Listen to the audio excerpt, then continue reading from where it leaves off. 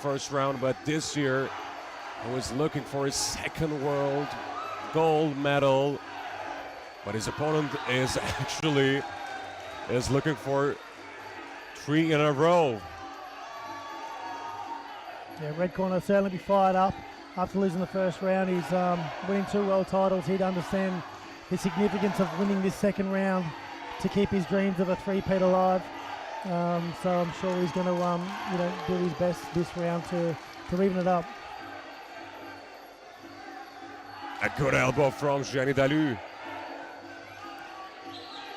Now we're in the clinch. They're rounding.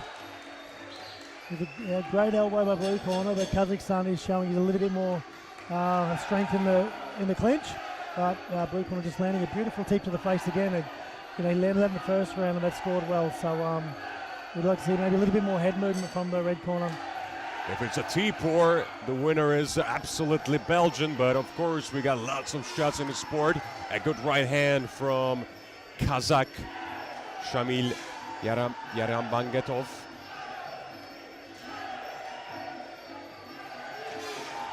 He said his dream is to be 3-time world champion.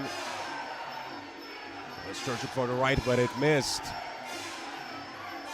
Now the distance is closed.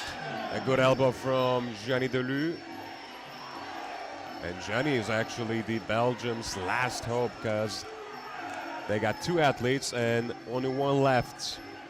Of course, they're gonna get a medal, but if there's a possibility to get gold, why not reach the final? A good kick to the body from Kazakh.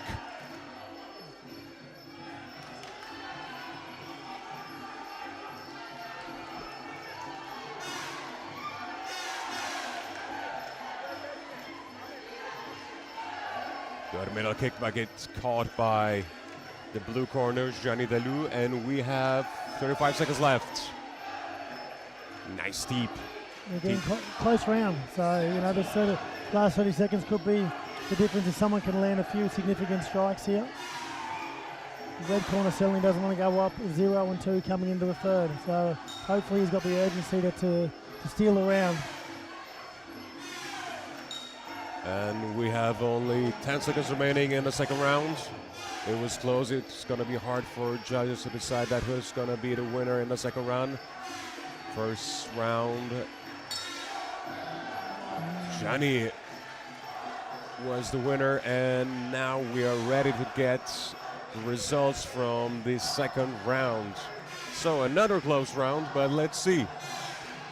Yeah, it certainly was. I feel probably might even be a little bit closer. I still think blue corner landed some more dominant shots on the outside with those tips in the face, a few elbows. But red corner was a bit more dominant in the clinch and took some takedowns as well. So very excited to see the score here. So we are almost there, and the second round as well goes to the blue corner. Jadeovitz is now up by 2. Now it's all up to Kazakhstan here again. His goal is to be a triple-time world champion at IFMA Games. It's against him right now. He is 2 rounds down. We need a significant round here or a stoppage for him to get the win. I know he's got the experience to understand how important it is here. So it's all or nothing now for Kazakhstan.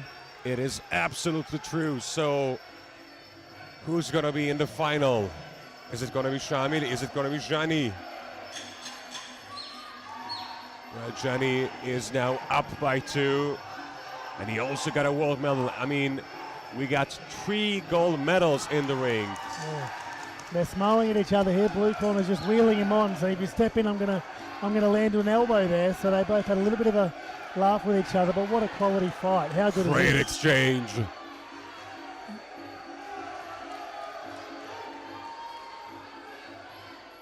Good right hand from Shamil.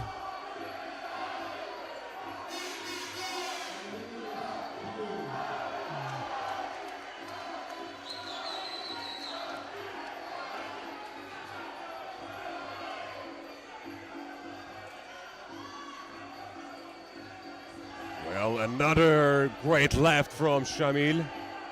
Now they're in the clinch. High knees to the body, but of course Shamil needs a finish because otherwise the winner will be Jadeovitz from Belgium. Yeah, we just saw as they broke there, Kazakhstan just looked over to his corner for advice. As you can see, he's 2 rounds down. Now he's Whatever they're trying to do now isn't quite working either because blue corner is still standing in front of him. It is true, and I think Jadeovitz is able to find some great counterpunch.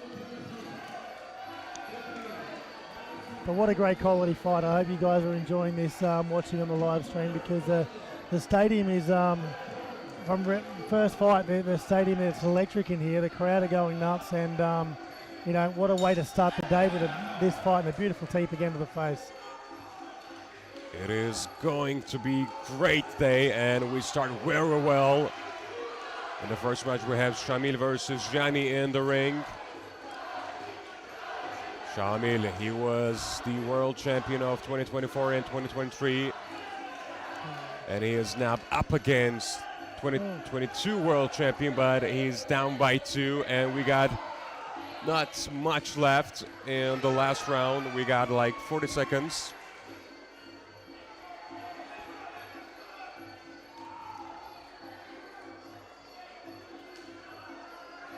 Timing was important that match. I mean, oh, what a great spinning back elbow from Jani.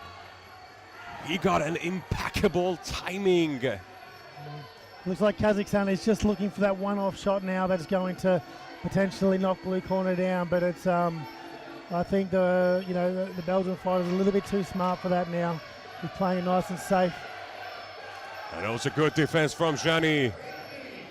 I mean, of course, Shamil needs to take some risk, but it is not going to happen for him. The winner and the finalist will be Jadeovitz from Belgium. So even though they got only 2 fighters, now they got a finalist. Yep, and well deserved too. What better way to get to the final than be the 2-time world champion? But a great quality fight there. I thoroughly enjoyed that. It was a great fight. And the winner is, of course, Jadeovitz from Belgium. He showed some respect to his opponent. Of course, respect is important for Muay Thai. It's a big part of the sport. All 3 rounds going to blue corner as well. So a dominant performance in the end. But if you look on the scorecards, it looks dominant. But if you watch the fight, they were all very close rounds. Just unfortunately, the Kazakhstan fighter couldn't find a way to, just get those rounds, but very close. You are absolutely right. Even though all rounds went by unanimous decision, it is still a close fight. So, in the second semifinal, who we have? We have Salavat, a neutral athlete, versus Thongchai from Thailand. So, in the red, we have Salavat. He is 23 years old. He got 9 bouts, 7 wins, 2 losses. And the World Championship 2024, he got 2nd. So he was actually defeated by Shamil in the final. But this time Shamil will not be in the final. In 2023, he also got bronze. So he got 2 World Championship, 2 medals. I mean, actually it is 3 World Championship, and it's going to be his 3rd medal. But what is going to be the color of that medal? He got 2nd, he got 3rd, and now he wants that gold medal. And if we look at acceleration, it was bronze at 2023 and it's 2nd silver at 2023. So I'm sorry. So it might be gold this year. But his opponent is from Thailand, Thongchai. He is 27 years old, got 3 bouts so far, and never lost a fight. And of course, all fights were in this World Championship. He defeated Mohammed Siddiq in the first round via knockout. And round 2, he defeated Mohammed Twizi from United Arab Emirates by points, 30-26. And quarterfinal match, he defeated Vietnamese fighter Lee Diu Puoch by fashion again. It was a match in the ring A, so we watched that match closely, and it was a clear performance, clear dominance from Thongchai. The Thai fighter is he's a teeping or push-kicking machine.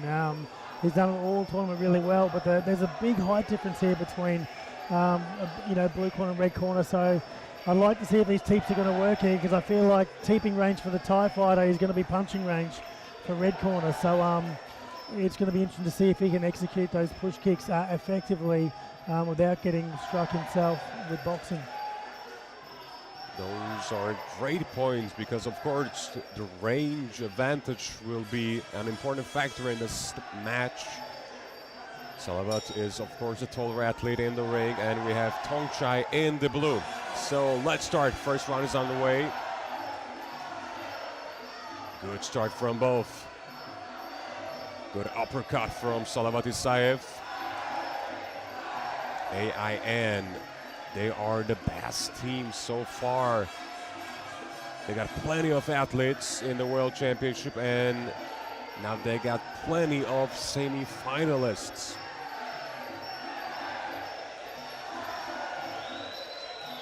And in the clinch, we can clearly see the height difference.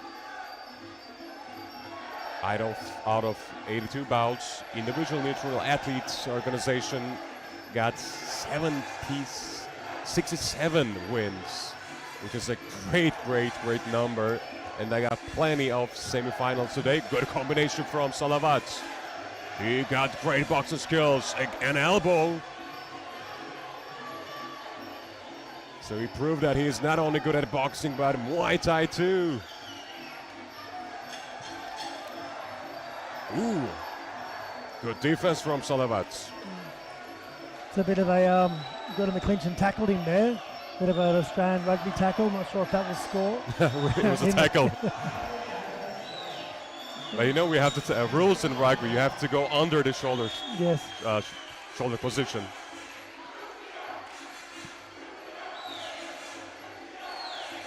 Ooh, a great right hand. Looks like the Thai is struggling with the range at the moment, with the red corner being such a tall fighter, as we thought it may be the case. And I was thinking, if we got the blood bin rules in the Muay Thai, maybe the fights might be much more long and maybe much more fun. Good right hand. I mean, the combinations from Salavat Isaev is working fine. He got beautiful boxing.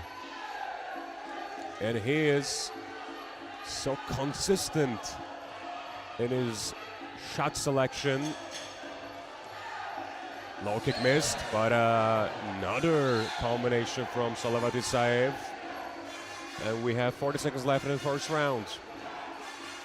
Good jab to the body. A middle kick, then a jab to the face. A teep to the face. But now teeps coming from Thai fighter Thongchai. Good left hook from Thongchai. Now knees to the body, of course, in the clinch.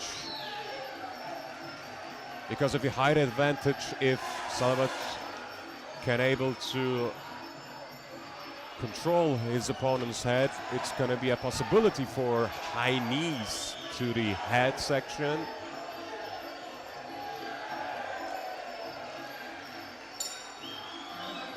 And the first round's over. Thongchai is actually happy about his performance, but let's see if judges are agree or not. Yeah, I feel like red corner probably controlled most of that round there.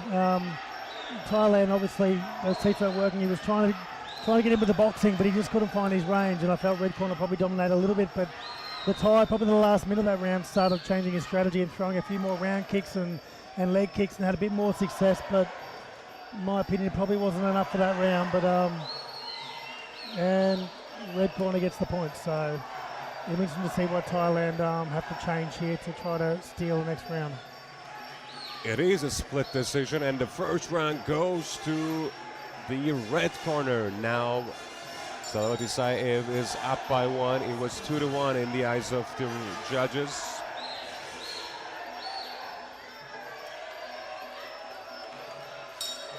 So the second round is on the way.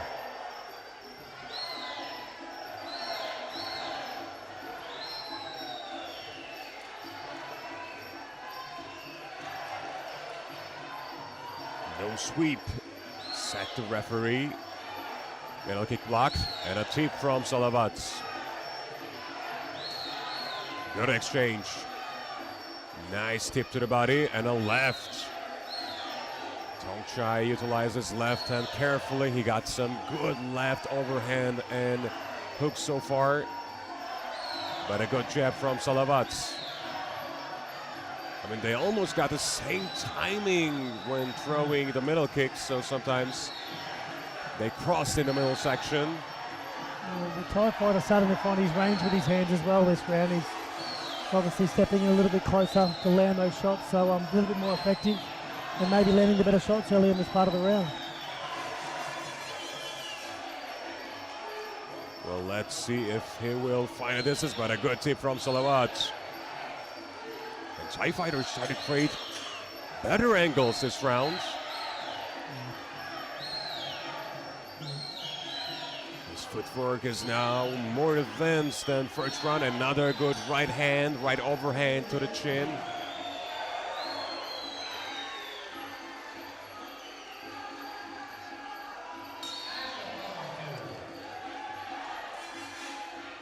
Good left. Ooh, a good right too. Ooh, a tip to the chin.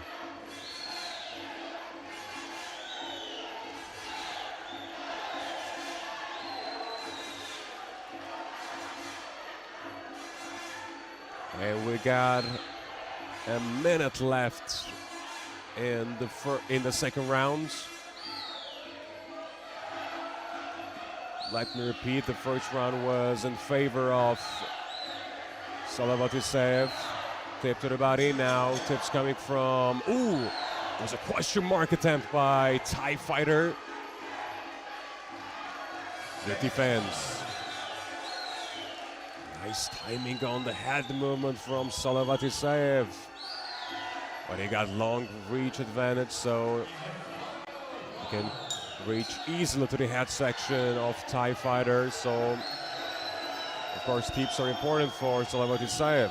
And we got 20 seconds remaining in the second round. Another beautiful left. It's been a good response by Thailand in this round. So if he lost the first, I feel like he's up on the second. He's landed a lot more of his boxing combinations, as well as having success with the leg kicks and body kicks as well. It is true, and it was a split decision in the first round, so actually this round Thai performed better than first round, so it might be in favor of Thai fighters. So wouldn't be the worst thing in the world if we have 1-1 going into the final round. It's always going to be exciting for the crowd. Of course, deciders are the best, and we almost got the results from the judges, and the second round goes to, again, via split decision to the red corner. Interesting. Well, it is what it is. They can see it, better than us. And I'm sure, Thailand have to do something significant from here to take the victory. But if anyone can do it, I believe it's Thailand. Well, I'm not sure if the same judge actually gives it to Thai or not, because we have 2-1 again. It might be the same judge that thinks different than the other two.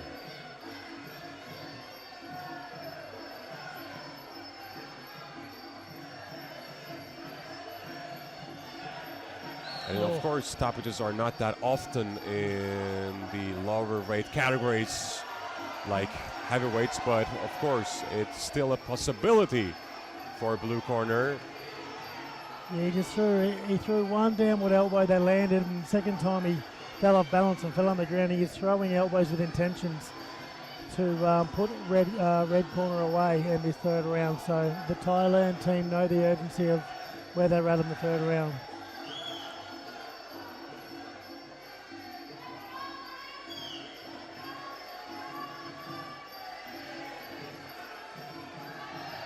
Good knee to the body. Of course, distance control is important for Salavat. He threw a great elbow. Nice knees.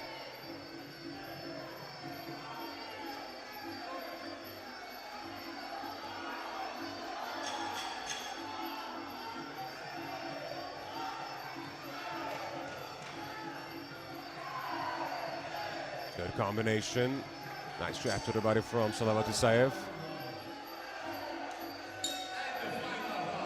And of course, Salavat trying to be tight in the clinch because he's also working with time.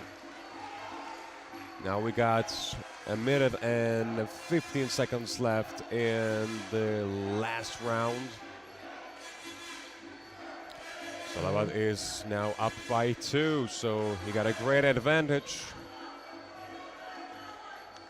Yeah, this fight's slipping away from Thailand now with 1 minute to go. And he also looks a bit tired in the last round. I mean, his opponent, Salavat, is fresher. He's playing it smart now the last minute too, red corner. He's sort of using his footwork and moving and just taking up a little bit of time so he doesn't have to exchange too much and take any risk as the Thai fighter tries to put the pressure on. But he is a bit dazed, so it is not going to be easy for Thai. A spinning elbow attempt, but it was a tip at the same time. Ooh, nice hammer elbow from Thongchai, I'm sorry. Good left from Thongchai. Ooh, right was good, but there was a response with elbow. That punchy combination coming from Salavat, and the fight is over. So, in the final, in bantamweight, we have Jadeovitz from Belgium and Salavat Isaev from AIN. Yep, another good fight. Probably, potentially go three rounds to 0 again, but close rounds if you're actually watching the fight as well. And massive height difference too, different styles. Good quality fight.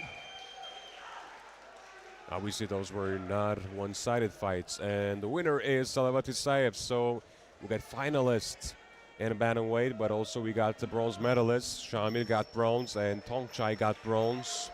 So 1 bronze for Kazakhstan and 1 bronze for Thailand. But Belgium and AIN now have an opportunity to get the gold medal. Johnny has previously got one in 2022. Now he is looking for number 2 in terms of World Championship IFMA gold medals.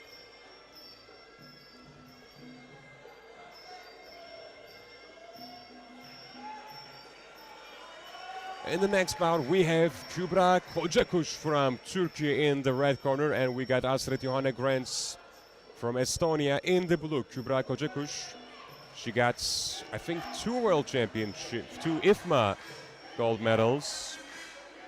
And also she is very experienced because she got also a kickboxing world championship medal.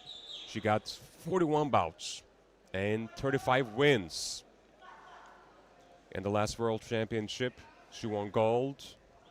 And also she got gold in 2022. What weight division is this? The same, 60. 60.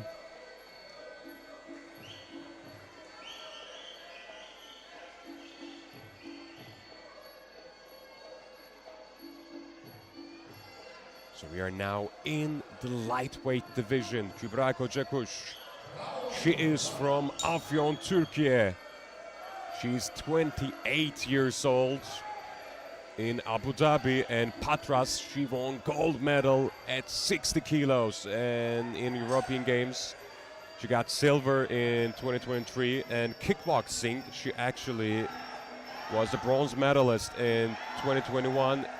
Solo World Championship and Islamic Solidarity Games in Konya in 2021. She also got gold medal.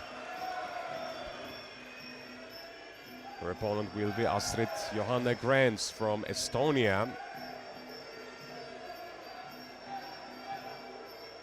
And Astrid got 10 bouts, 7 wins, and she was a gold medalist in European Games 2023, and she got also a World Championship medal, bronze in 2022. In the first round, Astrid defeated Teresa Branco, but it was a close fight. It was ended by 29-28. And in the quarterfinals, she defeated Samantha Skinner by 30-27. In the red corners, Kübra Kocakus defeated Sudenur. She defeated, well, I'm not sure if, yes, there he is. She defeated a Finnish athlete, Evelina, 32-27, and now she is in the semi-final. So, good start. Oh, a great low kick from Kübra. That switch kick just missed the Estonian's head as she fell to the ground as well. That could have been an early night.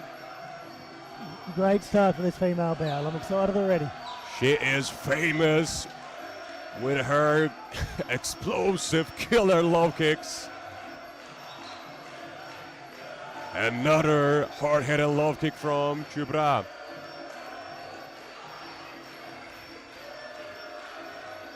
Kübra in the red and Astrid in the blue. I can see why the Turkish fighter is famous for her low kicks. If you see the definition on her legs, she is very strong. She really is. She got a great power in her legs. Now Kübra in southpaw stance. Good block. Middle kick attempt, but a right hand from Kübra, and the headgear of Astrid is off. So she punches that hard too, eh? Yeah, she is.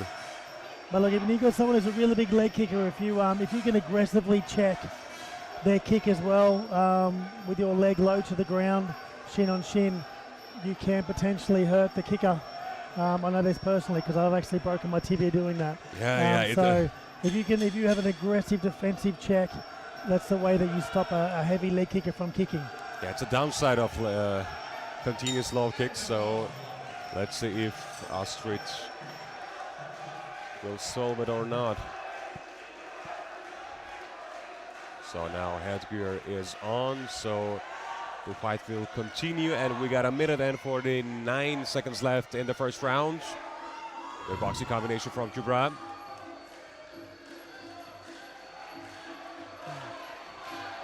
Good elevation changes, middle kick. There's a nice body kick there by a blue corner, but the Turk just shook her head at her and said that didn't hurt.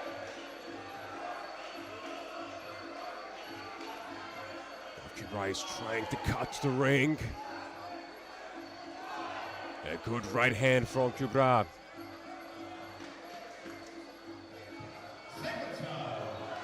Another right now to the chest.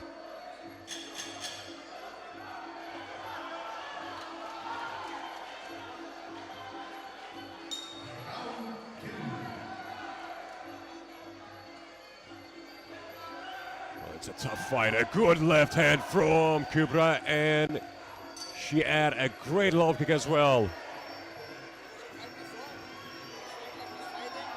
Good combinations. I mean, she ended this combination with a low kick.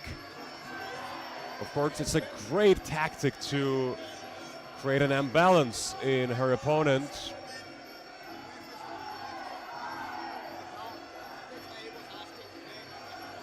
I feel like the Estonian's best chance to win this fight is to actually make the Turkish throw a lot of punches, a lot of techniques, because she has a lot of power. Okay, so with a lot of power, you do burn a lot of energy. So if she can just stay in that range and also defend these shots, but make her work, hopefully she can tire out in the later part of the rounds, and the Estonian can take advantage of that. But right now, every time the Turk throws something, she, it is dominant in the judges' eyes, I'm sure, that even when it's not landing, it's still moving the Estonian.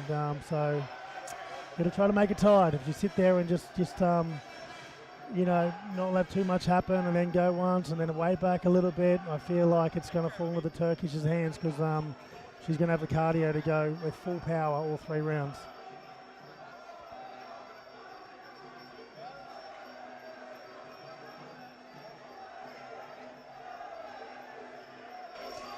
So the first round goes to Kübra Kocakus by unanimous decision. All 3 judges scored the same, so it is now 10-9 in favor of Kübra. I feel like the Estonian didn't do too much wrong. You know, she defended quite well, but the Turk just has so much power, even defending. You know, the Estonian's getting pushed around a little bit, and I said we really need to make the Turk work this round and try to tire her out a little bit with these power shots she has. So, you know, it drops off a little bit of power.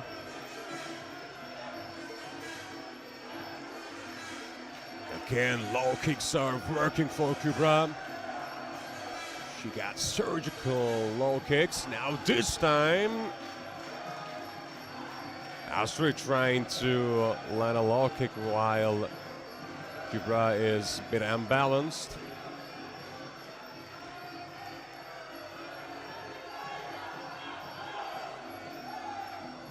And Astrid is now more active in her punch. She wants to add more creativity in her approach.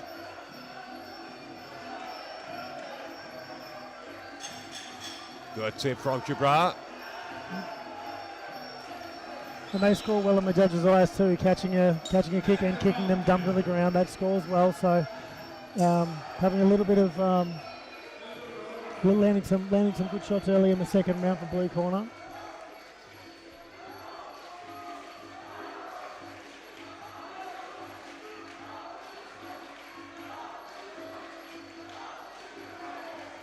Distance is in favor of Kübra. Referee wants more action. A good right hand from Kübra. Ooh, another great right. You'd have to tell the Turkish fighter twice, we want more action. Straight into it. Ooh. It was a clash of overhands. Good jab, and then a good combination followed up. Ooh, jab was fine again.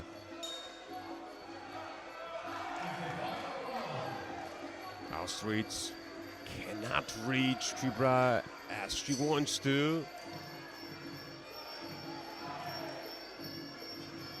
I mean, she defended well that low kicks, but the problem is now she cannot defend the boxing combination of Kübra, so it's an issue, but a good right hand from Astrid. She needs to create more angles, I think. Yeah, and I was going to say, interesting enough, I don't think we've seen these girls in the clinch yet. So, you know, if I was the Estonian, you've got to try to find a weakness. If you're not working on the outside, maybe try to get in the clinch and see how the Turkish goes against the clinch to see if there's something there you can score points on to potentially win the round, because, again, I feel like she's just getting outpowered on the outside.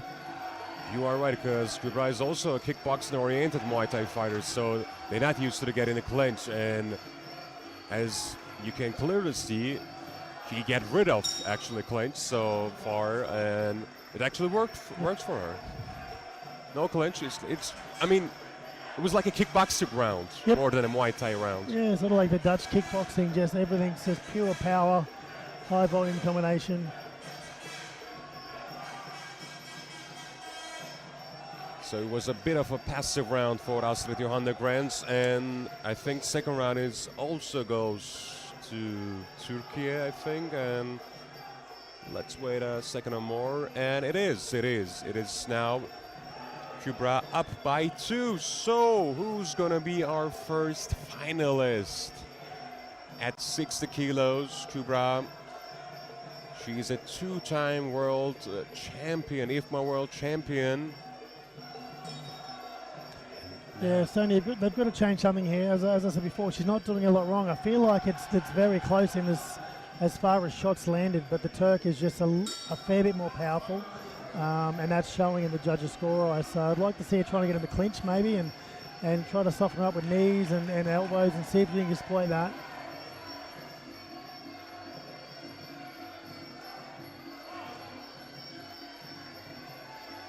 Kübra is extremely composed. He got a great stance, great posture as well.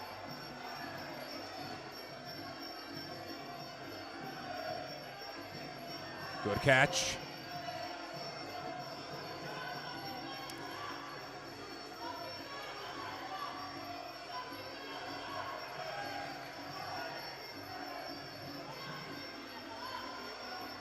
Rashid is a bit paced down. He throws slow kicks, so it is easier for Kubra to catch them. Good left hook from Kubra. She is in the way of her third final in the World Championship. Yeah, I'm surprised, you know, they haven't seemed to change their game plan at all. It doesn't look like they're trying to do anything different. Maybe they see something we don't see, but they've got to have a significant round to try to come away with the points here. And I feel like just being on the outside and you know, scoring away, and although the landing shots are quite even, the Turkish fighter is still more powerful and is probably going to get the points at this stage. Kubra was able to outbox her opponent in the first 2 rounds, and the third round, the scenario remains the same. Now we are witnessing a copy of first 2 rounds, maybe. A good right hand from Kubra.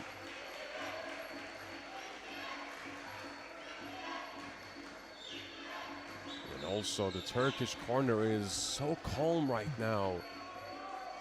Well, they're 2 rounds up and looking pretty good on their third round. I think they're entitled to be relaxed. They're relaxed, they chill.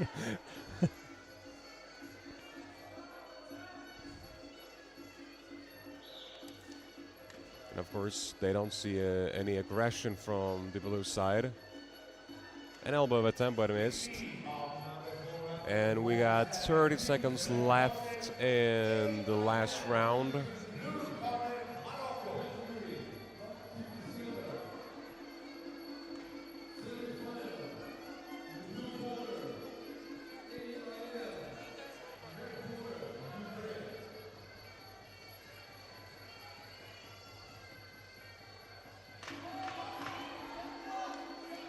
She controls her energy well too, the Turkish fighter. Having so much power, a lot of fighters gas in the later parts of the round, but she's controlled the pace and she still has all the power she had from round 1 to round 3, which is very hard to do. It is, and of course, she needs to fight again tomorrow as well. It's a busy schedule for everyone, for fighters, for us as well, actually, and she don't want to lose all of her energy. And the first finalist in the lightweight division female is Kübra Kocakus from Turkey. So who's going to be Kübra's opponent in the final? Is it going to be Maria Klimova in the red corner, or last European champion, the Polish European champion Adriana Plachta in the blue? Great to see the sportsmanship too at the end. The girls, they had an absolute war. They really beat each other up and have a big hug and a big smile at the end and pay their respects, go out to the corners, say thank you, and before they exit the ring. So it's really cool to see.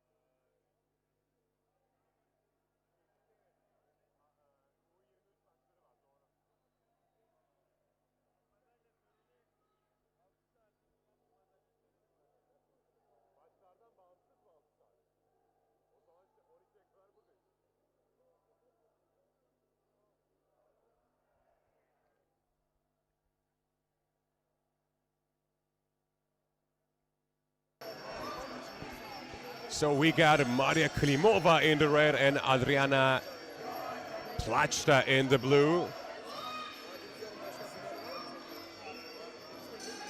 Who's gonna be the opponent of Kübra Kocakus in the final?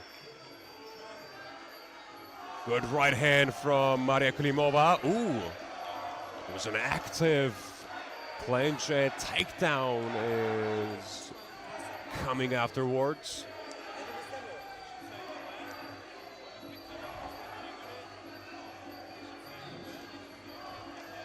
Ooh, nice combination from Maria Klimova. First to the body, then to the head. Another right hook from Maria. Oh, nice knees to the head, and that could be all over. Ooh, Poland, wow! knees to What the head happened there? Yeah, Poland got in a really good position in the clinch. Is it over? There, I think it is over. Yep. Oh, there, but 3 or 4 flush knees to the head there, wow. and we had the perfect angle of that. Happened so quickly, 2 or 3 knees. Hopefully we can see the replay here, but that was, and you know what? For the Polish fighter now going to the final after the Turk had a gruesive 3-round fight, it'll be interesting. Well, it was a great knee in the clinch. C3, wow. yeah. So even on the way down after that second knee, she landed the third one, which was the one that really ended it. That's going to make an exciting final now. As I said, after the Turk, a lot of power in the fight before, but the Polish lady now only having half a round. She's going to be nice and fresh to go into the final. So exciting stuff here. But I think it came out nowhere because the first round was close. I mean, maybe even Maria was up, but one knee to the head finished it all over. A great knee by Adriana Plachta, last European champion. Good to see red corners up and moving around. She looks absolutely just devastated. It's a long way to come, and get so close to competing for a gold medal, and she's clearly upset. But she's up, and she lives to fight another day. Now she's in tears. Of course, it's a bit let down. But the winner is Adriana Plachta, so it's going to be Kübra against Adriana in the final. What a great European derby in the female at 60 kilos. And remember how I said in the last round against the Turkish lady, we didn't see the clinch work. Well, we saw the clinch work there with the Polish lady, so I think she knows what she's got to do to see if she can exploit the Turk in that final. The Turk's got the power on the outside, so it could be a clash of 2 different styles. I cannot wait for that one. You are absolutely right. We're going to see how many clinches going to be in that final. And of course, it's so great to see different tactics involved in the sport. So we have an Aussie. We do. In the ring. Zoe Putorak. Zoe Putorak, yeah. She's one of our Muaythai Australian ambassadors. She's a pioneer. Everyone looks up to her. She's won multiple world titles. You can probably go through her IFMA resume here and tell everyone, but it's a long one. Well, it is hard to count the gold medals of her resume. She got 3 World Championship gold medals, 3 IFMA gold medals, and her opponent is Nikola Blakala from Polish Muaythai Federation. And actually, Nikola competed in 2021 World Championship under 23 female elite category, 63.5, but she never achieved to get in the IFMA World Championship again. However, this time she is the semi-finalist in the World Championship. So the clear favorite, of course, is in the red corner, Zoe. But we never know what happened next. So Zoe in the red and Nikola in the blue. I think Zoe, as soon as she finishes this tournament, she's going to another country for a world kickboxing competition where she's actually going to be mentoring the females. So it's really cool. Her and her coach Lee Fook, they give back to the sport already in Australia and on the world stage as well. So really humble people. And they've had a lot of success in and out of the ring. And as I said, it's really cool that while she's still in her fighting career, she's giving back to the sport already. What a great pioneer and what a great influence for many people. Zoe in the red and Nikola in the blue. We got a Polish finalist already. Adriana showed a great performance against Maria in the previous fight. She defeated Maria via first round knockout. So let's see what's gonna do the Polish team. Of course, this time it is maybe a harder challenge because Zoe is a multiple IFMA world champion. He's going to be in the red corner and Nikola will be in the blue. We got semi-finals at 63.5.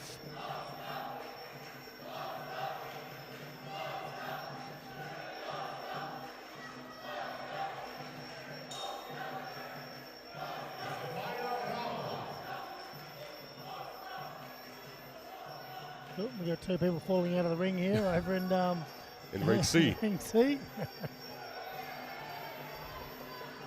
And of course, one of the biggest difference between under 23 and the elites, the protections. They got middle section protection in the under 23 category, but as you can see in Ring A, we don't see any protection in the middle section.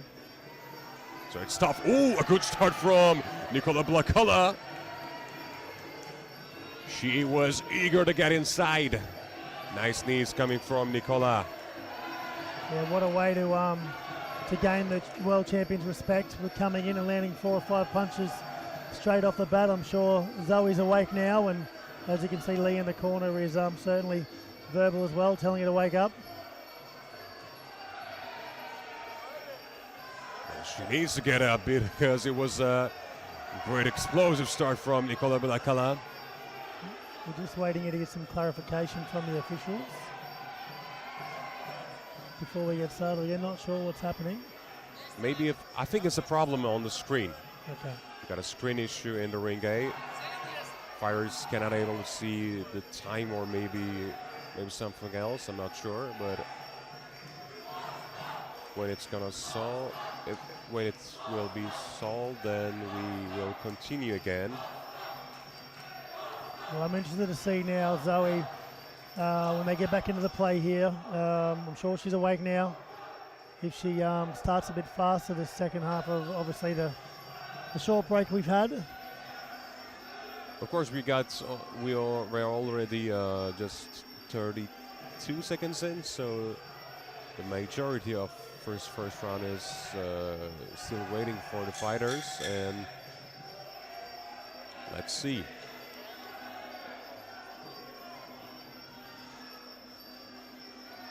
By the way, we also got Jordan Smelka versus Ommi Ming Shupa in the next bout.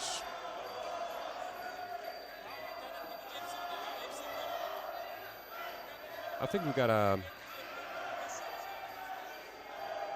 internet connection issue, the Wi-Fi issue in the Ring A.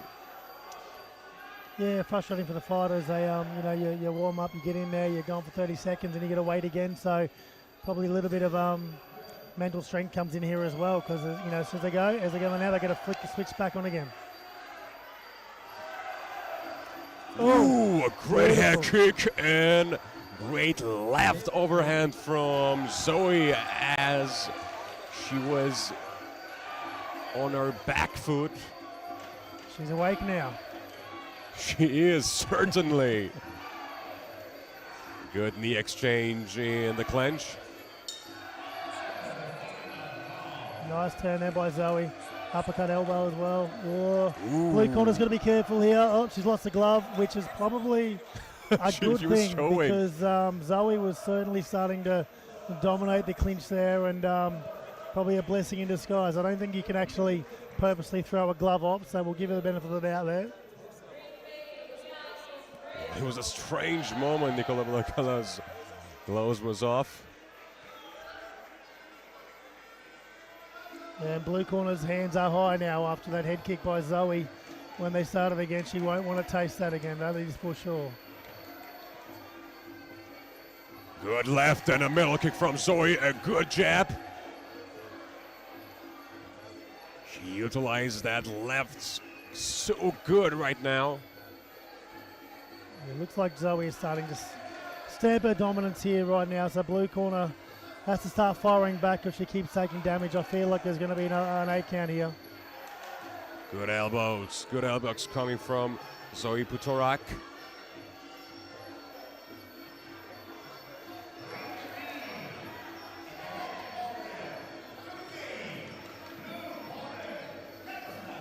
We are in Antalya at the World Championship, IFMA World Championship 2025. It's our first semi-final bout at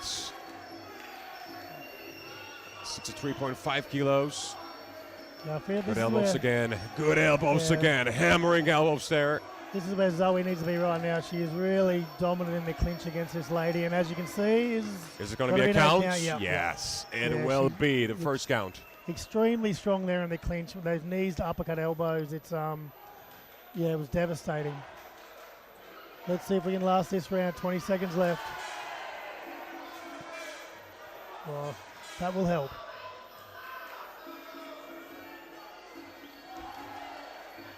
And Stefan Fox over here to my left is giving the stamp of approval by round 1. Obviously, and a good head kick from Zoe Putorak.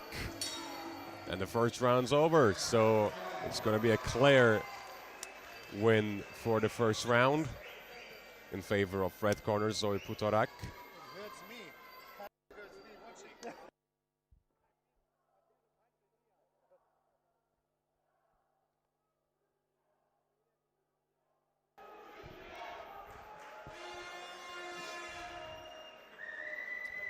It'll be interesting to see the strategy for second round for Zoe and Lee. I feel, although Zoe dominated the whole round, I believe from the outside and inside, it looked like she was more clear dominant on the inside. That's where she looks like she could potentially end this fight before it goes the distance, and and obviously reserve some energy and recover quicker to go into the final.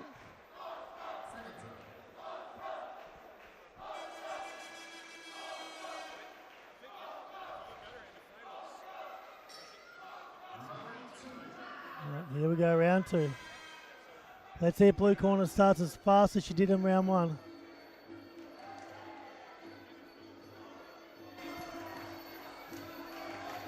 Australian is now up by 1.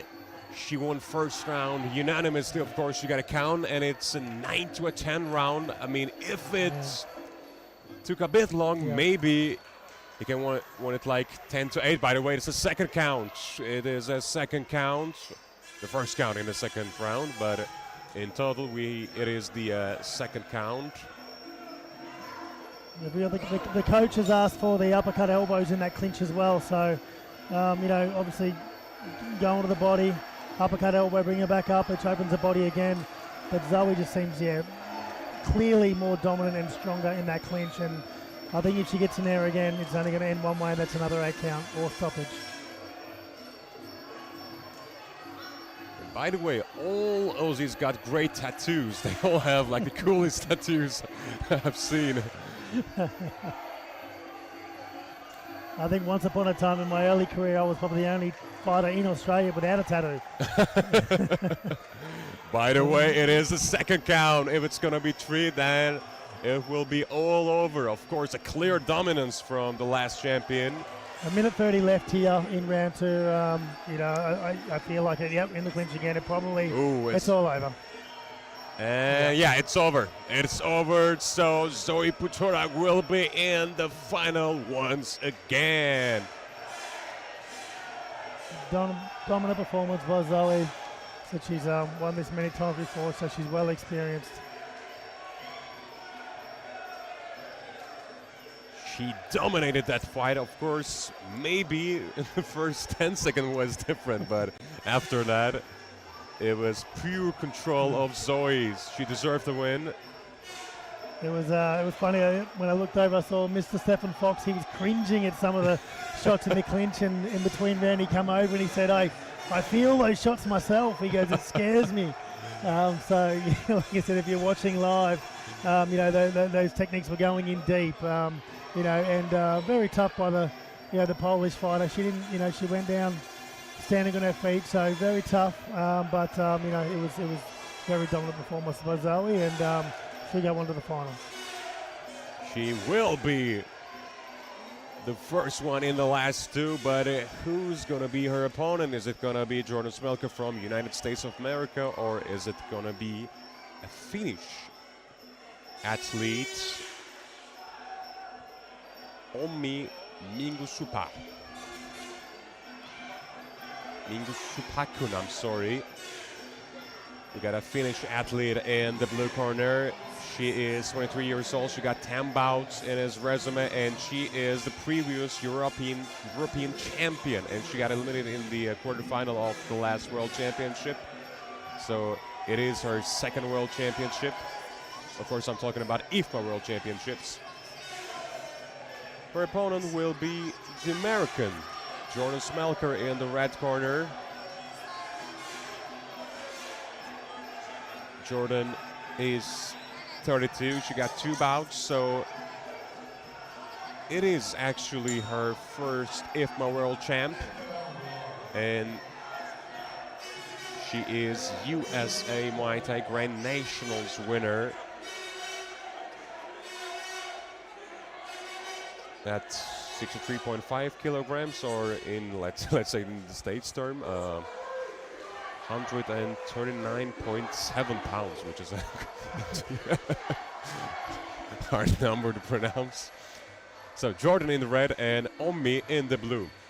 So the winner of this goes to the final against Zoe, is that correct? Okay. Yes, it is.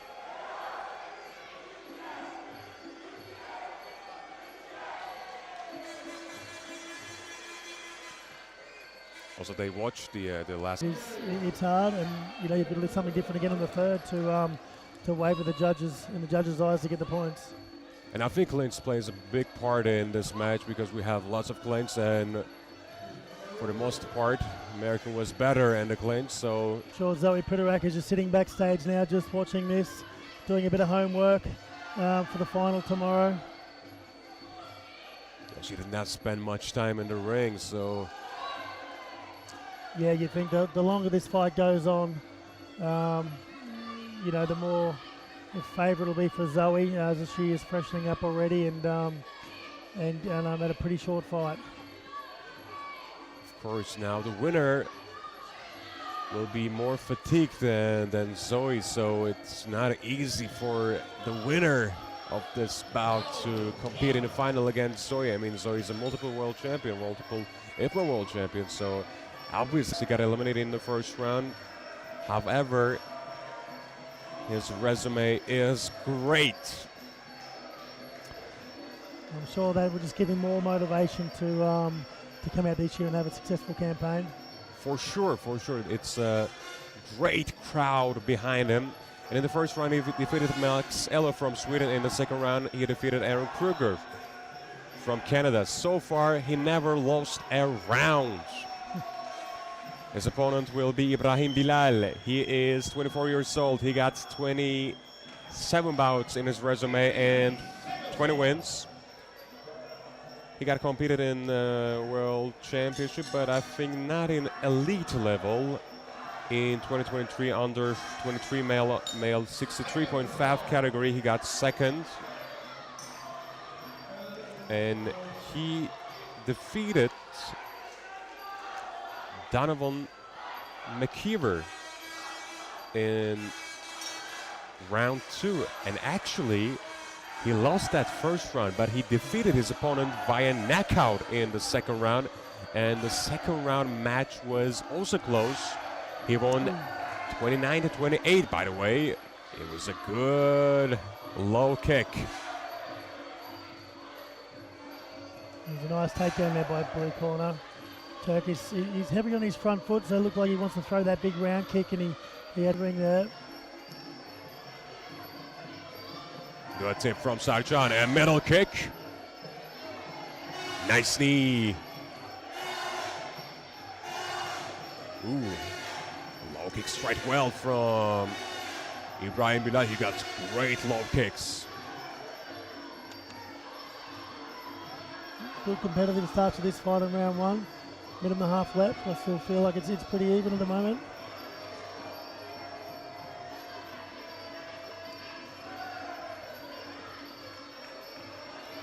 Middle kick landed well, but a good boxing combination coming from Ibrahim Bilal. Nice knee. Hit the obliques.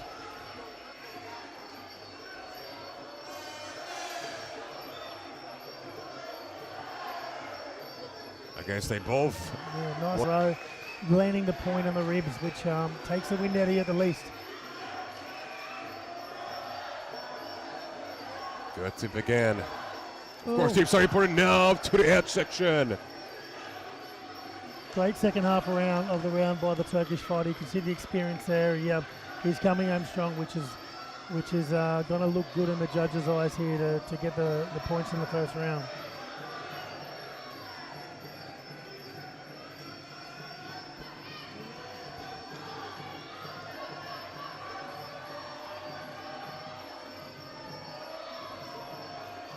They're in control. A high kick missed by Sajan.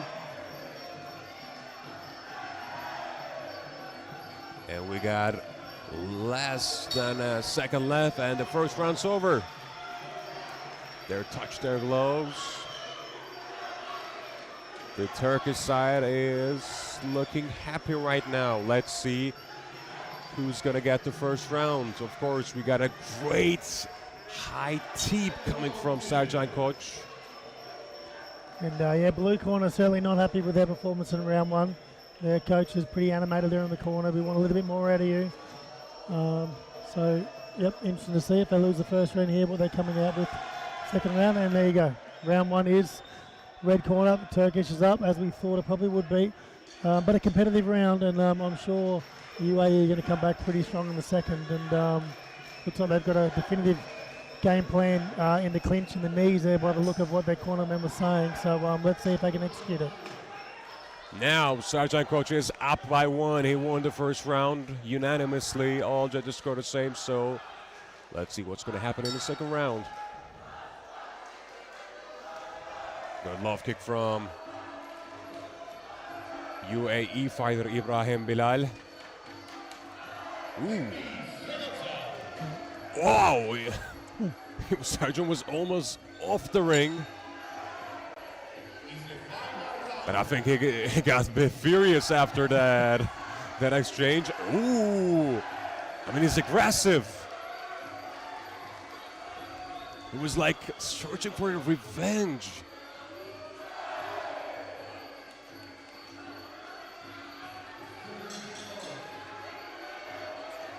Nice knee. I mean, I should say once more, Ibrahim Bilal, he won his first match after losing first round, and he won it by second round knockout. So you never know what Ibrahim can do.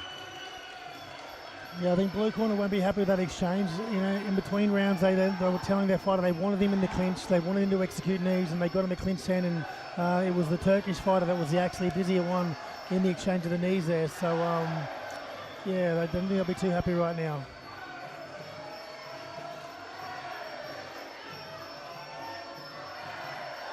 A nice left right, and that's knocked the mouth guard out of the, I'm going to say Turkish fighter because he's the one, oh no, it's the blue fighter. So he landed the two punches and lost his mouth guard. That doesn't quite make sense. But, maybe mouth was too wide open. Yeah. Good knee. I mean, I really like those step-up knees by the Turkish fighter. Sajan got great knees. The blue corner needs to establish his long guard and put that long guard in the chest as he comes in for those step-up knees, just to take the depth out of that, because, yeah, we're going to get an 8 count here. And it's going to be a count. Now the Turkish crowd is electric as Sajan is up by one, and now in the second round he got a count. Nice dip. Well, it was a bit hold, I think. Yeah, a bit long hold.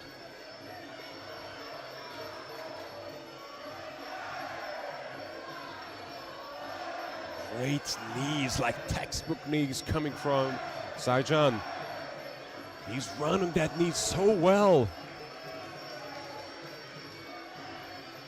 Yeah, very impressive. This round goes into the third round. I'm really interested to see what blue corner strategy is, because it looked like they wanted him in the clinch. But, you know, they've been in the clinch in the second round, and the Turkish fighter has been dominant in that position as well. So they're going to do something differently. Well, last seconds in the second round, so the second round's also over. It's going to be up by 2 in favor of Sajan, coach, because we got to count in this round. Yeah, he's looking like a true professional, the Turkish fighter at the moment. He's in control of his fight. And coming in the third round, do you think he, you know, you were saying that he trusts his power and he trusts his cardio and he's aggressive. So does he go in for the kill, or does he sit back and just relax and just move away and have an easy round to go into the final? Well, I think he needs to be paced down, because we know Ibrahim Bilal is kind of dangerous in his shot selection. As you can see, he's not throwing that much. Yep. He was looking for that power punch, actually. So maybe it is better for Sajan to slow down the match a bit, slow down the fight a bit. But of course, now he is feeling the adrenaline. He got kicked up, and you don't know what can happen. So third round is underway. Nice fast switch kick there by the Turkish to start.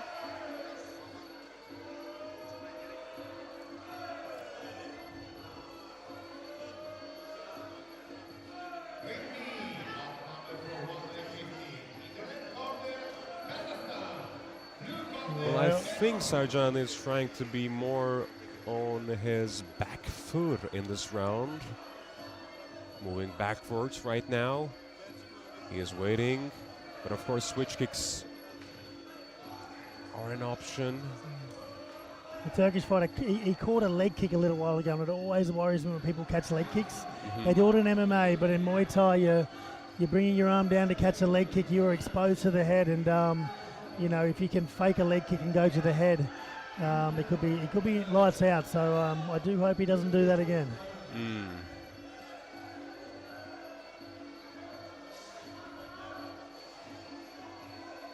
I think he is not going to try it again. Good. Left kick, now teeth to the head. Nice body kick there. Sorry, body punch there by blue corner. But the Turkish he just smiled at him. He's having fun in there, and some people like getting hit. It's therapeutic. Maybe. I should say nothing about it.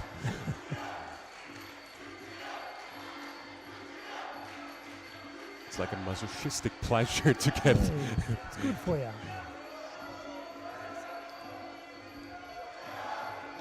Jab blocked.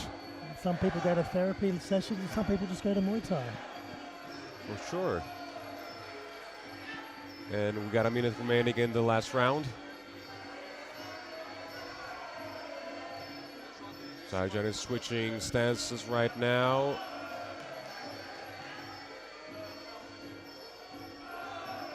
But I'm not sure what is Ibrahim Bilal is aiming for.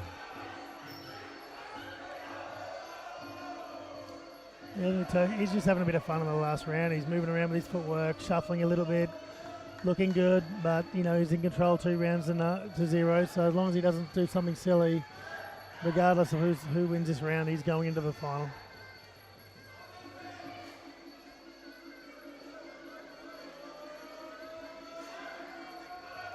Well, if it's going to end like that, Sajan will be the first finalist at 63.5 kilos. And now countdown for Turkish crowd, and Sajan is our first finalist, and he appreciates his opponent as well. And before heading to his corner first, he went to his opponent's corner and appreciated them too. So Sajan will be the finalist. Yeah, good sportsmanship at the end there, and UAE fighter, he looked at the crowd and just sort of shrugged his shoulders like, hey, I tried everything. But, you know, he knows he's in defeat. Gracious in defeat always, is always good. Sajan won all 3 rounds, and now he's gonna wait for his opponent. So let's learn who gonna be the opponent of Sajan Koch in the final. We have 2 candidates. Abdul Malik from Thailand in the red corner, and Rustam in the blue corner, which is a neutral athlete. Abdul Malik is 25 years old. He's coming from Thailand. In his first match, he defeated Mohammed Al-Darashwa from Iraq, and he won 2 rounds by 10-8. So in the end, he was up by 30-25. But in the quarterfinal match, it was ended 29-28. 29-27, I guess. He got a point deduction in the last round. However, he was up front in all 3 rounds, and now he is in the semi-final, and his opponent is Rustam Yunusov, a great prospect. He was lucky because his opponent was disqualified, and because of that, he automatically went to second round, and he defeated Ukrainian Bohdan Studniev by 27 in points. And the same score for quarterfinal 2. He defeated Dominik Purchal, and now he is in the semi-finals. So Abdul Malik in the red and Rustam in the blue.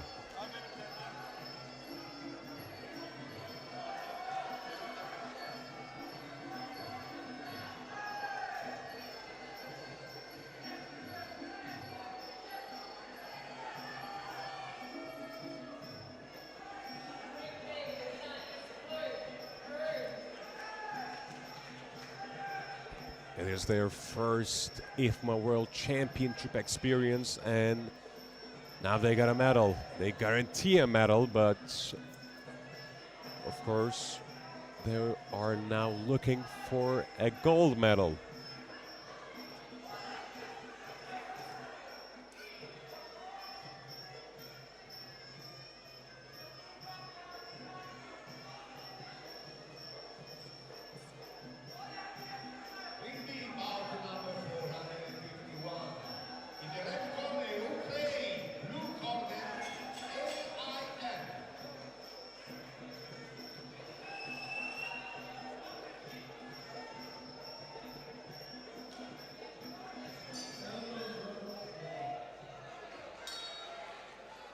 And here we go for round 1. Good tip from Thai.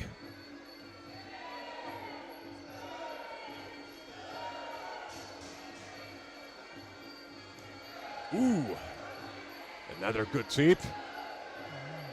Blue corner targeting that inside leg kick there, being a southpaw. I mean, traditionally, Thai fighters always actually fight in southpaw.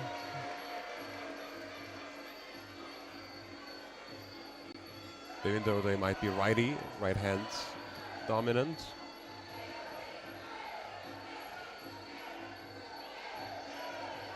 Good knees. Ooh, great elbow. That was nice by the Thai. Just created that little bit of distance in the clinch there. The knees pretty much distracted it, you know, for the elbow, and yeah, that was great offensive tactics.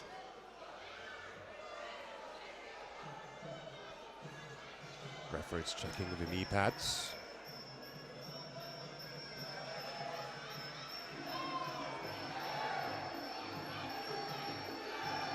I feel like the live Thai band in the background have their work cut out for them today, because normally they start slow and build up, but they're having to match the speed of the fighters from straight away. So it is true, actually. They start slow, but they can't. and brutally, and this time we're witnessing an exception, maybe. Good knee again. I mean, I think he got a great control in the clinch. He can create a distance and throw that knees. Another example, but this time also Rustam is working fine. He got some good elbows to land it well. Oh, nice knee there by the Thai. Ooh, he's so active in the clinch. Another great elbow. The blue corner better be careful here. There's a couple of solid shots that he did not defend, and the referee will be looking at him pretty closely. I think he might get a bit dizzy right now. He's not walking comfortably. Great knee again. He's down. It's going to be count. It is absolutely count. Yeah, those knees are going to take their toll. It seems like they're landing in the same spot every time in the midsection. I mean, he even landed that throw, did it punches in the same direction, so of course the damage in the same area is devastating. That blue corner, good sweep though, but the Thai just seems to be walking him down now. He's happy to wear one or two to get himself in the position he wants to for those knees. Another clinch. Looks like we're going to see a round two. Well, we might see because only 5 seconds remaining in the first round. But Rustam, he is dazed right now. And the first round, Abdul Malik showed a great performance. So he is going to up by 1, but is it going to be 1-9 or 1-8? Maybe that's going to be the question. I yeah, probably 10-9, but have you seen one this tournament yet? I haven't seen a 10-8 round. No, actually, I think we, of course, not a lot, but yeah, we can see some time. Maybe today's the day. I think it's. Oh, by the way, it's a split decision. I thought it was unanimous. Interesting. I mean, I was even expecting the 1-8 round, but it is 10-9 and. Why a split decision? Interesting. No comment. I don't know, but to me, from this angle, looked like the Thai was winning quite convincingly before the 8 count. Mm-hmm. Got the 8 count as well. So anyway, he wins the round. Let's just see how we go round 2. Of course, no bias towards the athletes. Good tip from Thai. A good tip.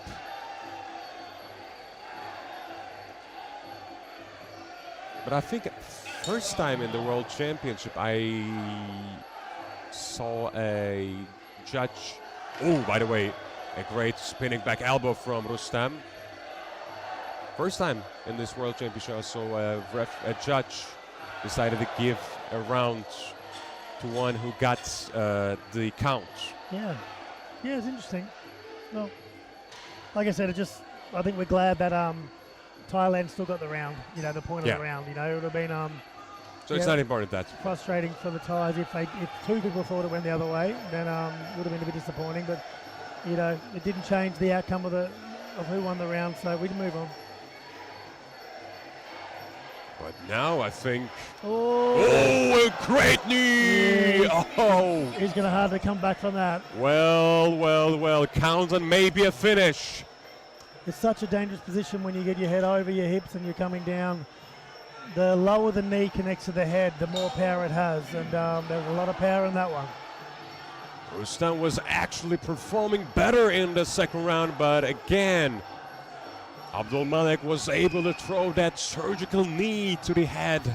A great left and a response coming with a head fake kick. So the Thai just walked 40 years, happy to take the punches to the head to get into the range to land, to get the clinch and throw those knees. Typical Thai style. Left knee to the midsection. Good knees to the body. And the referee's happy to let it go.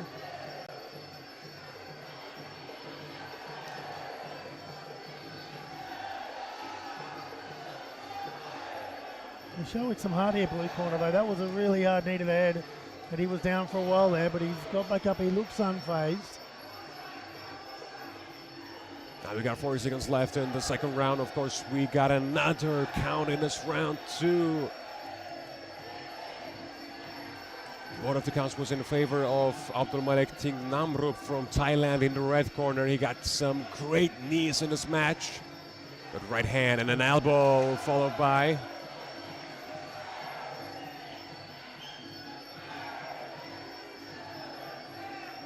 Looks like we're going to see a third round with 10 seconds to go. Good love kick from Rustam. And the second round is almost done. And here come the ring, I suppose. No, we have 4 seconds left. Ooh. Sounding middle kick from Thai. So once again, the result will be in favor of the red corner, Abdul Malik from Thailand. Well, remember round 1, we had an 8 count in the red corner and one judge gave it a blue. So I'm, no, I know you're right, thank you. But all 3 judges this time went red corner, so that's all right. Good to see. I think blue corner, he's stepping in with his hands, and because the Thai's walking forward as well, he's getting straight into clinch, so he needs to try to control that distance a little better and try to maybe have some success on the outside, because it's not working for him on the inside right now.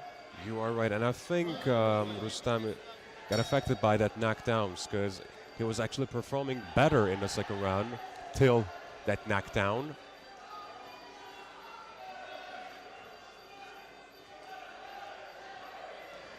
Yeah, Thailand being very smart here. He had a few deep breaths when he got to the corner, red corner. So they're just wiping him down, giving him another 10 seconds. You know, very smart. Resting time, extra resting time. Pretty clued onto that if you know what they're doing. Oh yeah, very smart. Good boxing combination coming from Rustam Yunusov.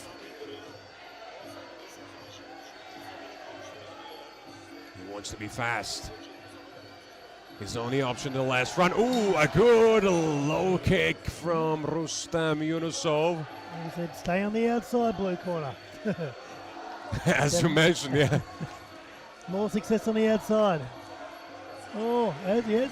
Maybe they got a YouTube open in their phones right now there, Trevor. Like I said, it's always good when you're right. It certainly doesn't happen all the time.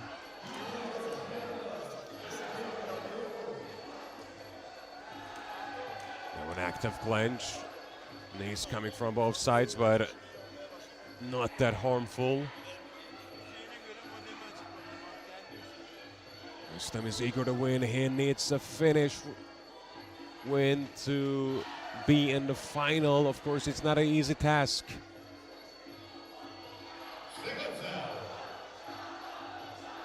Good right hand from Abdul Malik.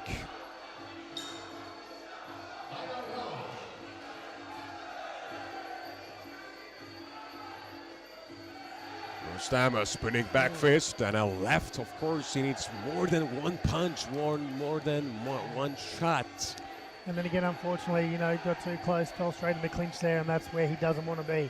He's not having success in there. Stay on the outside. When the tie's up on the ropes, you know he can't go anywhere. You are right, and we are in the last round, and we have a minute left.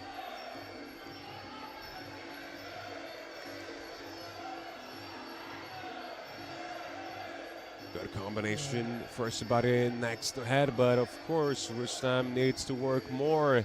He is now down by 2, and he got only 38 seconds to work. Yeah, when he gets the tie on the ropes here, he's almost better walking back in the center of the ring and telling him to come back. Because, yeah, it's very hard to control that distance when they're on the ropes and not fall in the clinch. And Abdul Malik, he's trying to be squeezing Thai in the clinch because he's also working for time. A good left overhand from Rustam Yunusov.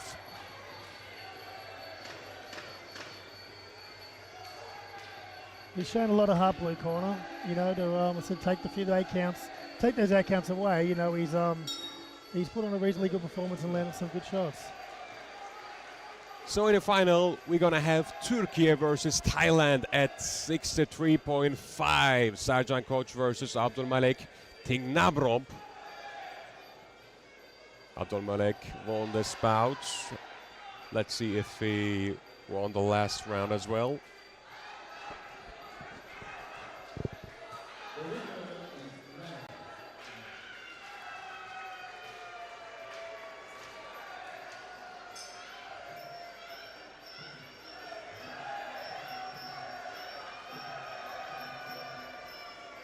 Well, here's the winner.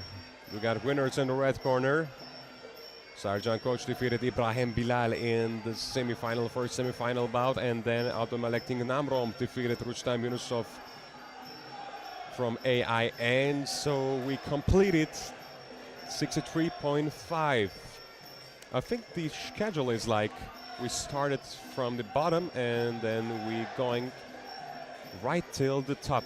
I mean, the top is super heavyweight division, 91 plus division. With a bit of controversy, I think that's the division the former world champion couldn't continue, right? He got that foul, but he unfortunately got concussed. He couldn't continue as well, so the division's open now for a new champion. It is true. So we jump up to 67 female, and in the first spot we have Canada versus AIN. From Canada we have Fanfos in the red corner, and from AIN we have Ekaterina Bazan in the blue. Fanfos, she is 31 years old. Her only match in her IFMA resume was against Larisa Sasa from Serbia, and she defeated her opponent in ring C, and now she is a semi-finalist. In the corner side, the other corner side in the ring, we have Ekaterina Bazan, who got 16 bouts in his resume, and she got multiple medals. She is the winner in 2023 IFMA World Championship. It was the 13th anniversary of World Championship. By the way, she won at 71, not 67, so she cut weight. Now she is 4 kilos down from her actual, let's say, weight class, because all that medals was in 71, so it is her first experience at 67. In first round, she defeated Brazilian Katerine Taish da Silva Souza. The Canadian is tall, isn't she? Looking at that ring side here, she is she's the Tower of Terror. A skyscraper in the ring, in the red corner. Obviously, it's going to be a big reach advantage for red corner. Good to see Ramada B in the center ring again, being the official. She's had a couple of goes at it this week. She's enjoying herself, and yep, give her another shout out.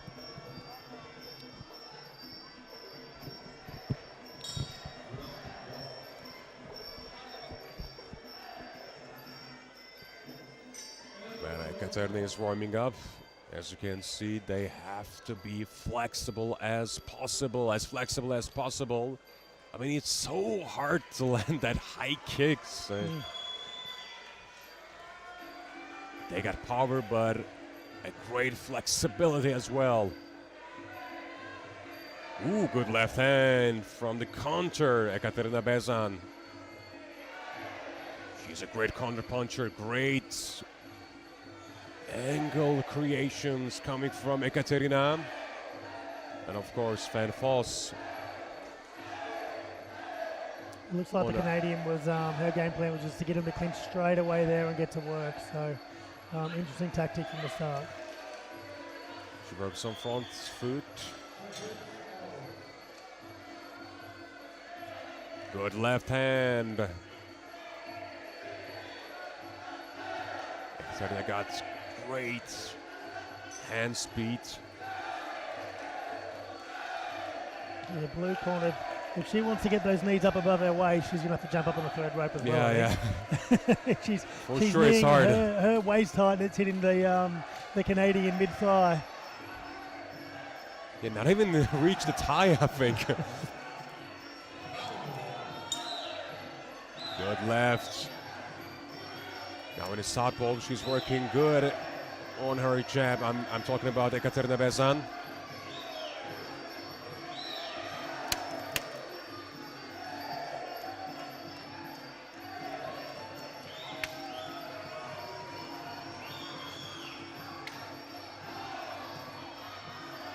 Good combination from Ekaterina. And Fanfos, she's front-footed, however, she's not trying to land much so far. It'll be interesting to see the judges score in the clinch. Blue corner kneeing in the thigh with rightfully so the height difference, and I'm not sure is that going to score as much as what it is with the Canadian kneeing to the midsection. Well, I think they consider that too. I think the let's see. I think if blue corner can knee to the midsection, they should score it really well. Because Yeah. of the difficulty of that execution is quite high considering the height difference. Of course, when the distance close, it's harder to go higher. Yeah, it's like ended up in the quadriceps. Doesn't look like either girls are actually putting much power behind these knees. They're just sort of happy to point score.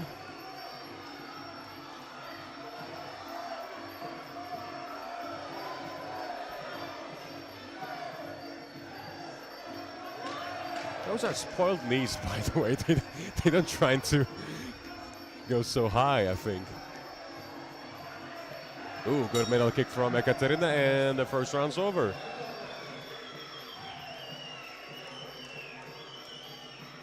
I think they were a bit lazy in the clinch. Yeah, like I said, I don't think they were throwing anything with intent to damage. Just maybe looking to score. But as I said, it looked like blue corner just throwing it into the quads where USA was getting up to the midsection at least. But I feel USA may have had a little bit more luck on the outside with some significant strikes. But again, even still, I think that both fighters weren't throwing anything with intention to hurt. By the way, it's a split decision for the first round, and it goes to AIN, Ekaterina Bazan. Maybe they are scoring the knees to the quad. It sure is.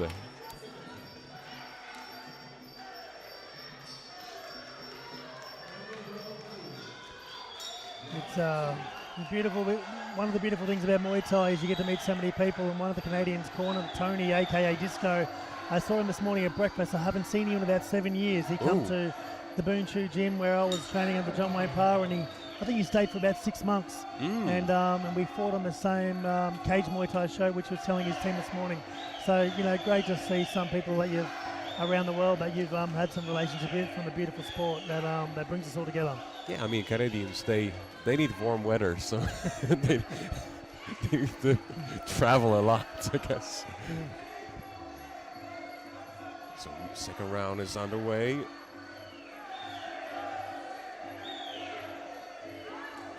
Again, not too many action in the clinch.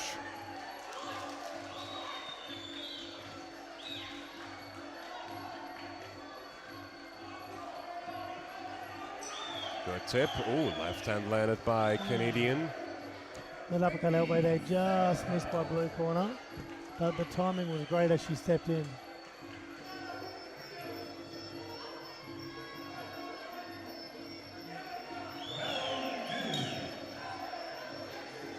Interestingly, I think we see more action in the clinch, more knee action in the clinch from Ekaterina than Fanfos. Yeah.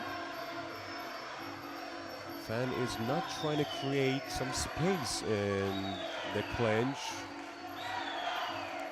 and she is a bit passive there. Another clinch, another lazy clinch. No points for both.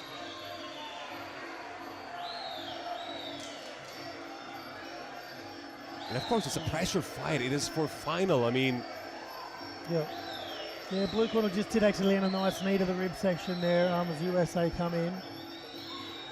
So he's starting to have a little bit more moment, a little bit more aggression we saw in round one, but still,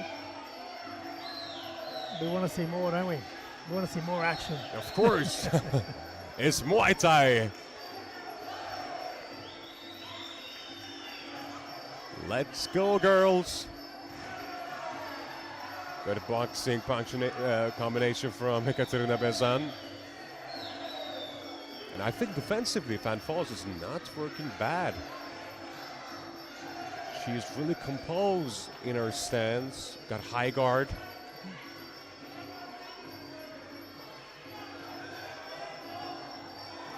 Once again, Fan is trying to cut the ring, but not a lot of action again. Oh, nice one through there by Blue Corner to come in, and the Canadian has a little bit of a blood nose, as you saw Ramada be there fix it up, and the 1-2 straight after isn't going to help that at all. Yeah, I mean, for the perspective of the judges, they don't see much in this round, so last action 1-2 was like, yeah, we catch something, and then maybe let's score for Ekaterina. I mean, they might think like that, but we never know. So they got 3 seconds left to decide, and the second round goes unanimously to Ekaterina Bazan. Now Fanfos needs a finish. And the other thing, we're commentating the fights, so we're talking about different things. We're not judging and point scoring and looking at of course in a different way to what the judges are. So we'll trust they get it right. For sure. I mean, and we'll just call it how we see it. Yeah. We just see from a single angle, and it's sometimes like misleading. It's not the best angle, maybe.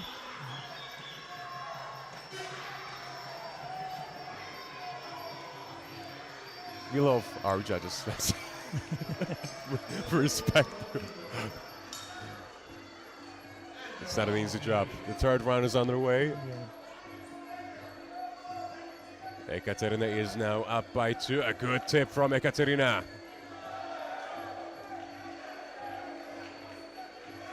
Sometimes she found the distance between the gloves. Oh, nice spinning back elbow from Ekaterina Bazan in the blue corner. And she's 2 rounds up, and she's not worried about getting herself in a risky position to land some shots and bring win this round as well, which is great to see. It's a true statement. Well, a good tip again. Yeah, she seems to be getting better as this fight's going on, hasn't she?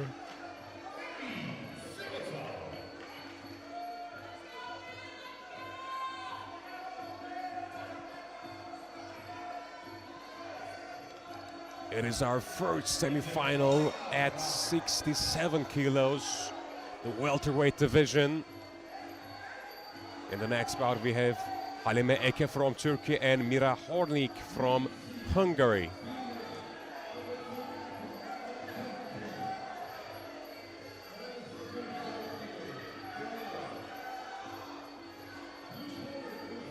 Nice elbows. Nice right hook there too by Blue Corner.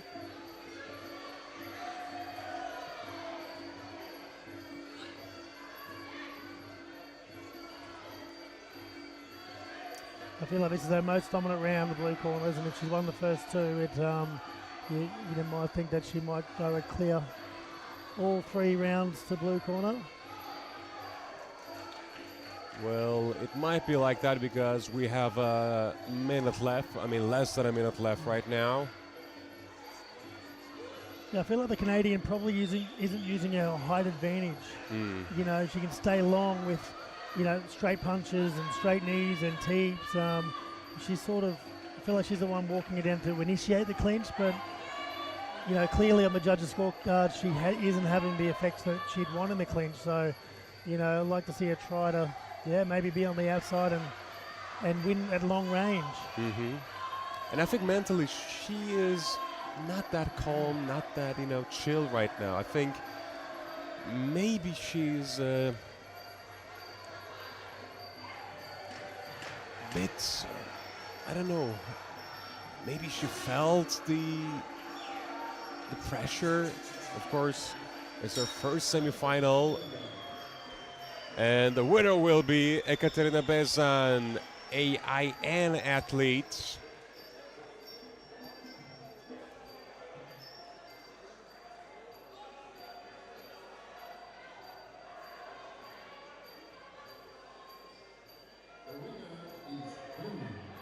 the winner is blue.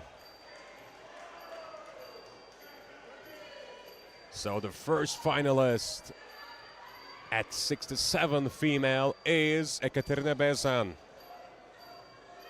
Well, we got another semi-final for sure, and we will have Halime Eke from Türkiye and Mira Hornik from Hungary. So we have Halime Eke. She got 14 bouts, 12 wins, 2 losses. She is the last Turkish champion, and in 2024 European Championship she also got gold medal at 67, and in previous World Championship she also fought in 71 kilos, so she also weighed it down, and she actually got success at 67 too in 2023. She got a silver medal. Mira Hornik in the other side of the ring. She never lost the IFMA match. So far, great resume. She won Antalya International Open Cup. I mean, Antalya is a famous place for Muay Thai organizations. So we have Antalya International Open Cup, which was happened last year, and she won there at 71. We got lots of fighters that weighed it down from 71 to 67. I'm not sure who we have at 71. Lyubov Kuznetsova, Angela Mamic, Lavina Aronson, and Nemata Serdakova will fighting at 71.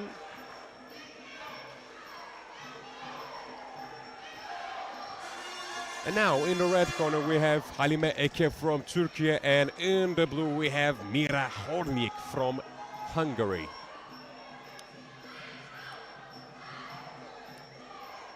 We've seen some Turkish fighters have success today. I think they're 2 from 2. I think 2 out of 2, yeah. 2 out of 2, so they've been quite strong. I'm sure we're gonna see another strong Turkish fighter here. Well, let's see. Turkish crowd will be happy again or not.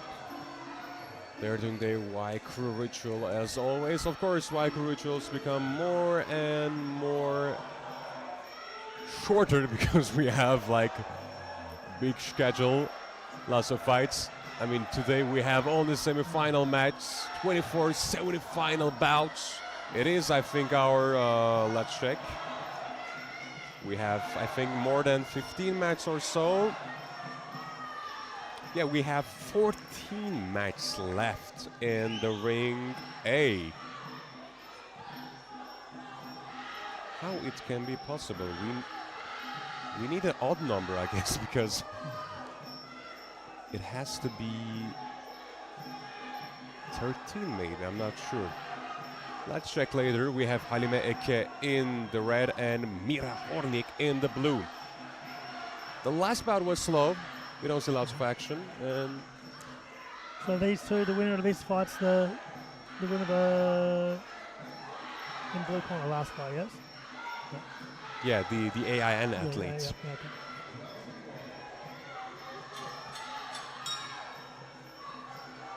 Well, the fight is starting right now. Already, it was faster than the previous one. Yeah, certainly a little bit more intent.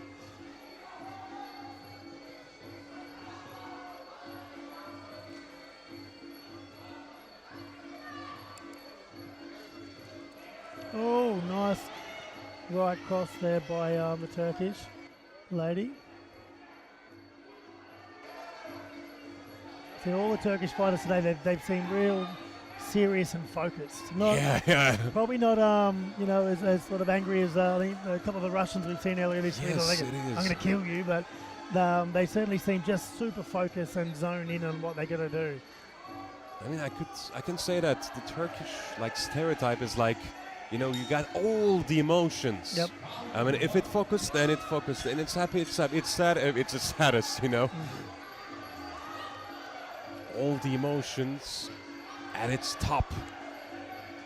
So now it is time to be focused, of course. Halime Eke is fighting in the red corner. Oh, it was a good right hook from Mira. Yeah, it was a good body kick by the Turkish lady too, so it was sort of 1-1 in that exchange. cameraman needs to be laid down to be in a comfortable position.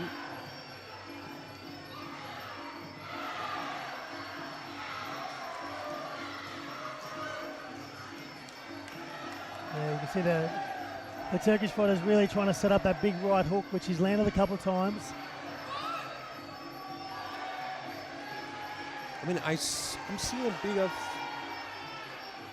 exhaustion from all the athletes in this weight category. I'm not sure if they fought yesterday or not, but I think they're a bit hesitant to attack, or maybe it's a bit pressure because we don't have the last year's champion here, so maybe. I know you said a lot of them were fighting in the 71 kilos, they've gone to 67, so they could be cutting quite a lot of weight. For sure, I mean, because normally if you're fighting like 67 in your, let's say, camp time, you are mostly weighted up, actually. Yep. Oh, yeah. Ooh, good boxing combination coming from Halime. Yeah. Ooh, an axe kick attempt. Landed to the shoulder.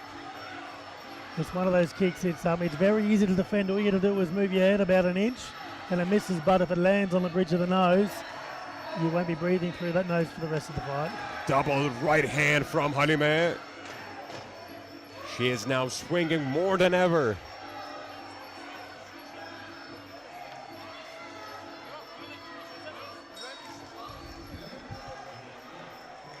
Yeah, like Turkish people, we are always like to show us our emotion. I mean, of course, we are in Antalya, and we got a great crowd, great atmosphere here.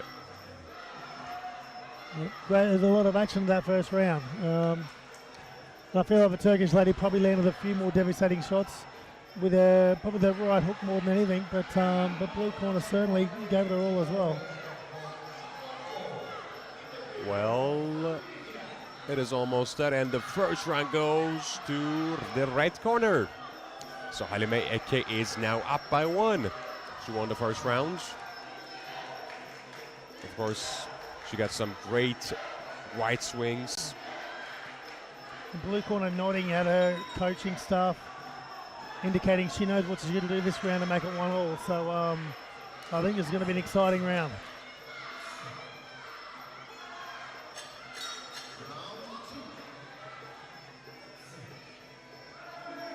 Ooh, great start. I mean, I called it tonight. Wow. No hesitation to throw punches right now. I'm not sure if blue corner is going to win the exchanges in the boxing here. I feel like the Turk just has a little bit more power. Ooh, it was a good right hand, and it's a count. It's a count.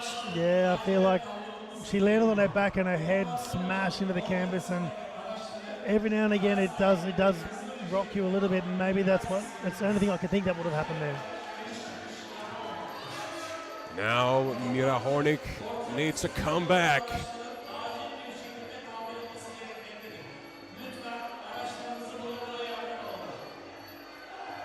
Good left hand coming from Halime Eke. Ooh, another good left.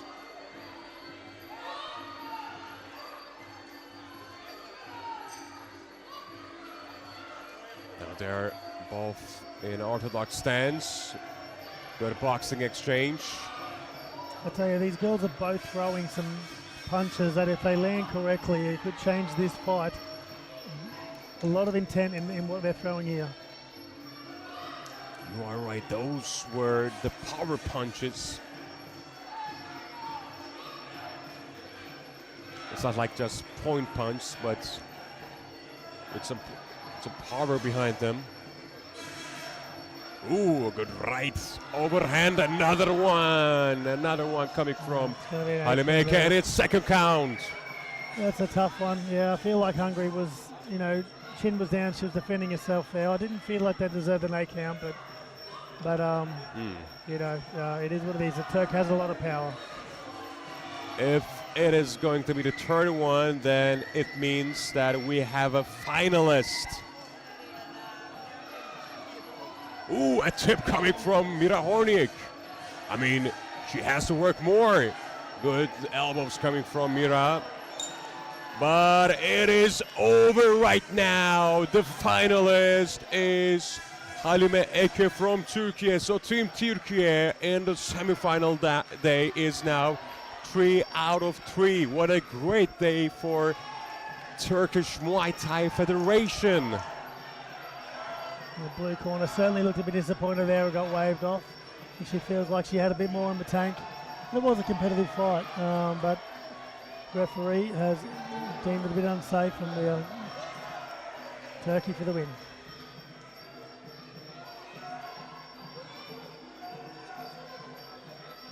I think they both landing some good shots, but there was a moment where Halime Eke was able to throw a great knee to the head, and after that knee, the referee decided to end the match, and Halime is the finalist, and she will be in a final against AIN athletes. So we remain in the 67 kilos, but this time it is time for the male athletes. Well, 67 male, I think, is one of the most exciting weight categories that I commentate live, let's say, because we have great fighters in the division. We have a Swedish giant in the ring, Lenos Bylander versus Rashid Hamza. I mean, Rashid, he's very talented.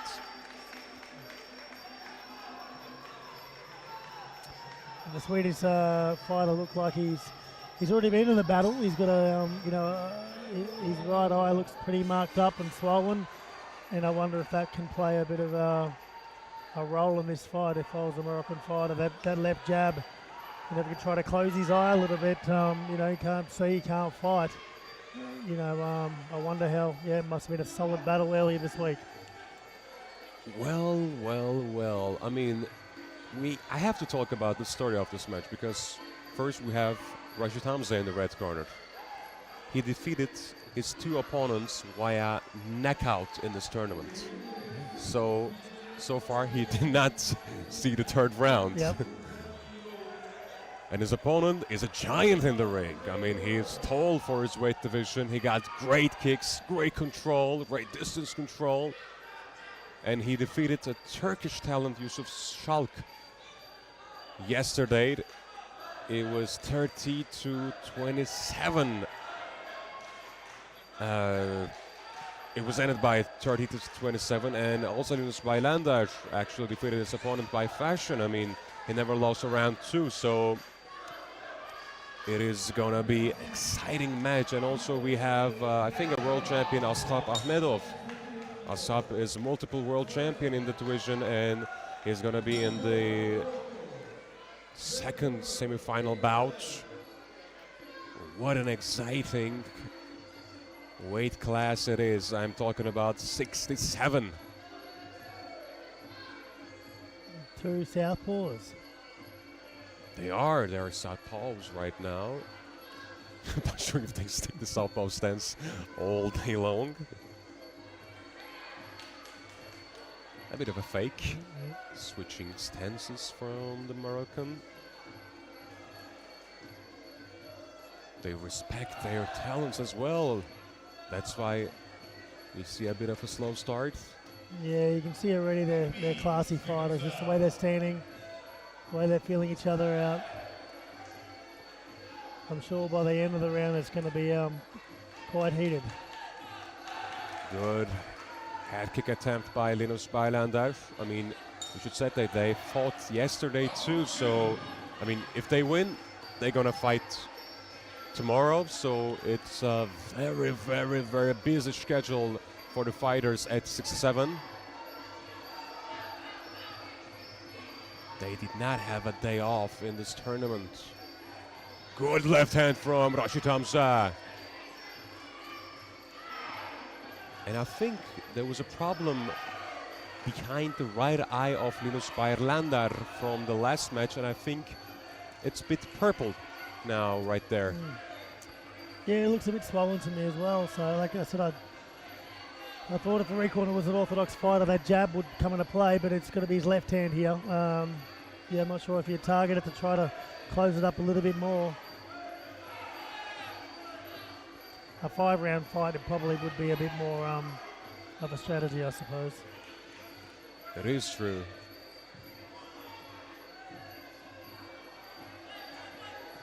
We have a minute left in the first round. They are calculating the distance right now, of course. I mean, when they find it, it can be so dangerous. Of course, counters are also a great weapon for the fighters, so they don't want to show off the distance. A good love kick from Lenos Bailander.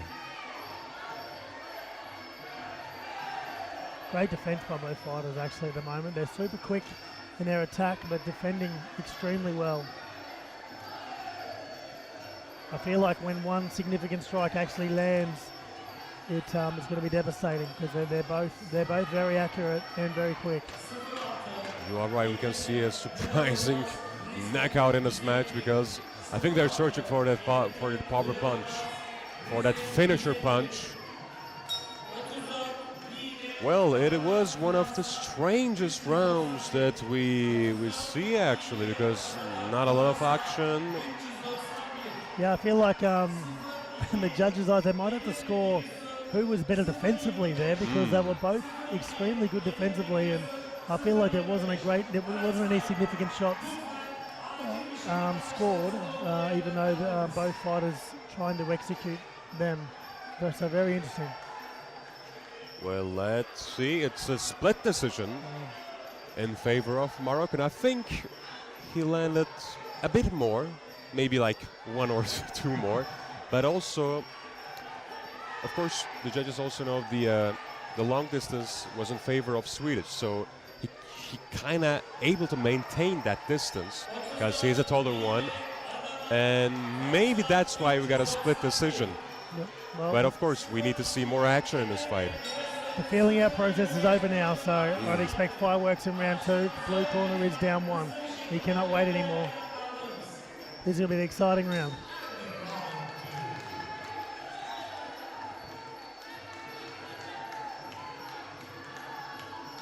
Good left hand from a jumping knee coming from Lenos Bailander.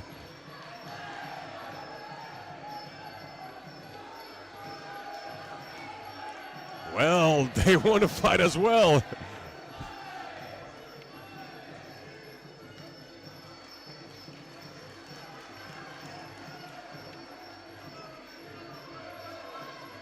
For the first time in this tournament, Swedish fighter lost a round, so now he is much more hungry to throw punches, to throw knees. I'm going to make a bold call here, but I believe that these are probably the two highest level male fighters I've seen in this tournament so far. I think I agree with you. They are extremely composed. I mean, they look like fighters. They act like fighters.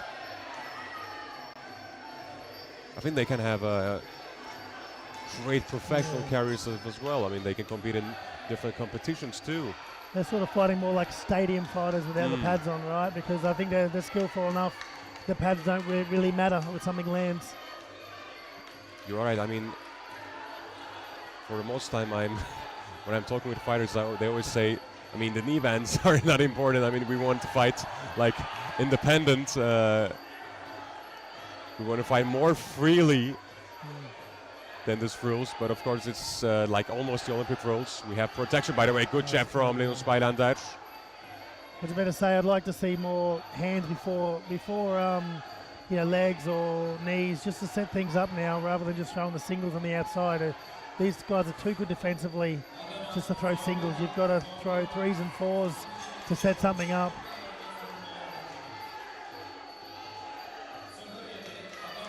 Bailander, you got a high kick. I mean, I think this round he utilized that jab more often.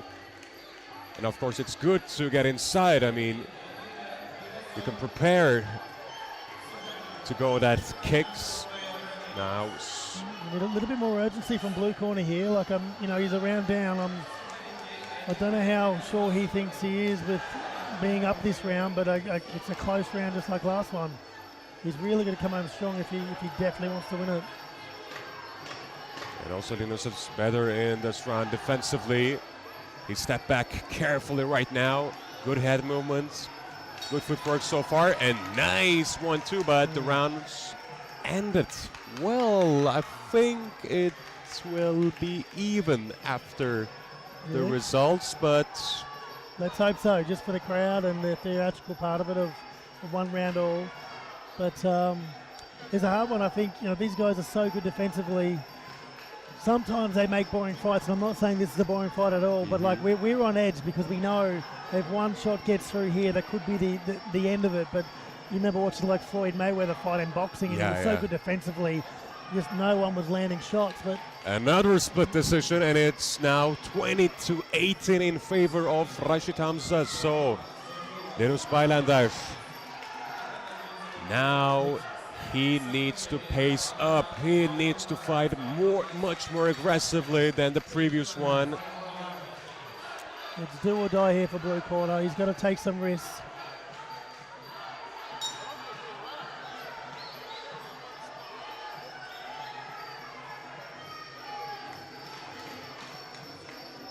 So both rounds have been split points, so they're super close. Well, Lenos Baylander, he needs to step up gear. Those 2 rounds were split decisions. Oh, nice. Good jab. I think that's what we want to see, the body kick off that or the knee. It's got to set something up. The jab's not going to finish this fight. Of course. He needs more than jabs. But it's a build-up. Nice tips, of course. The tips are important for Rashid Hamza because he won the first 2 rounds. Distance control might be crucial for him. So, of course, he do not want Lenos Baylander inside.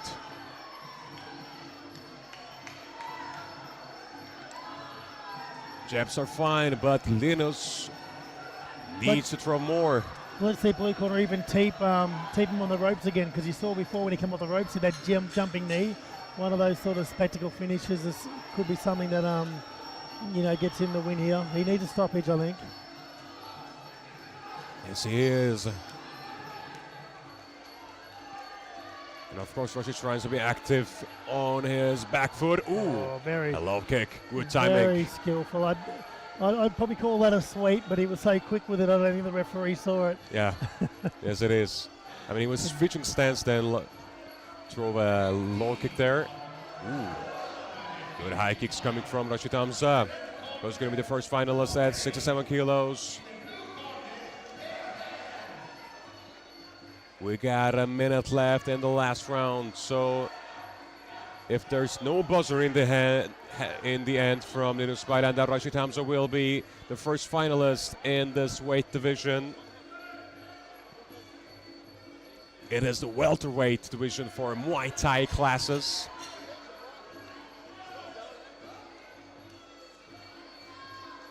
You don't see much clinch this match, but of course in the last round, Rashid Hamza can take it to the clinch. Now he's running away. Yeah, blue corner's pushing forward now pretty hard, but you don't want to. He needs to take some risks. We know that, but don't just run forward. I think red corner is an extremely smart fighter, and he could walk into something that could end the fight as well. Rashid got a great ring IQ, a good middle kick, and spinning elbow miss. By the way, great head kick from Rashid Hamza. Yeah, there's the head kick. As I said, you're running forward, you're going to make mistakes. You're still going to be calculated aggression. Yeah, and it's a complete calculated aggression from Rashid Hamza, and he will be in the final, of course. He will have another match tomorrow,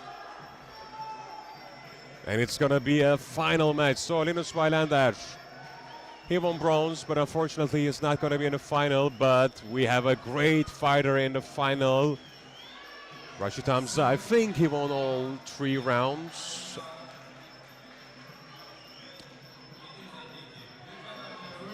But of course, the winner is in the red. The first finalist at 6-7 is Rashid Hamza from Morocco.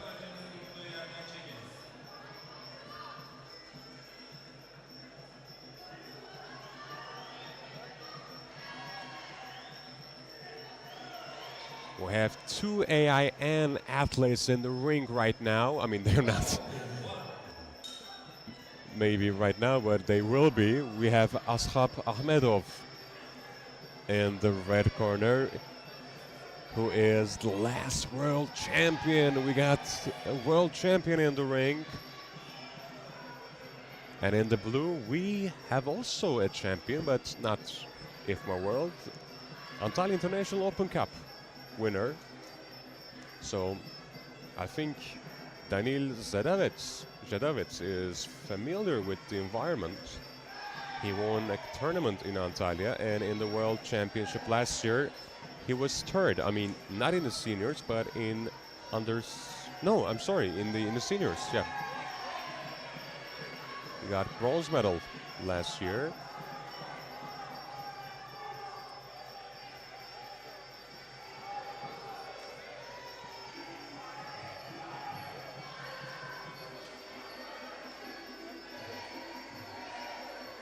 In round one, Daniil's opponent, Sardar,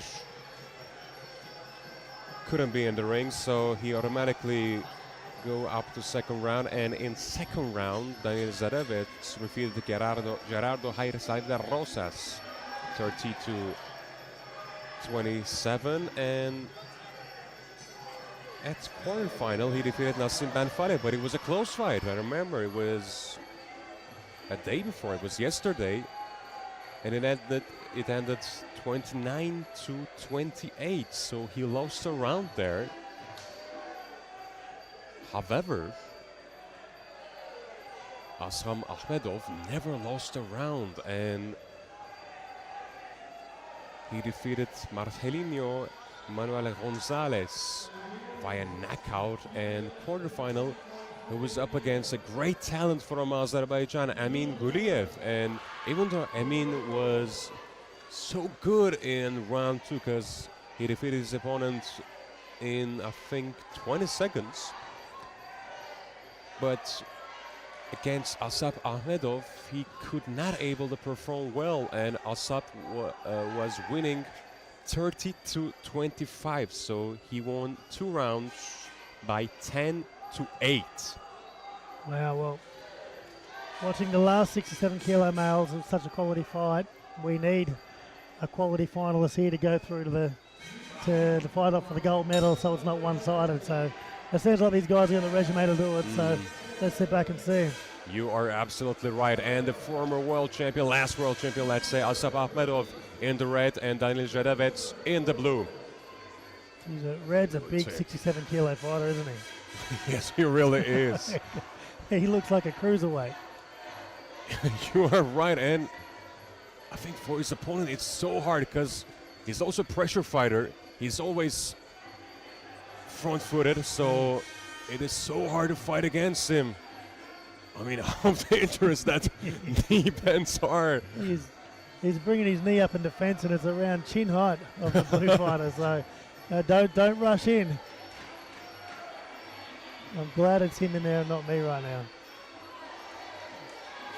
The tips so far from Ashab.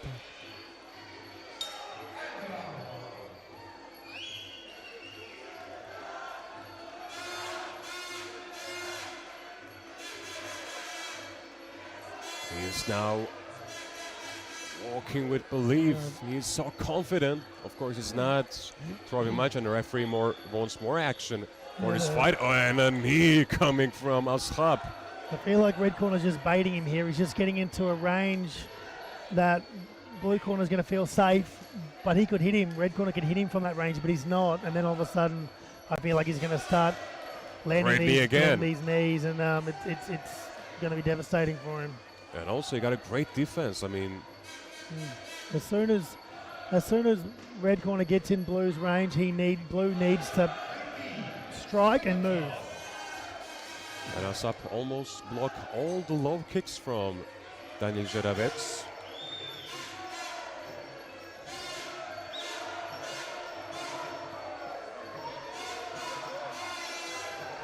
Another tip from Ahmedov.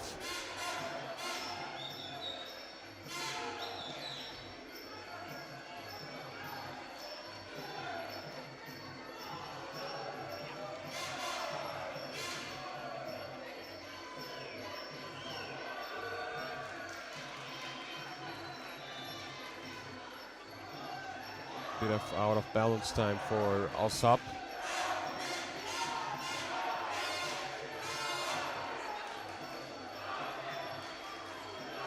Now they're in clinch. Knees coming from both sides, but I think more damaging one are coming from Alsop. And we got only 10 seconds left in the first round.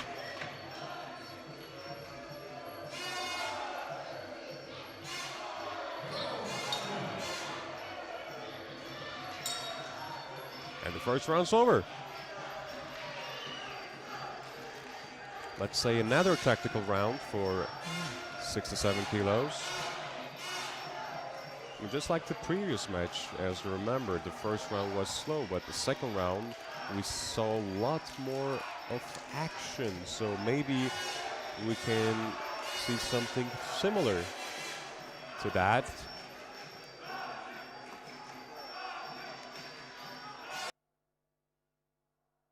And the first round goes to Ahmedov in the red corner.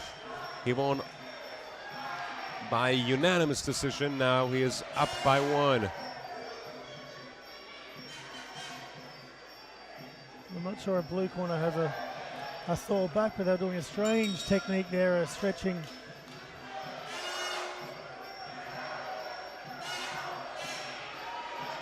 But I still can't believe the size difference between these two.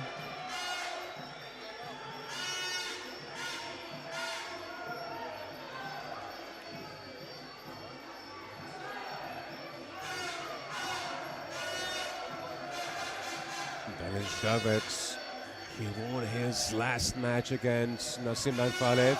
There was a comeback in that match. Well, a nice little short elbow there by blue corner. It's hard for him to go. Oh, and a nice big straight cross as well. So blue corner's having a little purple patch here of success.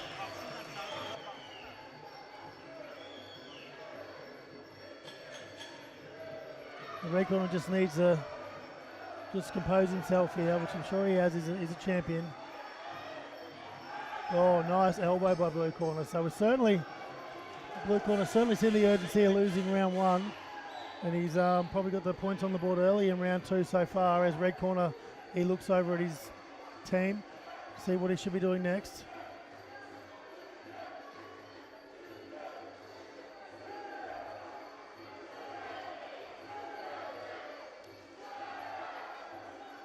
The blue corner just he can't just sit out there at red corner's range. He has to get inside. Oh, was that an elbow on the way down there? That seemed a little bit silly. The referee gives a stern word to red corner and they're back at it.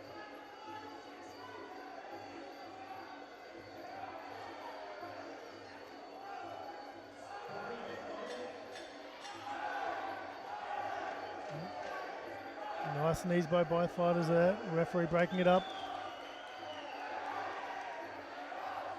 We've got a minute left in this round. I don't know how you guys are seeing it on the TV screen, but blue corner is certainly more competitive this round than what he was in the first. Some might think he's up. The red corner is just winning the exchange in that last 10 seconds there. And showing his dominance in the clinch as well.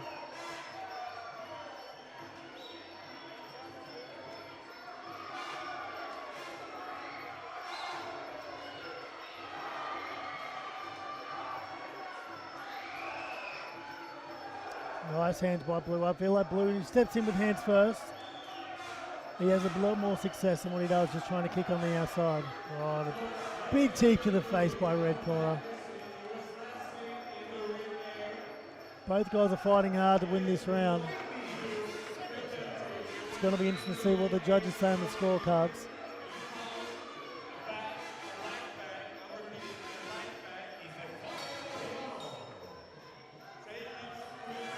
And that is the end of round 2. We'll wait for the official scorecards to come out to see if we're going 2 rounds up for red corner or is it 1-1, which would be great for the crowd to bring this fight home, as they aim to get in the final of the 67 kilos male division.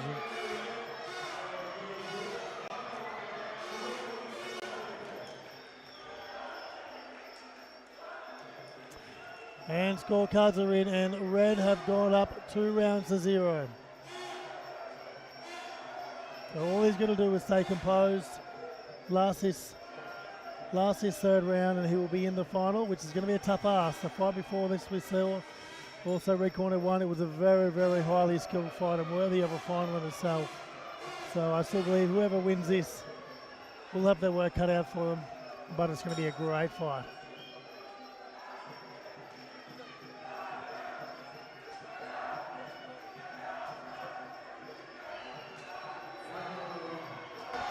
Last champion is now up by 2. I mean, it's a great advantage for him. He got a great control.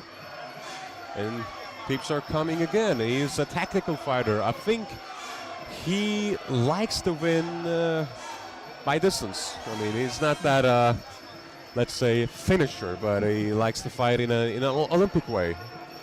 Yeah, he's and the pace of the fight doesn't have to be high. Like he's very good defensively as he walks forward. He lifts his front foot up quite quickly when he feels threatened, and it's very hard for anyone to get in and actually score against him. So he can really control the pace of the fight.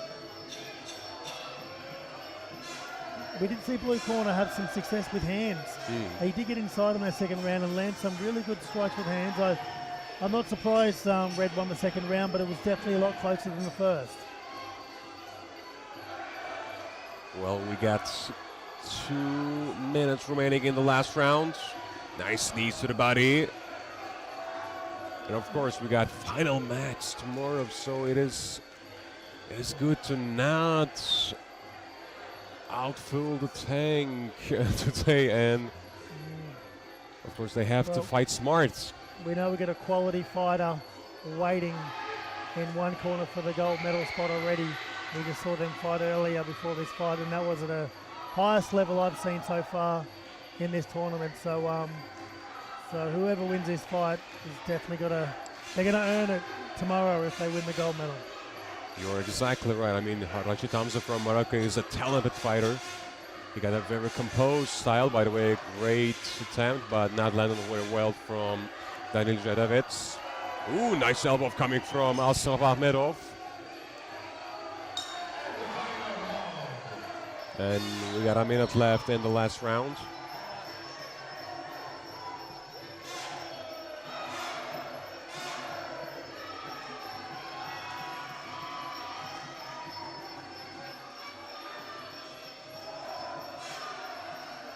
Good aggression from Ashab.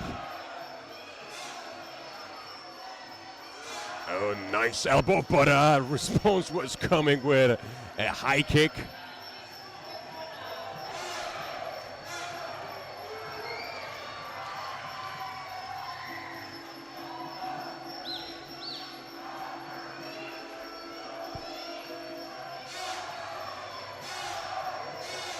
Oh, nice head kick there by red corner. He's finishing strong with 8 seconds to go. In the final, we're gonna have Rashid Hamza versus Asab Ahmedov. Asab Ahmedov in the red won the fight, won the bout. And ladies and gentlemen, it's been a pleasure. That is going to be me for the day. And I will see you again tomorrow for some more action. I'm going to hand you over to Jabor, who is on the USA team. And he's going to give us some of his expert opinions on how he sees a fight. So enjoy that, and I'll see you tomorrow. Thank you very much. It's a pleasure. It's been a pleasure for us. We were listening. Nick Atkins, Australian Muaythai Federation Vice President and the former world champion. So we have a new color commentator who's going to be with us from the Team USA. So it's better to hear the wise words from, of course, the native speakers. So can you introduce yourself to our spectators? Hey, hello everyone. My name is Ibrahim. I'm a 81 kilogram champion out of the United States. Glad to be here. Glad to commentate and see some amazing fights with you. So I think you shouted too much before the fights. I think for supporting your team. Oh yeah, for sure. Yeah, leading those chants in this arena that's just so full of energy. Yeah, it could kill your voice, but I think I got enough left in me to help commentate here. Yeah. So what do you think about the Team USA's performance so far? You think you performed well? Yeah, I definitely think we've had a lot of tough, really close fights. A lot of some of the better technical fights of the tournament. We have 2 fighters in gold medal matches out of the 13 we brought. We brought a pretty small team for us this year. But everybody competed really well, and one of the big things about this sport is just the respect that you get from the spectators and your opponents, and I feel like across the board we've earned that. So successful trip in that sense. And also, I think you have a finalist in female 63, I guess. Yeah, 63 kilograms. Jordan. She's out of Boston in the United States, and she just had an amazing semifinal performance earlier today. So she's getting ready for the finals tomorrow. And then we also have a U23 54 kilogram fighter coming up in maybe 2 fights in Ring C for his championship as well. So in which state you train? I train in Illinois, out of Chicago, Illinois. And actually, out of the country, my gym brought 3 fighters to this year's Senior World Championships. Myself at 81 kilograms, Jeffrey Freeland at 75 kilograms, and he had a great fight against AIN yesterday. And then Alex Hernandez at 54 kilograms as well. So it is a great state for Muay Thai. I think it's a great state for hip hop. Yeah, it's a state of Common, Kanye, Lupe Fiasco, Steph, maybe, I'm not sure. Oh yeah, and then it's got a lot of some of the best food in the United States, if you ask me. Great skyscrapers. So, who we have? We have 71 female elite semi-final between Lyubov Kuznetsova, a neutral athlete in the red, and we have Angela Mamic from Sweden in the blue. Yeah, and it looks like we have 2 orthodox fighters coming out, throwing those switch kicks to the body early and trying to find some holes in each other's defense. Our athlete from AIN has a significant height advantage over our Swedish athlete so far, but she's still coming forward with some heavy shots. Great right overhand from Angela. I mean, she is the experienced one. She is 35, by the way. I think 14 years older than her opponent, and got 21 bouts in her resume, and she won gold at IFMA World Championship 2022. Okay, amazing. All right. And you can see that experience on display here.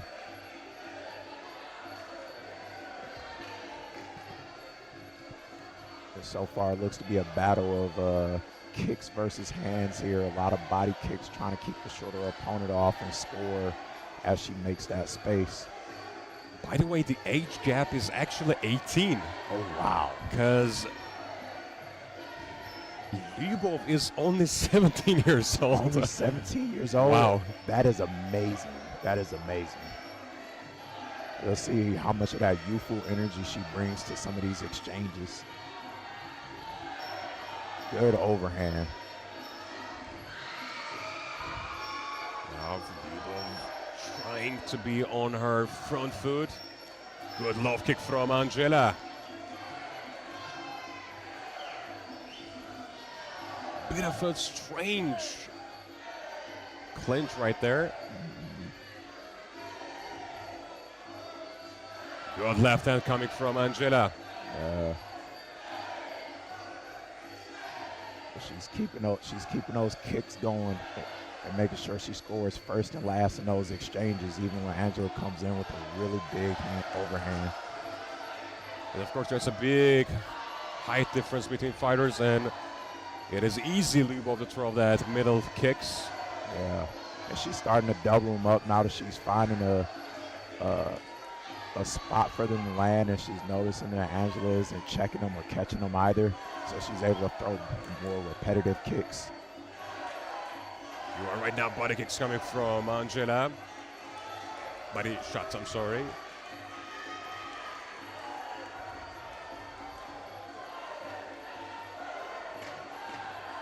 Ooh, nice right hand from Angela. A T catch throws her off balance, and then we end the round. That was a close one, and that was a good one.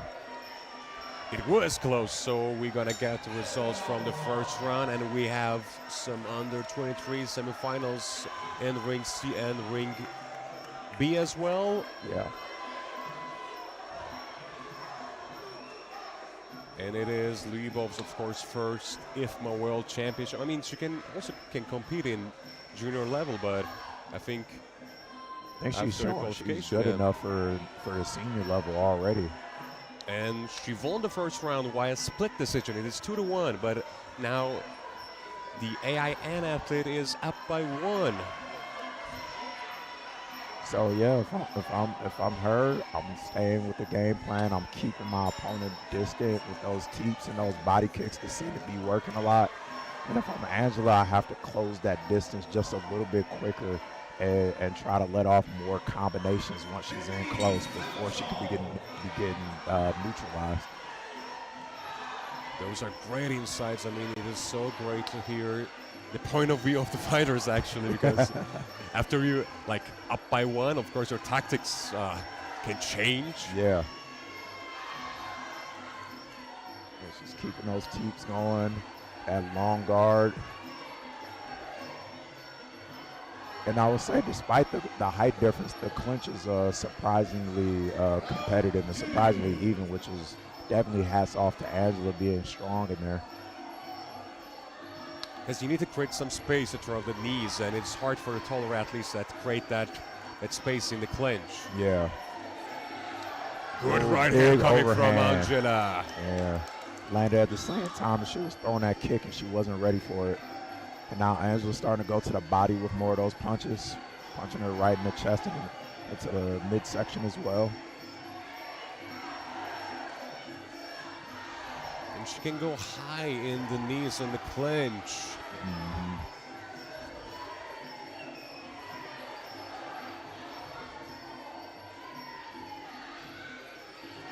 All right, and after a quick adjustment on the elbow pass, the action resumes. Good left and middle kick combination coming from Lyubov Kuznetsova. Another beautiful middle kick. Yeah.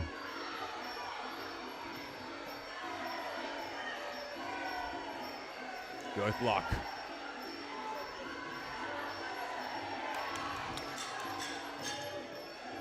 Again, she gained that distance control. Yeah. Angela did a really good job that time responding with a low kick that threw her off balance. A middle kick, but it got caught.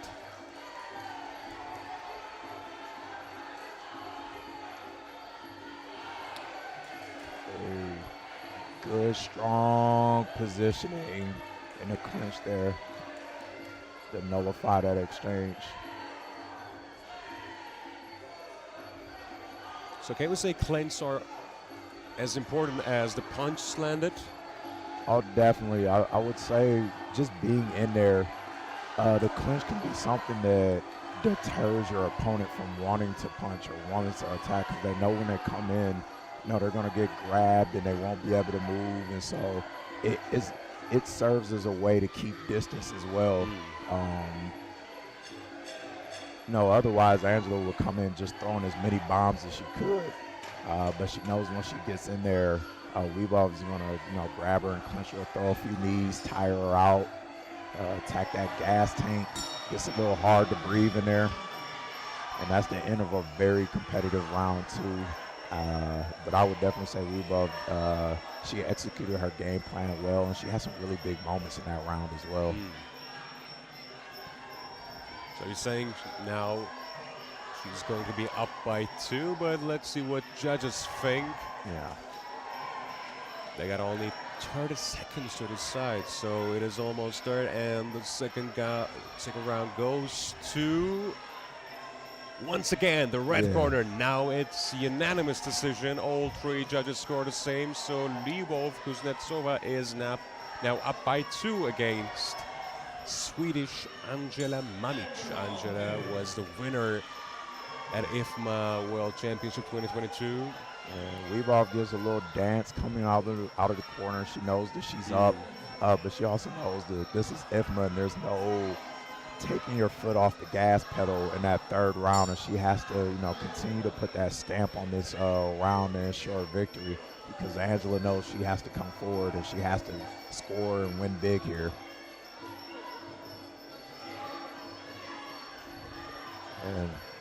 And as you could predict, Angela's coming in with some furious combinations so far. But Lyubov's doing an amazing job in the clinch with a big elbow there, and off comes Angela's headgear.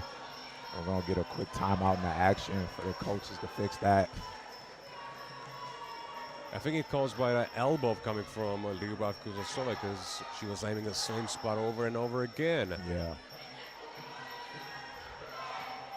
Of course, her team needs to fix it quickly, and we got 2 minutes and 27 seconds left. And Angela looks very eager to get back out there and to try to pull this out. Of course, she needs a finish. Yeah. She needs a stoppage right now. Sometimes overhand was working. I mean, she's now trying to load that right hand to throw that overhand. Yeah. But another good clinch performance by Lyubov Kuznetsova.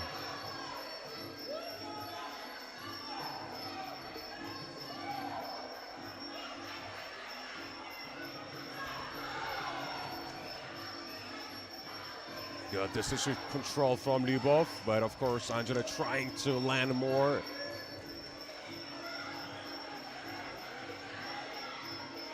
It is day 7 of IFMA World Championship in Antalya, Turkey. It is the semi-final day. Tomorrow will be the final day. I mean, also the day of finals. And all these athletes have been training and fighting and cutting weight for 7 days straight. So at this point, it becomes a battle of mentality just as much as anything else.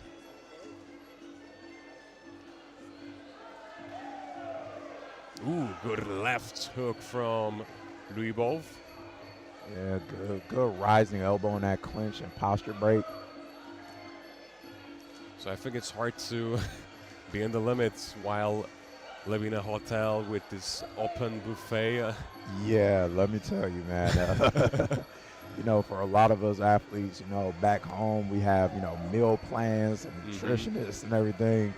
And, everything's very controlled leading into a fight. In here, you just kind of got to, you got to work a little bit harder. You got to avoid some of those sweets that come with your hotel stay. And I don't know why, but I think lots of fighters before fights, they eat a lot of sweet things because of the dopamine levels to go up or something.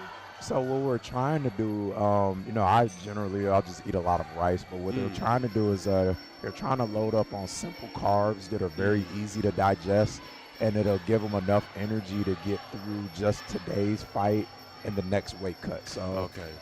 Things like protein, fats, they take a long time to digest, and you might eat it at 10 in the morning and not digest it till 3, 4 o'clock, but that's when you're fighting, so you need the energy before then.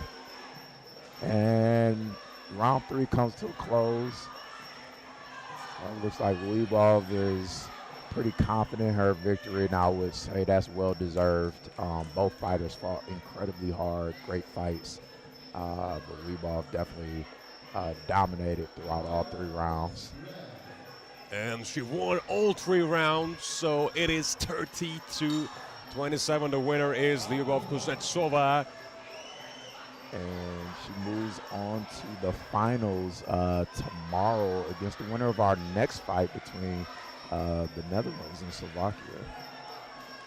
Yes, we got a Dutch fighter in the red corner, Lavinia Aronson, versus a fighter from Slovakia. Iveta Srnichova. So let's look the fighters' resumes.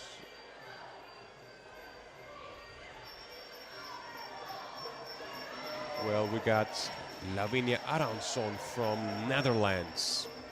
She is 32 years old, got 1 bout only in her IFMA resume, and it was her quarterfinal match against Leyla Hassan, but I think And it looks like her. she wasn't able to compete. I mean, I'm talking about Leyla Hassan. It might be some visa issues or something else, but Lavinia's first match will be in a semifinal. She guaranteed a medal, by the way. Yeah. It's a good thing for her. Yes. And her opponent, she is 28. She got 5 bouts in her resume, and she is the last European champion. It looks like she's won bronze at the Senior World Championships in 2023 as well. And last year finished in 5th place. So, you know, it looks like she's going to be bringing a lot of experience with this rule set and on this big stage to this match. And, you know, it'll be interesting to see at what points that experience benefits her.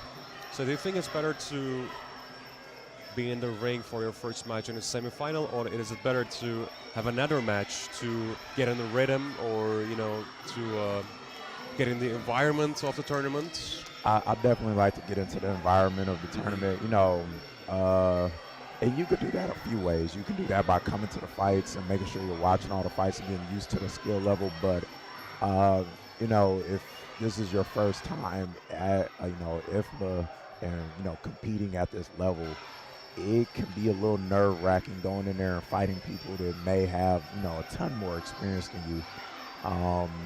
But, you know, at whatever point that you fight them is the point that you fight them. You know what I mean? So, as long as she stays calm, remembers her training, and, you know, remembers everything that she did to prepare for this fight, she'll be just as fine as if she fought 2 days ago. Well, let's see what's going to happen next then. It is going to be Lavinia in the red and Iveta in the blue. We have a European rivalry in the ring, so the winner will be the opponent of Lyubek Kuznetsova in the final at 7-1, light middleweight division.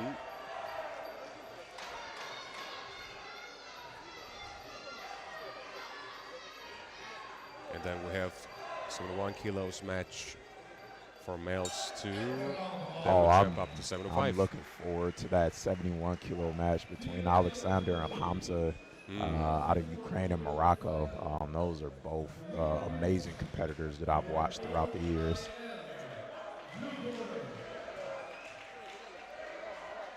Well, we're gonna get there soon, but first we have Lavinia Aransson versus Iveta Srnichova. It looks like Iveta has a little bit of a height advantage. You know, I'm not sure how that's going to play into her game plan.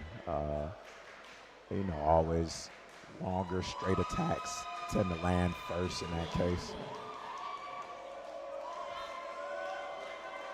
But obviously sometimes taller fighters can try to be in-fighters. Yeah. And it looks like she's, you know, looking to be aggressive and push Netherlands back early. She is, and of course sometimes having longer legs is an advantage for clinch. And also it's easier to get her opponent's head down for that finisher knee. Yeah.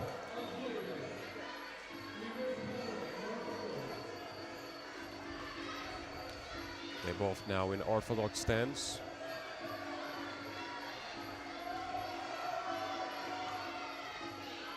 Yeah, I think Iveta might have done her homework and known that Lavinia was a little less experienced than her, and it seems like she's trying to push the pace early and see if she could get her flustered.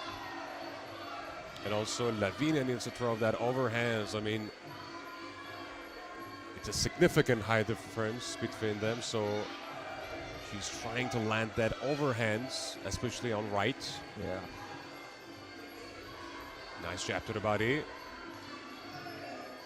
Good tip, then trying to create an angle to throw that straight punches. I'm talking about Iveta Srnichova in the blue corner.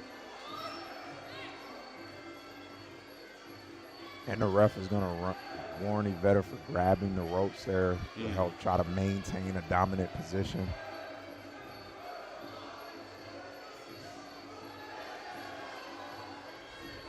So basically you cannot, I'm not saying touch, but get an advantage from the ropes. So yeah. Nice knees coming from Iveta. We got a minute left in the first round, the opening round.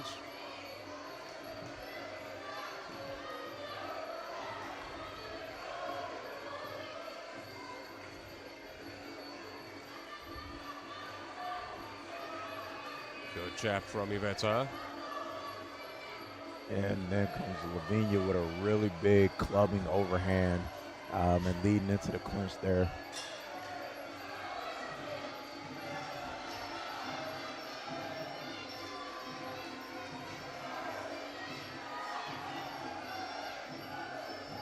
Distance close right now. Another clinch. Lavinia's trying to round, but she wasn't able to do it. A high kick attempt by Iveta Serdukova. And she was active on his jab. Good knees to the body. I mean, those are important knees. A press coming from Lavinia, but the first round ended up. So it was a close round. Definitely a close round. I'll say Lavinia came in with some really big combos when she got into punch range, trying to take away some of the advantage that Iveta has with that height. Iveta landed a few more kicks and made Lavinia miss a lot of body kicks, mostly due to that height difference. Yeah, it'd be interesting to see how the judges rule that. And we got a split on that round with in favor of the Dutch athletes, actually. Yes. Well, we know that Netherlands is a big powerhouse for kickboxing. They're maybe the biggest European kickboxing country, but they don't perform that well in Muay Thai. And in this World Championship, the only fighter in the semi-final is Lavinia Aronson. I mean, I think they have like 4 athletes, but no athletes apart from Lavinia actually won here. So she is her nation's last hope. Yeah. Of course, she got a medal, at least a bronze.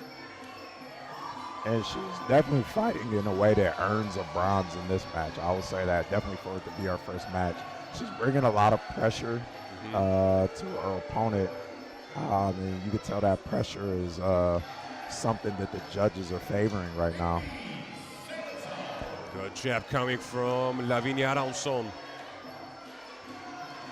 Ooh, good combination jab and an overhand. And a good job nullifying the clinch there, and nullifying her opponent from getting one of those big scores, one of those big scoring elbows.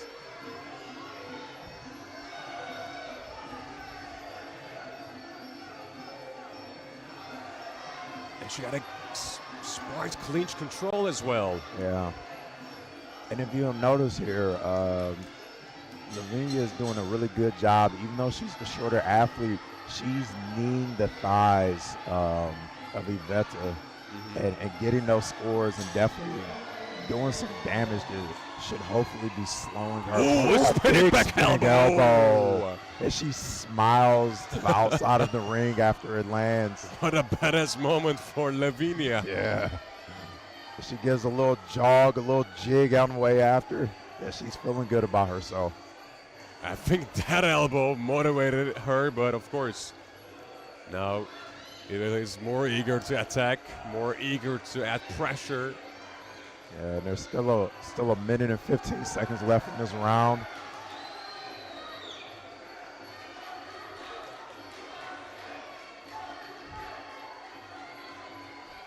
Well, a minute left. The first round was in favor of Lavinia Aronson. She is now up by 1, and of course, Iveta Serdukova, she do not want another round, because otherwise she will need a finish. Yeah.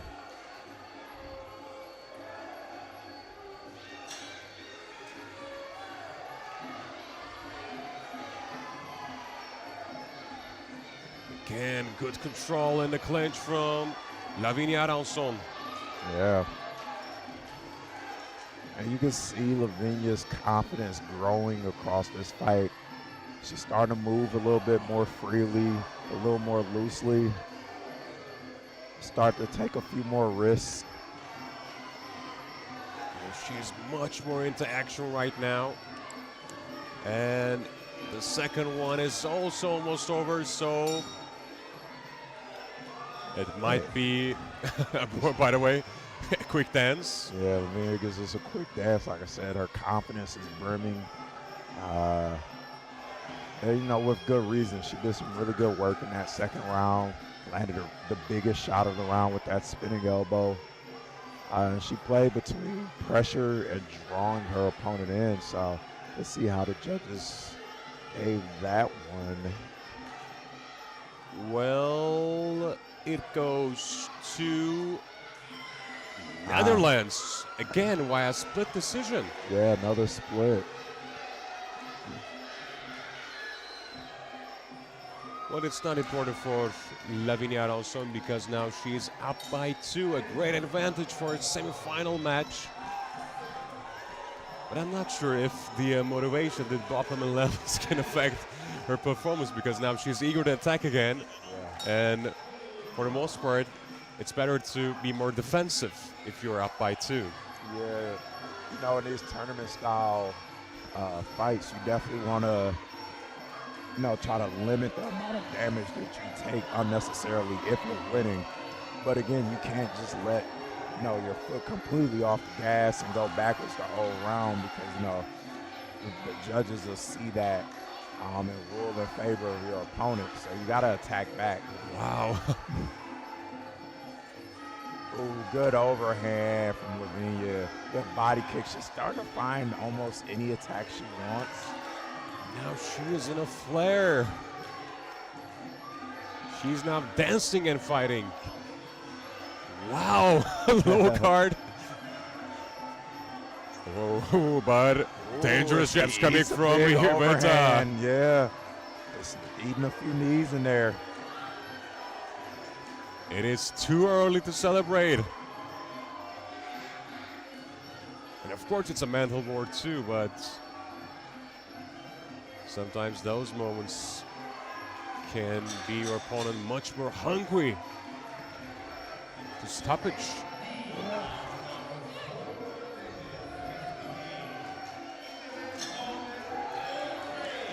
Nice tip coming from Iveta.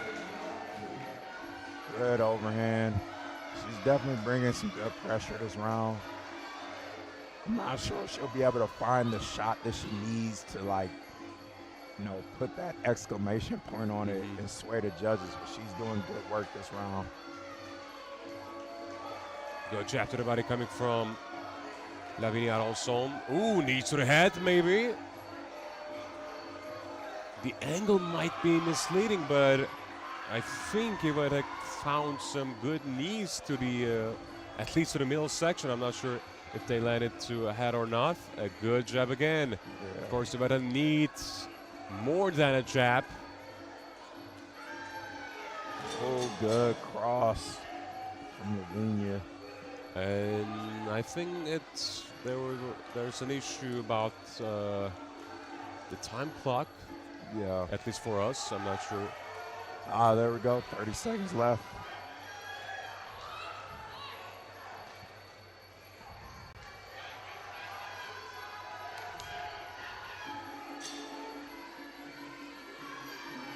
Another jab, but nothing more from Iveta Sernichova. And we have only 10 seconds remaining in the last round. Spinning back elbow, spinning back fist missed.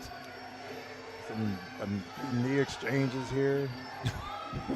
It is for sure, and it is all over.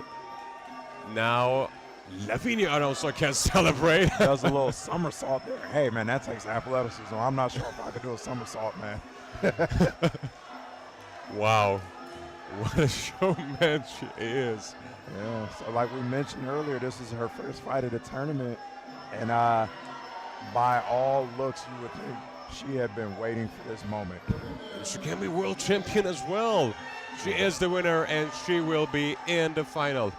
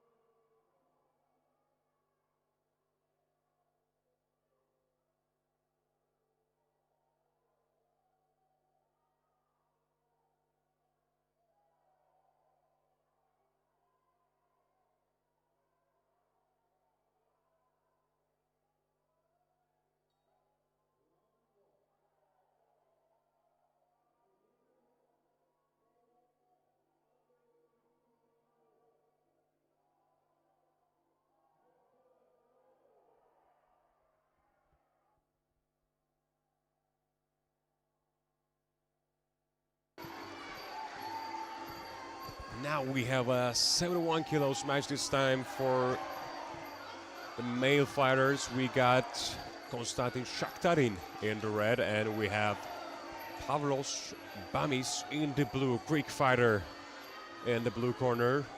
Actually in his, let's say, national team's colors. We got 9 bouts left for Ring A.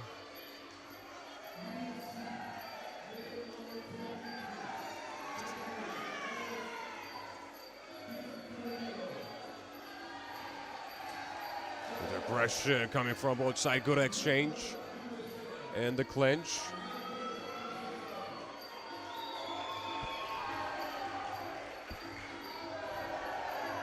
And these two fighters are definitely exchanging at a high rate.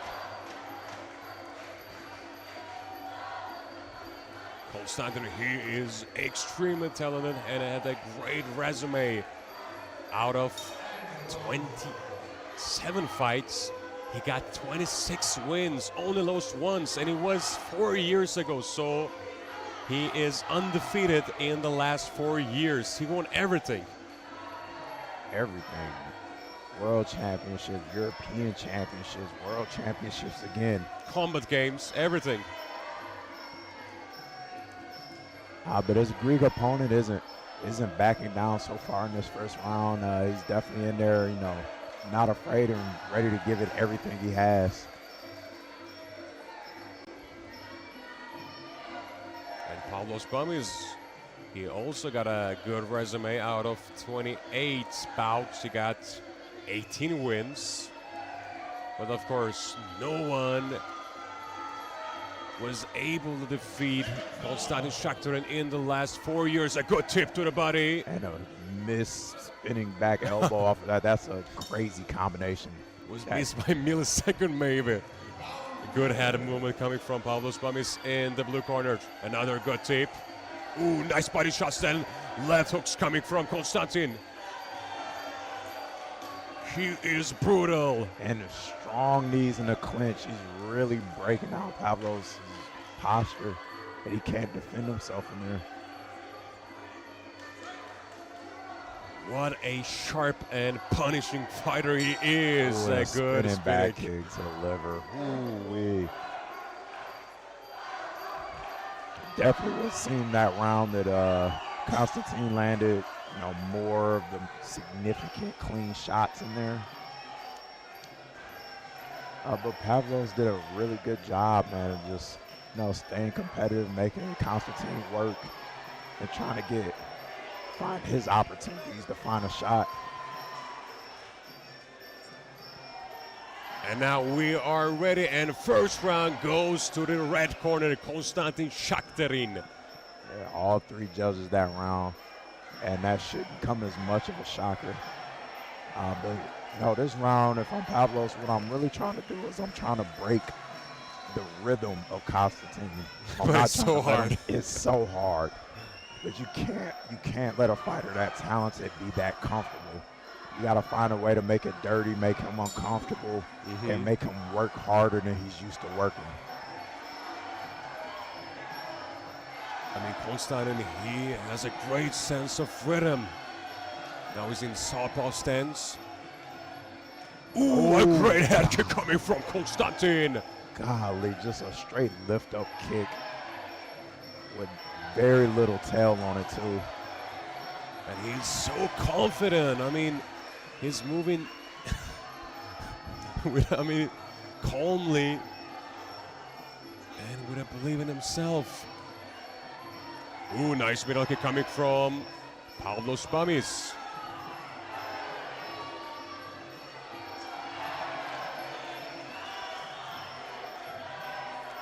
I think his gloves went off.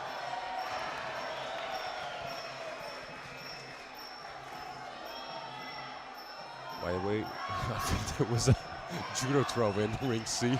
Yeah. These two U23 athletes in ring C are having a time. All right, back to the action. Alexander with a 1-2 out of southpaw stance. Oof. Closes the distance, very calm, very meticulous. I mean, I think you are now hearing the voices coming from the kicks. Yeah. They're all thudding kicks. Nice tip. Beautiful body shot coming from Konstantin, and now he's trying to elbow. Wow! Rear It is elbow. over. It is over. Ref waves it off, and they're calling some medical attention into the ring immediately. Wow! That was clean. That was clean. And if you watch that back, Pavlos threw an elbow of his own. Konstantin pulled and slipped it, and replied with a clean elbow that just sat him down. It was an amazing elbow. And it looks like Pavlos is going to be all right. Hopefully he is okay, but Konstantin, I mean, what a monster he is.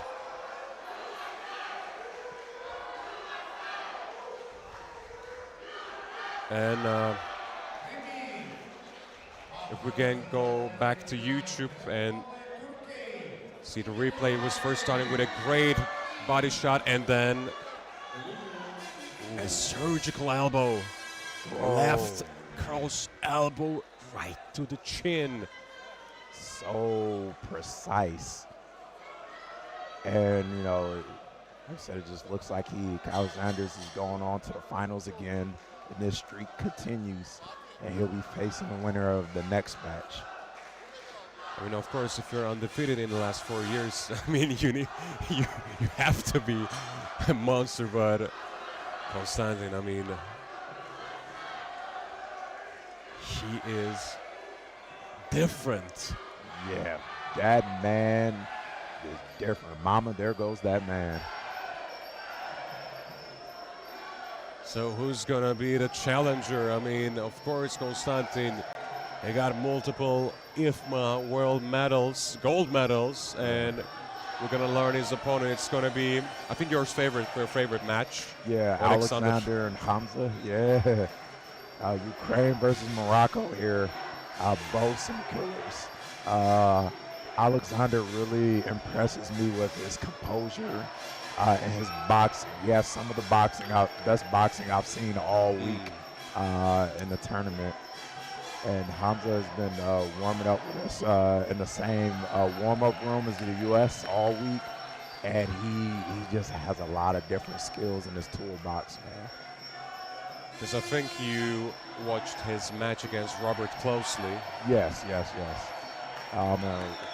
You know, the previous fight Alexander had against, I believe, an athlete from Spain, you know, just complete and utter domination. And Robert definitely made him work very hard for that victory. You know, Alexander won all 3 rounds, but Robert made him work very hard. And actually, I think in that match, there was a snafu at the time, and their first round went a little bit over 4 minutes. So both of those athletes are definitely a little tired. But it was, I think, yesterday, so you can also watch it once again from the archive of the IFMA YouTube channel.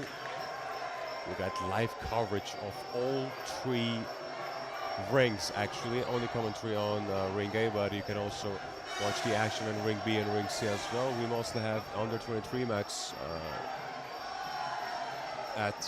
in Ring B and C, and senior match in Ring A.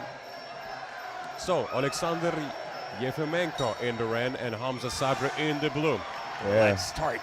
And this may be the first time in this tournament that Alexander is the shorter fighter, but he's still so very composed. Strong defense. And it seems like his pattern every fight, he walks his opponent into that corner and he traps him there and he starts to let off his attacks. Hamza is throwing some very strong kicks. And he's racking those points up right now. He showed it already. Ooh.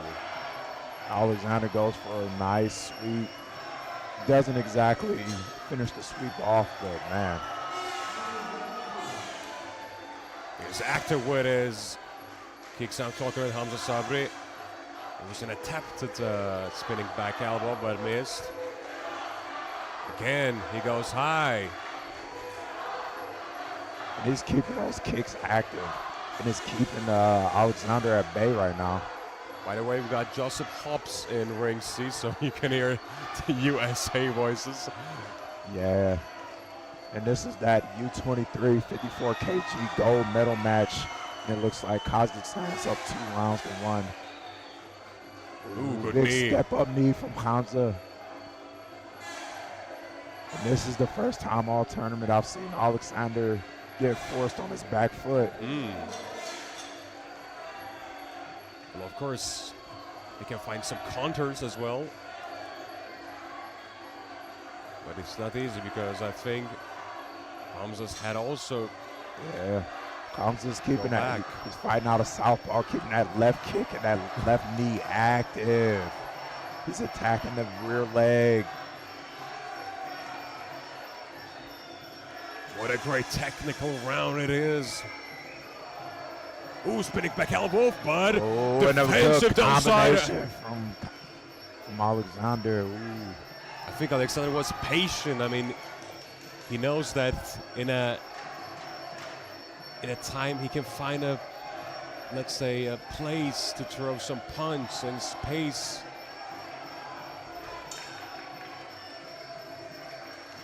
He's now in the center of the ring. Alexander Now on his front foot. Ooh, good elbow. And nice shots to the body. Yeah, good punch combination in there. Kamsa is definitely keeping that left leg active and that left knee.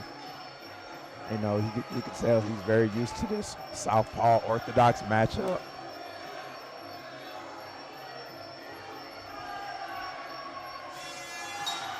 So the first round's over. I mean, it was faster than I expected. Yeah, definitely. I would say Kamsa did a great job of just staying active with those left kicks to the body and the head and the leg. And bringing those left knees.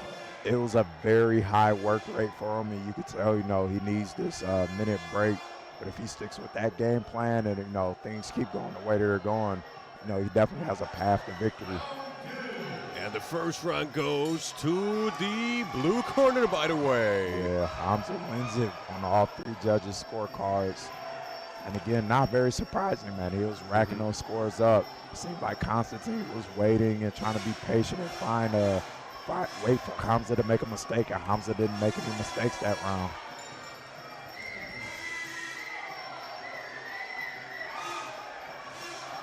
So now the Moroccan fighter is up by 1 against Alexander Yefimenko. I think Alexander lost a round first time in this tournament. Yeah. And he's getting that left leg going again.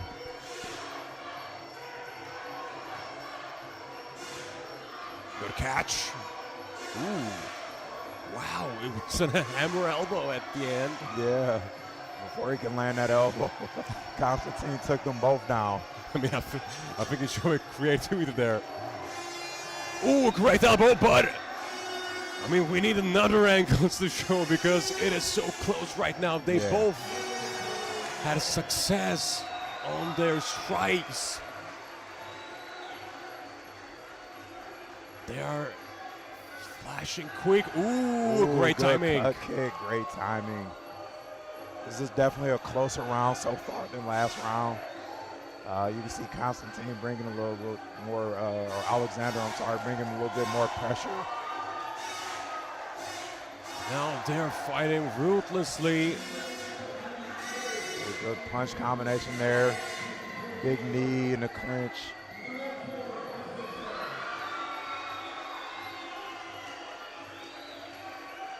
Of course, balance is an important factor for Muay Thai, so they have to give credit to balance as well.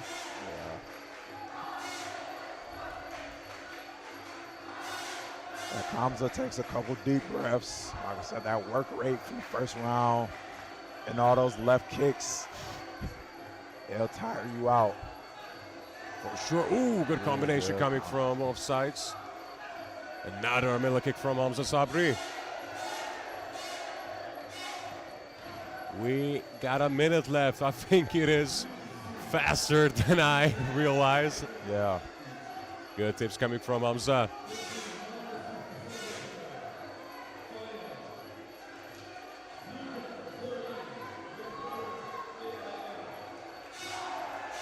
Blocked by Alexander Yefimenko.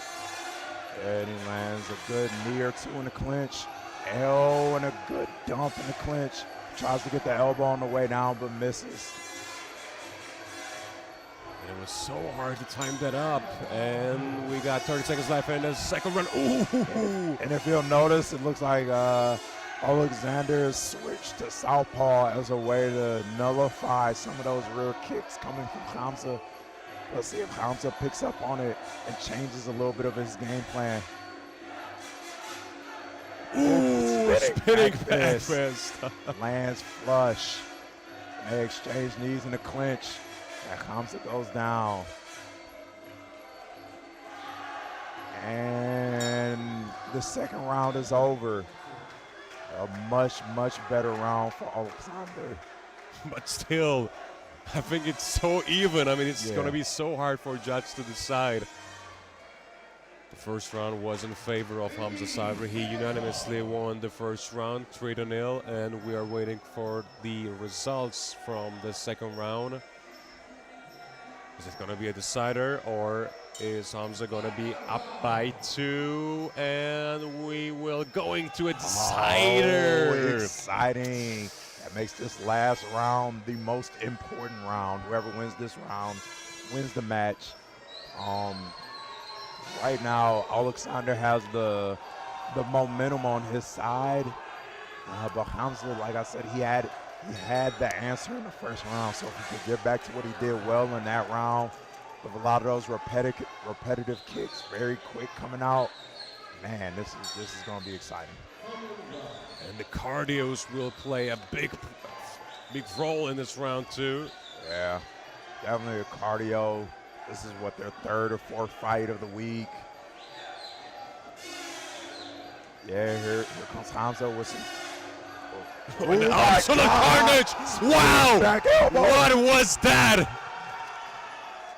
But Hamza's trying to get up. Oh man! 6, 7, 8. Hamza takes a step up, and he makes the count. Here comes Alexander, a real fighter. He throws a big body kick. He gets in a clinch. I mean, maybe it has to finish. Yes, it is. Yeah, and it wasn't a big shot in the clinch. They put him down for the 2nd time, but I think he didn't get a chance to recover. Oh my goodness. At 71, we got 2 elbow finishes. Man, and this is going to be a great fight tomorrow between Alexander and Constantine. I can't wait to watch that one. But kudos to Hamza Sabri. I mean, he wants to fight. He wanted to fight again, actually. Yeah. Big applause for him, too. Hamza's disappointed, but that strong Moroccan contingent here, they have a fighter to be proud of.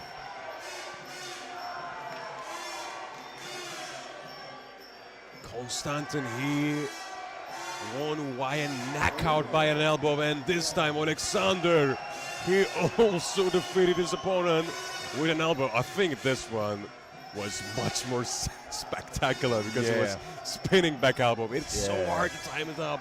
And it was a comeback victory too. It is actually, yeah, because he lost the first round, and it was a unanimous decision for him in favor of Hamza Sabri, but wow, great comeback.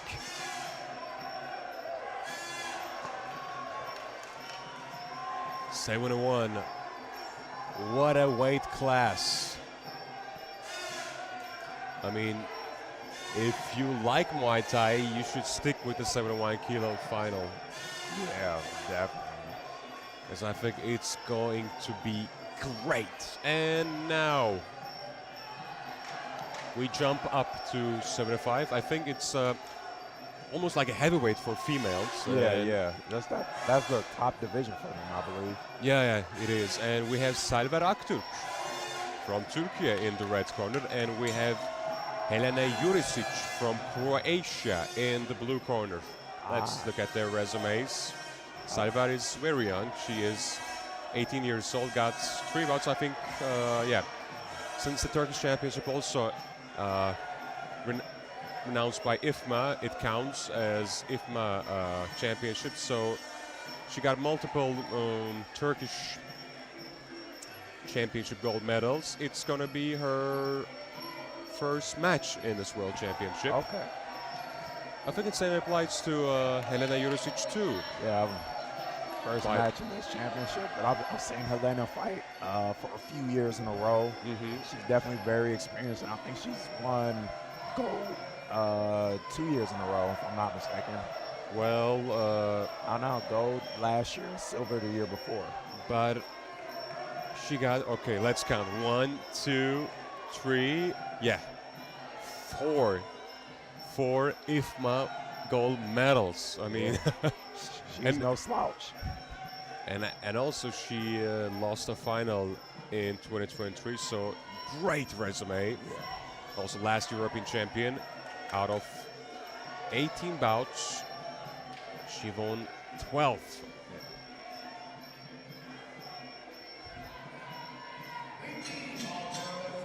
It's going to be Salavat in the red and Helena in the blue.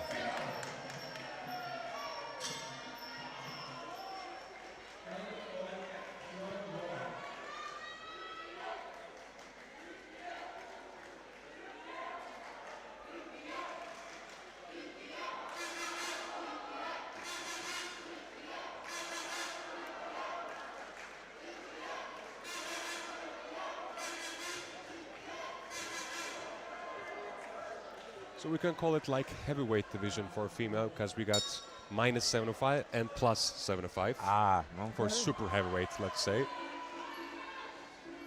Ooh, good start from Helena Jurusic. She is fast. She's fast for her weight category. Oh, and Salavat is down. Looks like it's just a slip so far. Yeah, she was a bit unbalanced there. But Helena Jurusic started well. I mean, she got elbows. Ooh, high-hitting elbows. It was almost outside of the ring.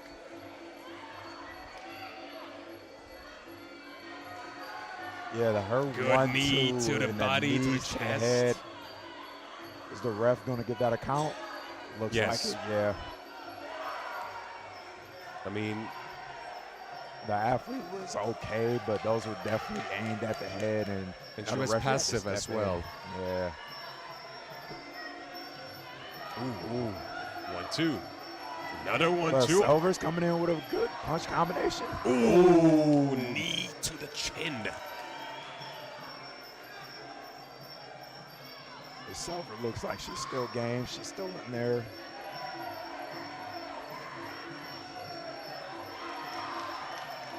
Edge, heavy hands from both these ladies. Oh my gosh. Wow. I mean, they can land and they can eat as well, I think. Yeah.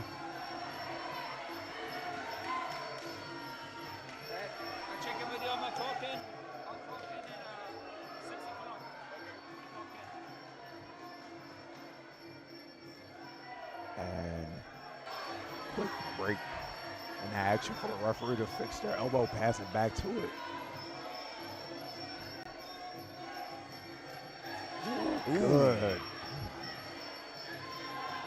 Again, Silver's not backing down despite a few big shots from Helena.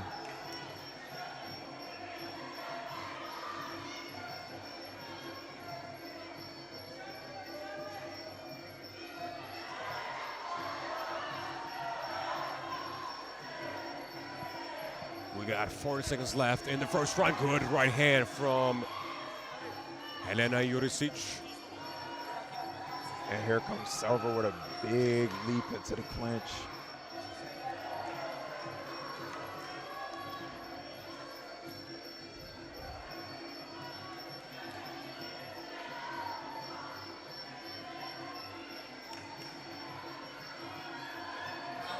Good right hand from Helena. A tip followed by.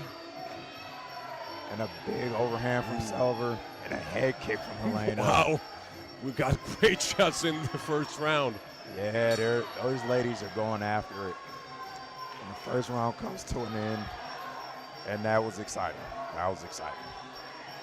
It sure is. I mean, I think the for these weight classes, we have, let's say, better starts than the other weight class because they have to show more in the first round because the next rounds, they, let's say they feel the fatigue more than the lighter weight categories. Yeah, definitely. I'll say that as a heavier fighter myself, man. When you get into those late rounds, you know, as a heavy fighter, you know, the fatigue of moving your body because your arm and your leg just weighs so much more, you know, it starts to wear on you. And, you know, it takes a lot of focus. Looks like that first round went to Helena by unanimous across all 3 judges. But again, with, you know, the heavier fighters, one thing that you have to be focused about is that, you know, the power continues to stay across the rounds. And so everybody is dangerous. One punch, one kick can change everything. Yeah. And here comes good Silver. start from Salavat.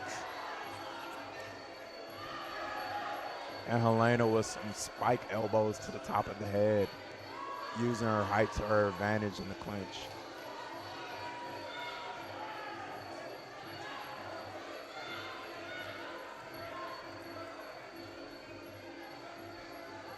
It is harder to get inside the clinch for heavyweight.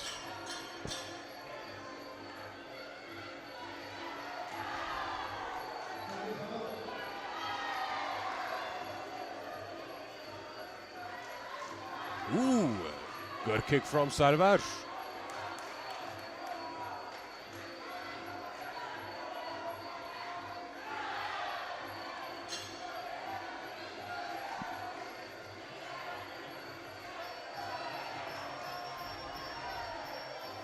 Of course, Helena is bit paced down. Good overhand coming from Salavat Aktürk in the red corner. Yeah, she's having a much better round. I would say she's finding spots for her punches.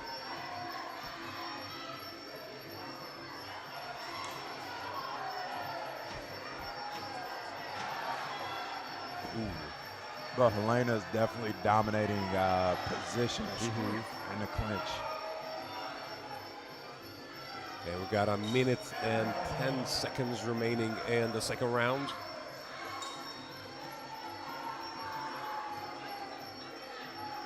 Will we see more clinch than strikes this round? Yeah, like I said, Helena's dominating the position and the strength of the clinch. But she needs to add just a knee or two. And ooh, a great timing for a low kick. Slice that leg. Yeah. I was saying I would love to see Helena add a knee or two in there just to, you know, put that exclamation point on those clinch exchanges.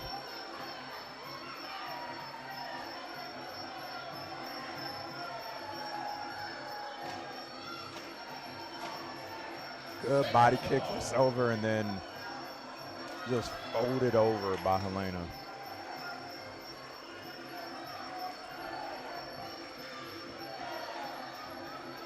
Good combination, but response was great too from Helena Jurisic. And we got 5 seconds remaining in the second round, so it's almost over. And that's the end of that round. I think both of these women are feeling that one. They're feeling a little bit of fatigue. And there's a bit of uncertainty from each corner about who won that round. So we'll see how the judges saw it.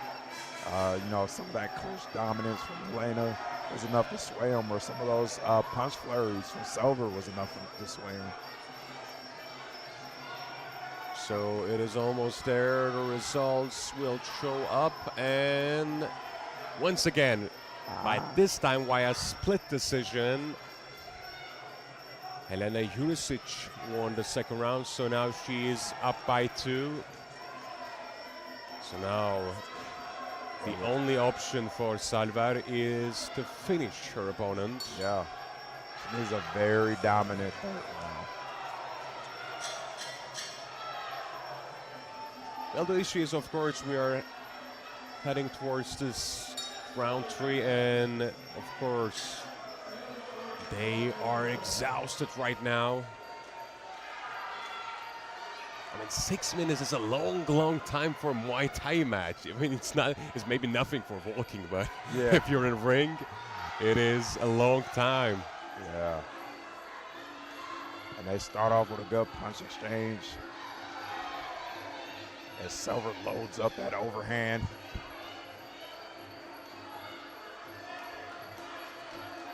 And of course, if she... Oh, spinning back fist. Great flexibility, by the way. Great right hand coming from Salavat Aktürk. I mean, it is hard to reach for maybe straight punches, but overhands can be a solution for Salavat. Nice tip, of course, this round. Yeah. And then trying to land as possible. I mean, she trying to land that tips or push kicks as possible as she can, because she wants to maintain a distance.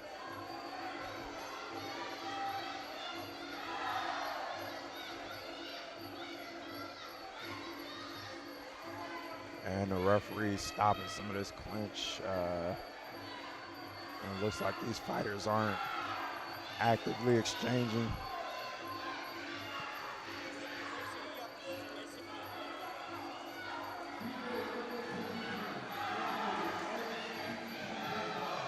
They're now mouth breathing. Yeah. Like we were mentioning before, that fatigue of the larger weight divisions. course, it is not hard for them to fight in round 3. Ooh, another spinning back elbow. She was searching for it. Nice right hand from Yelena. Oh, yeah. Lena comes forward aggressively, but Silver pushes her through the ropes with a hook. In this last round, Silver still looks to have really good, good up jab. Silver still looks to have really good movement still and good energy. Elena's starting to look a little bit stuck in the middle of the ring. Not much movement. We got a minute left in the last round. Elena Jurisic from Croatia is now up by 2. Ooh, and another spinning attempt. I mean, the problem is she's showing that too, too much, maybe. Maybe that was the first one is a surprise. Yes, it was. It was. The second and third one is like, Elena could see him coming now. I think she started with feinting right hand, then spinning back elbow. But yeah. Good left hand landed right through the chin. But it is over, so the first finalist for -75 will be Elena Jurisic. Of course, she got lots of experience. Yeah. She's a good fighter. She knows how to fight, but shut off the Salavat. She also showed courage. And she's also very young, just 18, and of course, it will be maybe a long career ahead. But this time, winner is Elena Jurisic. Yeah, Helena got the third round on all of the judges' scorecards. But yeah, there's nothing for her to hang her head about. Silver fought an amazing fight, and Helena's on to the finals against the winner of our next match. Well, who we have? We have Kristina Tikhonova in the red corner, neutral athlete, and we have a French one in the blue. What a long lane. Korea Di Monique. I think we got some, how can I describe, late bloomers in Muay Thai as well. Yeah, for sure. I'm one, so it looks like Korea is 39. Yeah. Myself, I'm 34, and wow. I didn't start training until I was 30. So really? You look much more younger, by the way. Hey, thank you, man. They say black don't crack. It's not an old age, by the way. It's not. It's nothing. But I mean, if you think about some sports like gymnastics, it's like 25, then it's done. Over. It's over. Muay Thai, I think, is less about your actual age and just more about how long you've been doing it, because it's a very grueling sport. Even when you think about at the birthplace of Muay Thai in Thailand, there aren't too many athletes that compete past maybe 25, 26 because they've been competing since they were 8. And if you look at their resumes, they're like 300 and something wins and 100 and something losses. Yeah, they fighting every other week for 10 years in a row. Wears on you. So it's going to be the first match of Kristina Tikhonova's IFMA career, and the second match of Korea Di Monique, because she defeated Negar Sadat Jezoyari from Iran via knockout, I think, via referee stoppage. Okay, ref stoppage, and what that looks like, round 3, round 2 or 3, in the round 3, and it's a quite statement if you can win in this category. In third round, it means that you got a great cardio, great endurance. Yeah.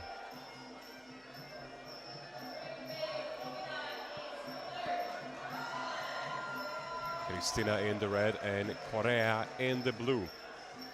So far, let's see what French team do in this World Championship. They also got a big keep. They have 13 athletes. Out of 23 bouts, they have 12 wins. 11 losses, yeah. So, Not a bad resume, I think. yeah.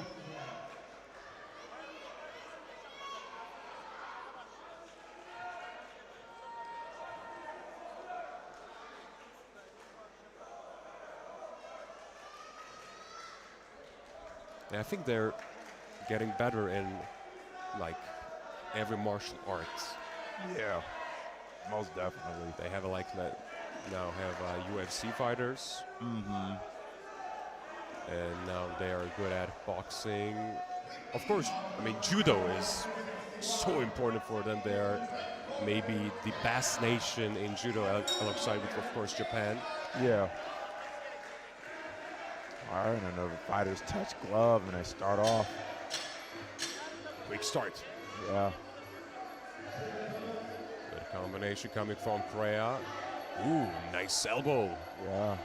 You know, Christina's still in there just throwing those knees, keeping that activity up, and making sure that Korea can't get settled in that clinch.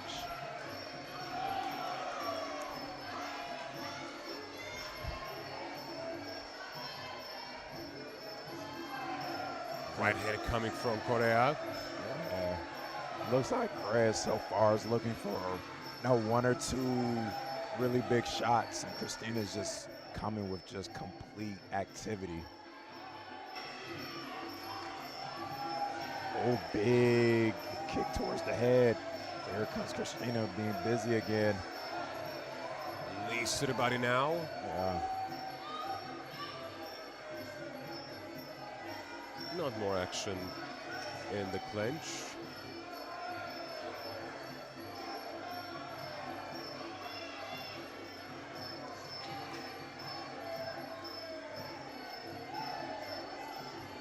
Ooh, a good right hand coming from Korea Dia Monique. Yeah. A little punch there on the break, but nothing intentional. Good jab. Another right hand from Korea.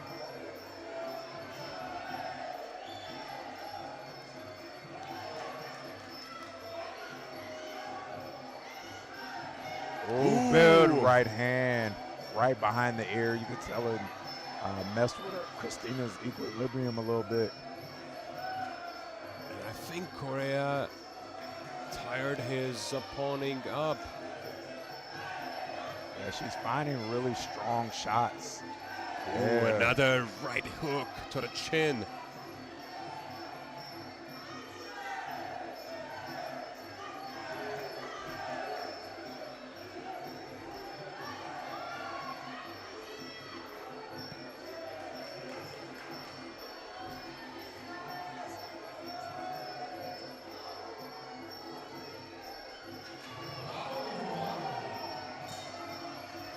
We got less than 30 seconds remaining in the first round.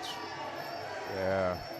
It's been a back and forth round. I would say Christina started off really well with some of that volume, and then Chris found a home for that right hand in the past minute or so.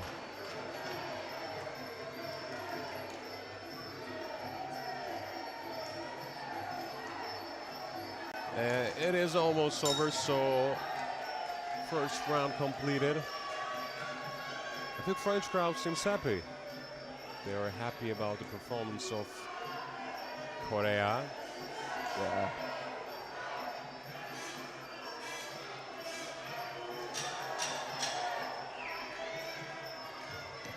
And again, for the people at home watching the various streams, as we await the score of this round. Split. It's a split decision in favor of Kristina Tikhanova. Yeah, but for our spectators at home, the environment here in the arena is just electric. You have every country rooting strongly for their team, and you almost can't hear anything in here. So the French athletes are supporting Korea. A lot of the athletes are supporting Christina as well, as we begin round two with a strong combination from Christina. Good tip coming from Korea. Now a body and head combination from Kristina Tikhanova. Oh, and a good turn. And he showed that knee as well. Yeah, showed the knee, kept control. Let the judges know she could have landed it, but she didn't. Yeah. It's like mind games towards the judges. Yeah. And now she's more active in the clinch.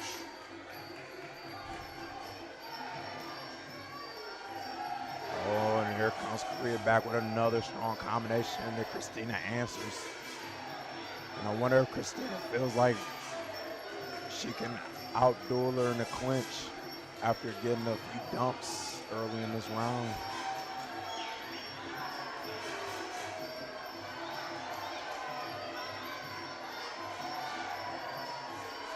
Now, Kristina in her front foot. Yeah.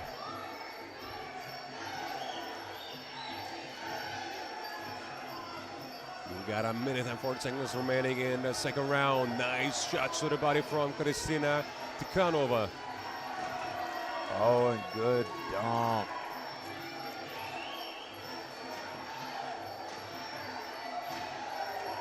Right hand missed, but now the distance is close, so they trying to land some knees to the body. Good knees coming from both sides, but I think Kristina found better knees, especially to the higher level, to the obliques, to be exact. Yeah, she had a lot better control of Korea's head in that clinch there. Ooh, elbows coming from Korea.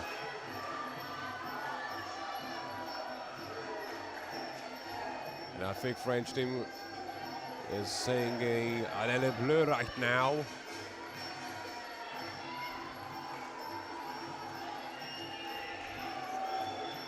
We got 40 seconds left in the second round. The first round was in favor of Kristina Tikhanova. Oh, good knees to the head. Wow. Two of them. Those were dangerous knees to the head.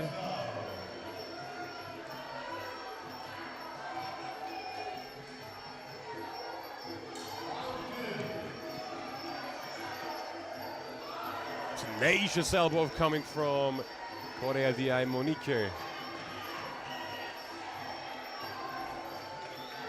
Again, active clinch. Yeah. And as round two comes to an end with both fighters exchanging knees over there. Let's see what adjustments their corners make as we await the judges' scorecard.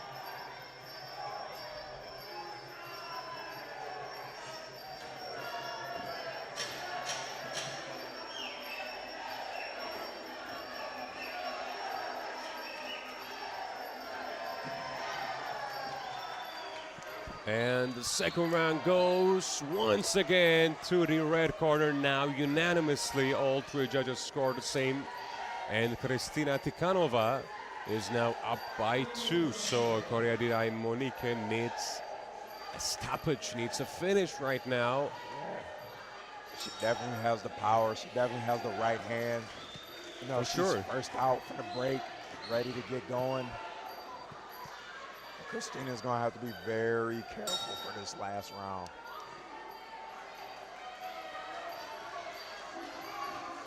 Ooh, big right hand off of the hook. Big knee to the body. Korea was squeezing that head in the clinch from the neck, of course. Good block from Kristina. Jump out after this one? Okay, bro, jump in.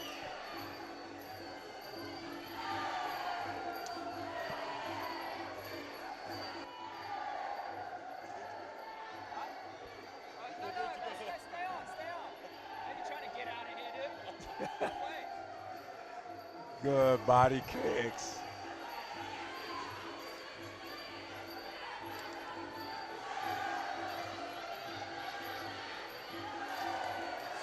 Good knees coming from both sides.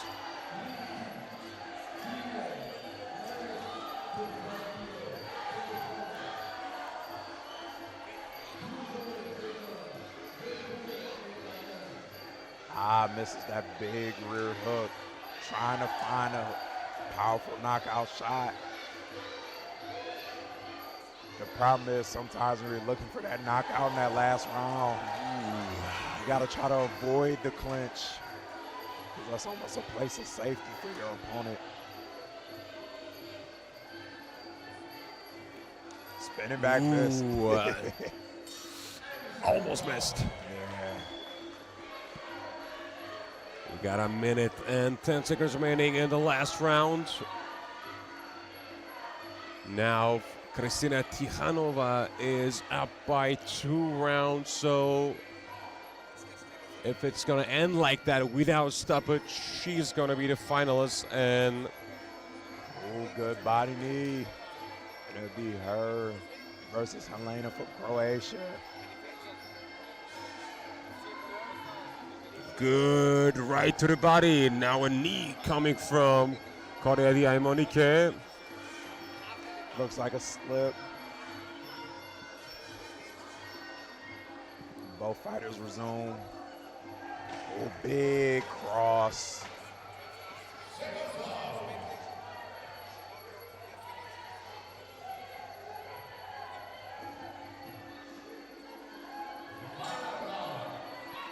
And it is almost over. So we got only 10 seconds left.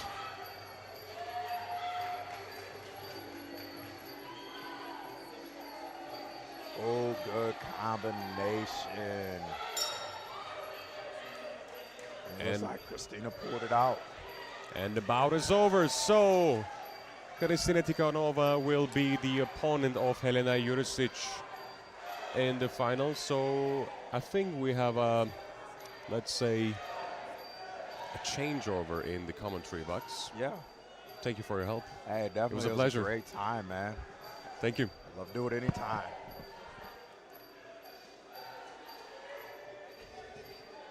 Well, now we have the biggest entertainer in the business, I suppose. He's going to be with us anytime soon, and we will jump up to 75 kilos. Male elite category, let's say, and the Ring A in the IFMA World Championship 2025. It is going to be Dalian Davudi from Sweden and Nikita Maximech from AIN. So we okay, it's not messed up yet. We're going to start soon. That's not even mine, dude. Okay. I can't take credit for that.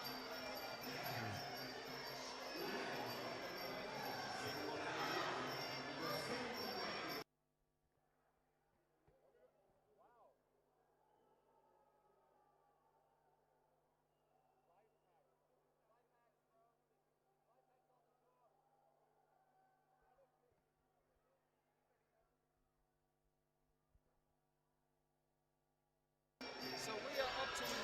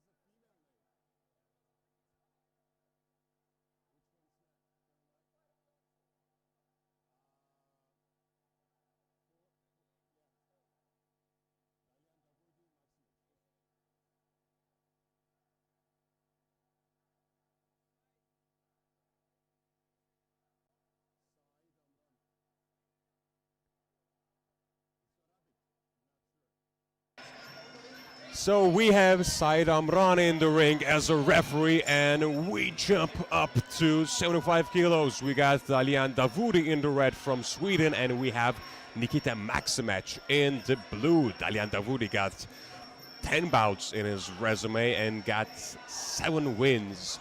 He won gold in 2023 IFMA World Championship. Oh, by the way, great start, great tip from Dalian. I wonder why he did not compete in last year's World Championship. There you go. So the referee jumps in and breaks him up at this point. Back to center ring. Nice check there. Good combination from Nikita. Ooh, good knee coming from Nikita in the middle kick, but the response was great with a knee to the middle section from Dalian Davudi from Sweden. Dalian Davudi making it look easy right now. Good right hand and a right cross. It's a battle of the open stances. We've got a southpaw versus an orthodox, but Dalian switches back. Good middle kick attempt, another middle kick. Wow, Said Amran definitely got his work cut out for him tonight.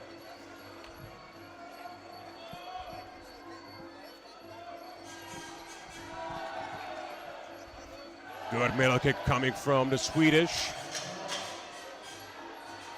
Now a Strong clinch. work, 75 kgs. These cruiserweights are making it look easy right now. Very athletic in the clinch. They should be. I think it's a top tier weight class for like muscular endurance and power. Syed Amran just with the referee's duties right now, getting those elbow pads up nice and high.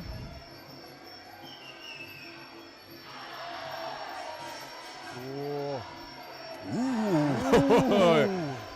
Well, Nikita should be more careful on his defense.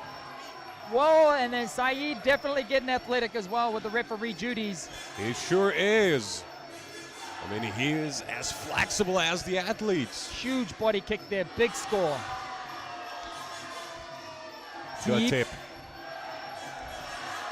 Ooh, nice left and right coming from Dalian Davudi. A tip again.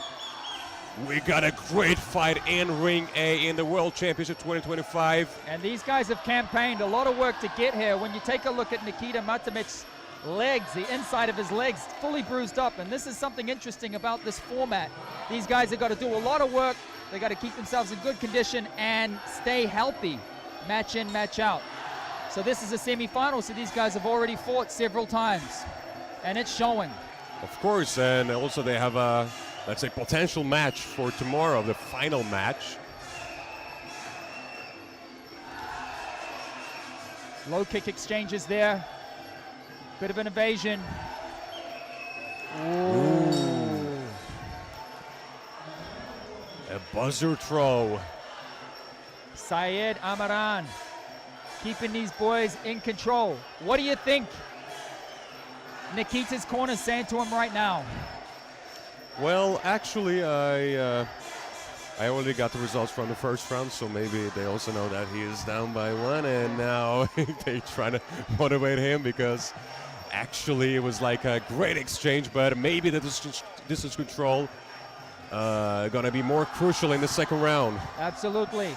So Dalian Davudi, the Swedish fighter there, he's getting good words in from his corner. Staying nice and sharp. He looks the lesser battered up of the two. So maybe he's had some easier road in here to get to the semifinal. Either way, both corners now, it's critical rolling into round 2. For sure. So the second round is underway, and Swedish Dalian Davudi is now up by 1.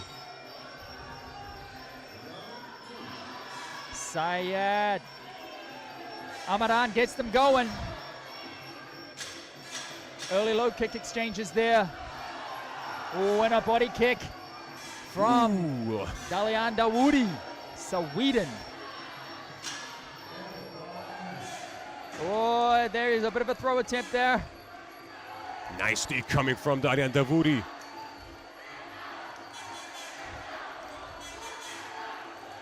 Nikita with the evasion. They're throwing their hands as they clinch up in the center ring.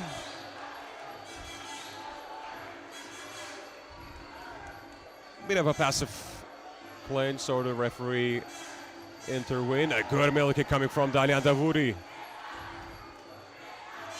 Look at that switch stances. Ooh, a cowed. Good, and a low kick followed by a clean sweep. Body kick into the ropes now, working on the defense as you said before. So beautiful elbow coming from Dalian.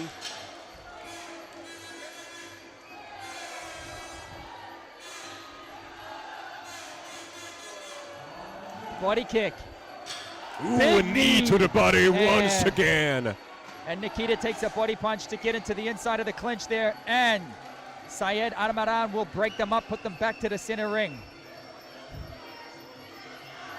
Nice low kick.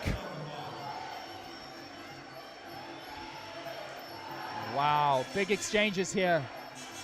75 kgs, cruiserweights, throwing it down. Body kick. Light on his feet. Nikita. Ooh, a great right hand coming from Dalian Davoudi. Straight great right. timing. Down the pipe. It Good looks like for one of his own. Doesn't land as crisp. Body kick. Nice right hand from Dalian. Look to add on those combinations on that right hand. We'll be looking for body kicks after that. He's just racking up points right now. Both fighters throwing down in the center ring. But Dalian just powered up that right. Whoa, an elbow goes begging. Definitely a lot of volume from these guys, 75 kgs here tonight. And we got only 20 seconds remaining in the second round. So first round was in favor of Dalian Davoudi. So is it going to be even, or is it going to be two? Exchanging body kicks, much to the crowd's delight. Syed Amaran says, play on, let's keep going. Oh, some spinny action. A right hand of his own. Nikita, both fighters raising in celebration, going back to their corners. This time round, Dalian Davoudi getting it, talks him from his corner. And the results of that round, that in? It is actually, okay, let's not cheat. Let's not cheat and wait. For those watching at home, it's been exciting. Obviously, we've got a lot of supporters in the building tonight.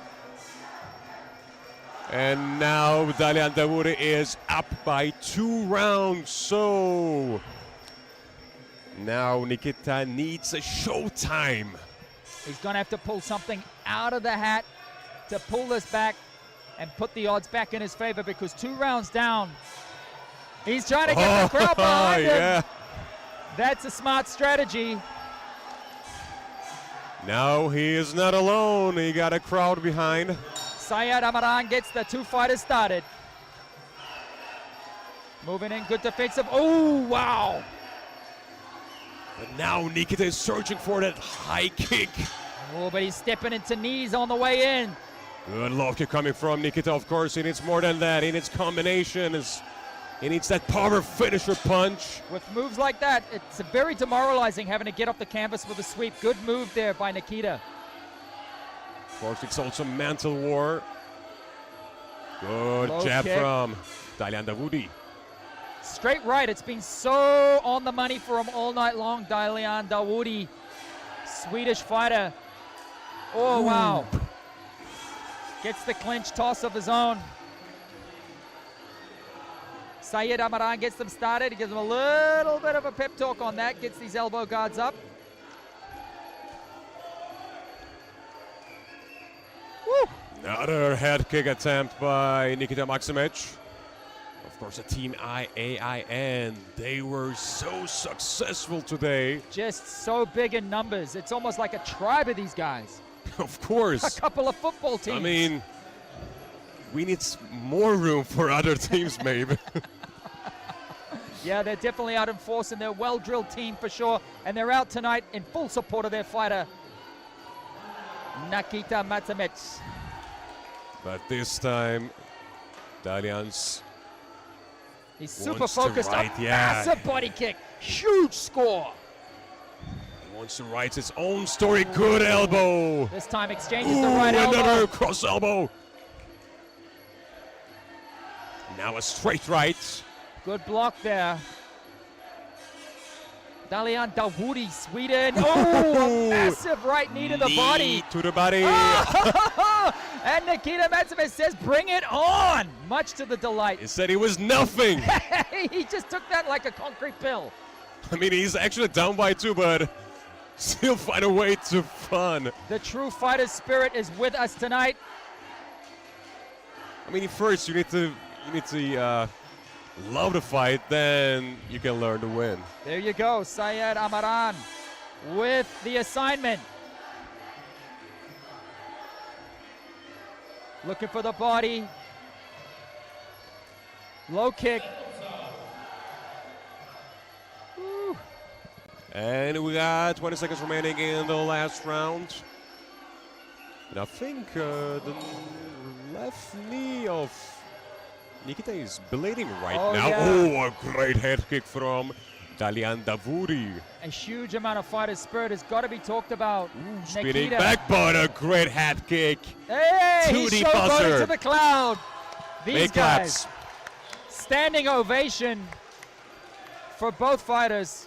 Well done. I mean, for the fight. Of course, we should appreciate the winner, Dalian Dawudi, as well, because I'm not sure who will win the last round, but the winner will be Dalian Dawudi, and he will be the first finalist All will at be 75. decided. Let's make it official, and it is Dalian Dawudi from Sweden. A clean sweep across the rounds. And he'll go on to the competition. Finals time tomorrow. But who will be his opponent in the final? We have 2 candidates for that. Let's say Leroy Luperon in the red corner. He is from Switzerland. He's from Switzerland, and we've seen a lot of him this week. He's come out, he's been firing, he's got beautiful kicks. He faced a Thai opponent early in the qualifying, and he made light work of that. So we're excited to see him. I mean, of course, he can just decided to do hiking, swimming, triathlon, but he decided to do Muay Thai. Muay Thai. I don't know why. Wow. In Switzerland. Yesterday, this fighter here from Italy, Yes. and we saw a huge upset from him as he took out the French fighter, a favorite, early on in the round 2 with a hit kick KO. Yes, it was spectacular against Jimmy Vreno. Yes, Jimmy Vreno, a previous champion, and it was a massive upset, but of course the Italians were celebrating quietly, but now he's got to face Leroy. I mean, if we got belts, he might got the new belt, new world champion. There you go. There you go. So this is very, very hotly contended. These 2 fighters now have got to face each other to go on through to the final. I mean, yesterday I was remembering the celebration from the Italian side. They were celebrating like they'd be the world champion of like football, calcio. Yes, there you go. Pavarotti was definitely screaming from the rafters. It was excited pandemonium for the Italian team, but now he's got to face Leroy all the way from Switzerland, and he has been on fire. It was like the last penalty of Fabio Grosso. This is an unbelievable fight. The fight fans are definitely pumped for this one. It's a huge one. Let's say you must see that. This is must-watch TV. Sports fans are pumped. No mobile phones allowed. You should never catch an eye right now. Yeah, you got to keep it glued to the live action. Nothing beats live sports, so of course if you're watching it on the screen at home, okay, next time around, make sure to get yourself to the stadium to see this live, because the atmosphere here, trust me, it's electric, and this fight is underway. Leroy is in the red and Domenico in the blue. They're looking for this. Is good left hand coming from Domenico, but he was a bit imbalanced, so just a little bit of a feeling out process right now, and of course this is again another battle of the open stances. We've got a southpaw versus an orthodox fighter. Leroy is switching up. Ooh, good boxing combination coming from Domenico Caravello. Plenty of knees too. This is real lively action. Now referees intervene.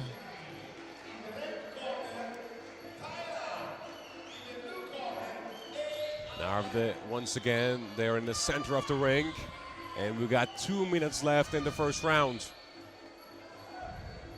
Good decision control from the Swiss athletes.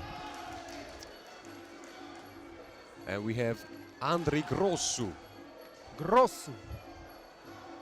as the referee of the match, by the way. It was a great low kick from Italian. Just a clean sweep to get him off balance there. Took the base right out from underneath him. Whoa! You can feel the power from here sitting up in a commentary box. As these two clinch up. Andre Grossu, the third man in the ring.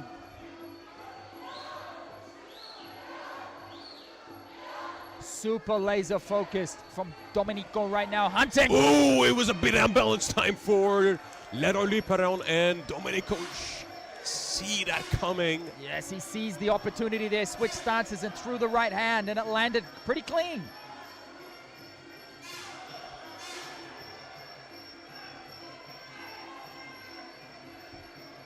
What are your thoughts? You think Jimmy might be watching from somewhere on this one, thinking, what if, maybe? Well, watching these guys go on.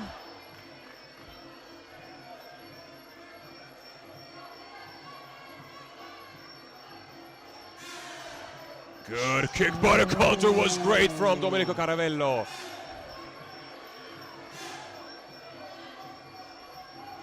Ooh, good combination. Uppercuts are coming from Leroy Luperon. And they're clinching up right now. Andri Grossu separates the two fighters. Now we have 10 seconds remaining in the first round. Huge exchange there. Good left hook from Domenico Caravello. Trying to bring him onto the right hand. So wow. The first round's over. Wow, that was very, very contested. I couldn't call it, to be honest. There were a lot of exchanges from both fighters. We will need the judges to throw that one up because I got no predictions on that. Well, I have no idea as well, so we got 10 seconds to learn that who's going to be the winner of the first round. Is it going to be Leroy Luperon from Switzerland in the red corner, or is it going to be Domenico Caravello from Italy in the blue? And the winner of first round by unanimous decision is Domenico Caravello. All three judges make the decision on that. Well, you can't argue with that. There you go. It's official. So the first round going through, the Italian fighter, Domenico Caravello.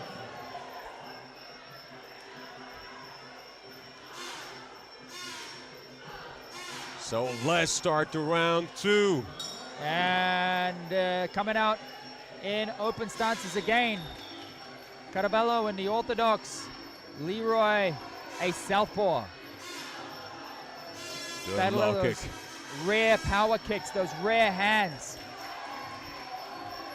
I think Leroy got an issue on his balance so far. Ooh, another. Two low kicks. Make him miss, make him pay. Oh, and a great left and a high kick from Domenico Caravello. If he wants, he can land. Ooh, great combination, and now spinning back elbow. Nearly missed. Yeah, this is razor close right now. Both fighters want it. Once again, right to the chin.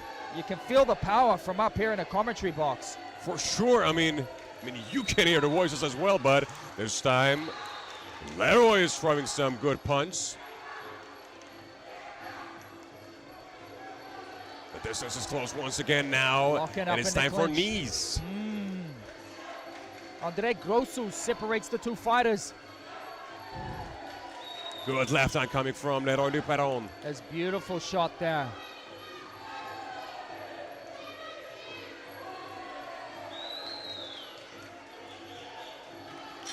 Wow, good big left. counter. Trying to take the base out. This is it. Domenico Caravello. Ooh, Oh, another spinning back elbow attempt. Quite a cerebral fighter. He reads the opponent well in the situations. He's got a great base underneath him. It's always well balanced, ready to strike. It's looking lovely. Another great timing from Leroy Luperon. Feeling the pressure there, the great 1-2. Yes, and he started to reading his opponent very well in the second round, but spinning elbows keep continuing from Italian. Maybe He's not hesitant. Maybe going back to basics, the 1-2, setting it up with the kick, just keeping things simple. Yeah, we're looking for the counters. Yeah, a bit of more textbook strikes, maybe. Yeah, it could be helpful. And we got a half of a minute left in the second round. Now Domenico Caravello is up by 1. Ooh, there you go, the 1-2, well, we're calling for it. And then a middle kick. A spinning back elbow again. It's 4th in this round. I mean, how much we're gonna see?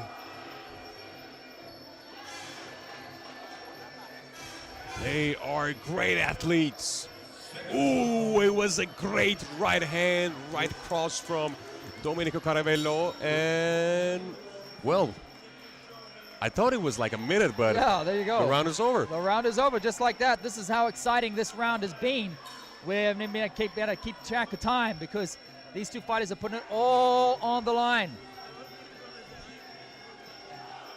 Is it gonna be 2-0 up for Domenico Caravello, or we will be seeing a decider? Let's see. Sending this one up to the judges, and I'm sure Caravello's corner has been talking to him. They are happy. They are happy because their They are fighter is felice 2 right rounds now. up. 2 rounds up now going into the third. Which means, Congratulations. hey, Leroy Luperon has got a lot of work cut out for him. Because again, all 3 judges saw it that way. Going into the third and final. This is the difference between moving on to the final and taking the bronze medal. So, now the question is, will Leroy can able to finish his opponent and good teeth there. get a Nothing comeback underneath win? Good head kick from Domenico. He is very composed, very focused, but a good tip coming from Leroy. Double low kick. He really is a Superman. He's got the Superman athleticism, and he is laser focused for sure. The Italian fighter, Domenico Caravello. Good right hand coming from Domenico. Nice right hand, right kick after it as well. So he's scoring. Right now, he's keeping distance and playing strategic, I would say. He's not wanting to make any mistakes. I think he's a bit demonico in this round. Inside leg kick by way of Leroy Luperon. Middle kick from Leroy Luperon. Power kick. Good block. Ooh, a spinning back elbow. This one, it got hit. Yeah, that one found a home. Now they're a bit paced down, of course. The fatigue is now an important factor in this match. Yeah, both fighters had a relatively smooth run into this semifinal, so we can expect big things for the final. And we got a minute and 20 seconds left in the third and last round. Swinging for the fences. Both those shots went missing, but they lock up in the clinch.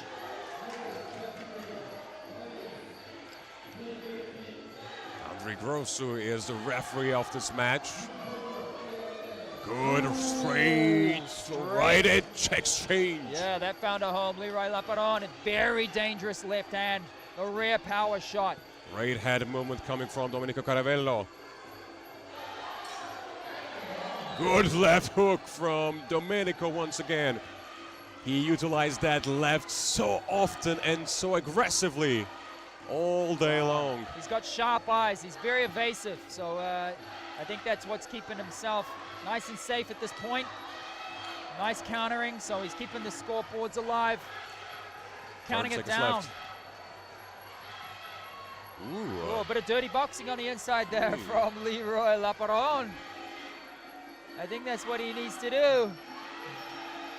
He's got put it on the line. The final clapper there as these guys get off the canvas. 10 seconds.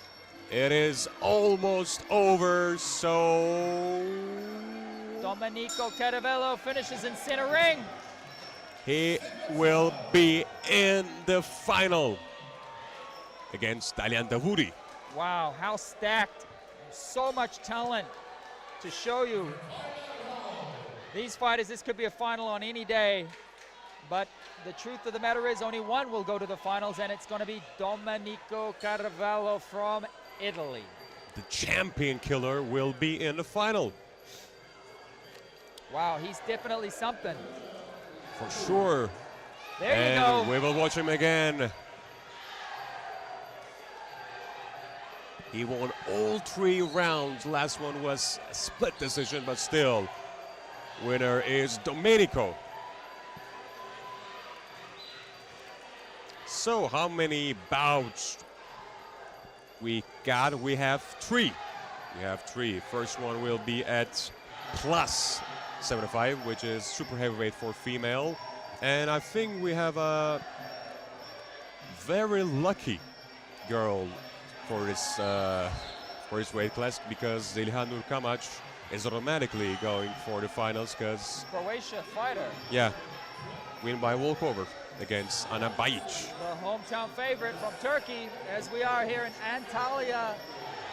2025 Senior World Championships, the IFMA Senior World Championships.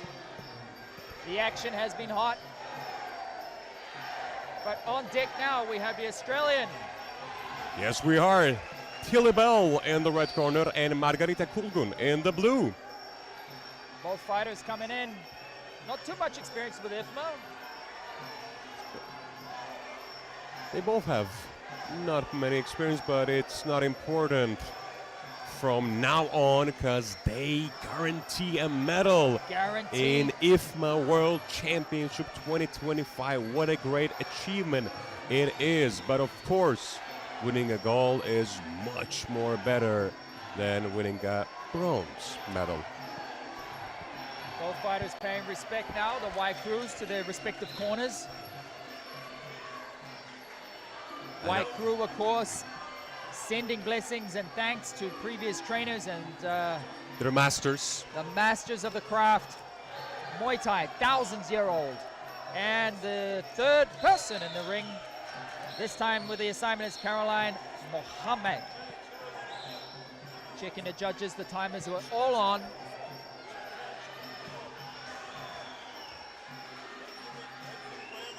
Well, it's going to be Australia versus AIN. They are at super heavyweight division. So no maximum limits for this weight category, as far as I know. Yeah, correct. But Don't I quote mean- me on that, but the action's going to be hot, fast and heavy for sure. For sure, yeah. And I think we don't have a Aussie finals so far. We have? Do we have an Aussie finalist? Maybe after this match we will have an Aussie in the final. Do we have a Kiwi finalist in this World Championship? I believe Zoe Petric from Australia. She will be making her way to the finals. The You are champion right. From last You year, are right, so yeah. the Aussies are well represented. They also represent Oceania. Yeah, Oceania. There you Oceania, go. sorry, Oceania. Again, Wow, It's what a- a great start. it's a battle of the open stances, a southpaw versus an orthodox. I mean, we declare them they are super heavyweights, but I think they fight like bantamweights. What? They are throwing down, much to the crowd's delight, absolutely. Great velocity. Very, very ferocious early start. Tillabel in the red and Margarita Kulgun in the blue. Mixing the levels up well, they're punching up top to make opportunities down below and score big. Body kick there. They got quick feet. Wow, this is amazing. Good to see it. Good to see it. Another low kick back block. This time a tip. Ooh, right overhand from Margarita. I have to admit, I like the way that Margarita is working the distance. She's scoring big and getting out. But this time great left coming from Tilabel. Both fighters pouring it on. Caroline Mohammed definitely got her work cut out for her on this one.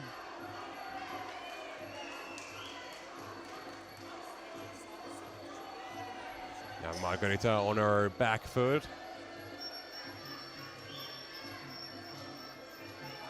Ooh, straight into a big right hand. As they clinch up. And it's pretty even in the clinch there. Tilly turns her opponent around and puts her into the back of the ropes. But knees were coming from Margarita's side. Ooh, good middle kick from Tilabel. Wow, and the athleticism from a head kick to a body punch. So she's managing to throw that right leg up and the right hand straight after it. Nice work there, Margarita. Nice knees, devastating knees coming from both sides. Jostling for position on the clinch there, trying to get those elbows loose. Wow, this is certainly even. Whoa! It is. High volume of punches coming and high volume of kicks, both fighters. Ooh, straight left was good from And the Tilabel. body kick as well from Margarita as well, definitely scoring. But I see Tilly Bell is managing to keep her opponent in the corner now and just unleashing lots of body kicks, and this is so contended. And now Tilly was able to cut the ring, but Margarita is also working with punches. A great right hand from Margarita. Great ring control there. Only been separated from Caroline Mohammed, the third person in the ring, the Maz. Good defense from Tilabel, and the first round's over. And Tilly found a nice work there for great round for her. Very exciting. What do you think the corner's saying to Tilly Bell right now? Well, let's try to understand. As mouth reading, I think they say, well done. I can't do Aussie accent, I'm sorry. Maybe tie a kangaroo down, mate? Yeah, something mate. like that. All right, mate. I can see some heavy breathing coming in from the AIN fighter there. So the conditioning may play a factor.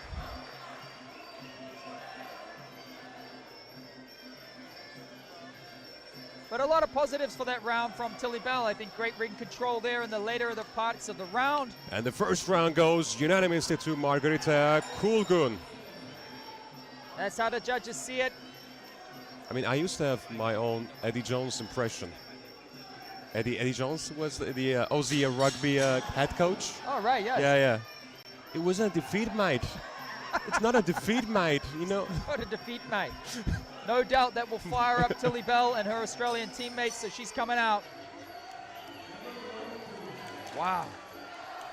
Again, a fast start for super heavyweights. Ooh, great combination coming from Tilabel. My question is just keeping up this velocity.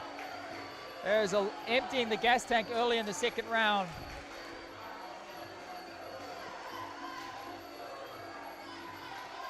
Nice body kick coming from Margarita. As they lock up in the clinch. Jostling for position, trying to get those elbows loose. Ooh, what a great elbow was that from Margarita Kulgun in the red corner.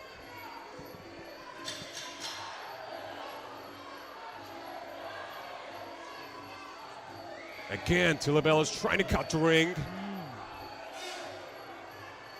She was trying to create tight spaces in the ring A. Good inside low kick, Tilly Bell.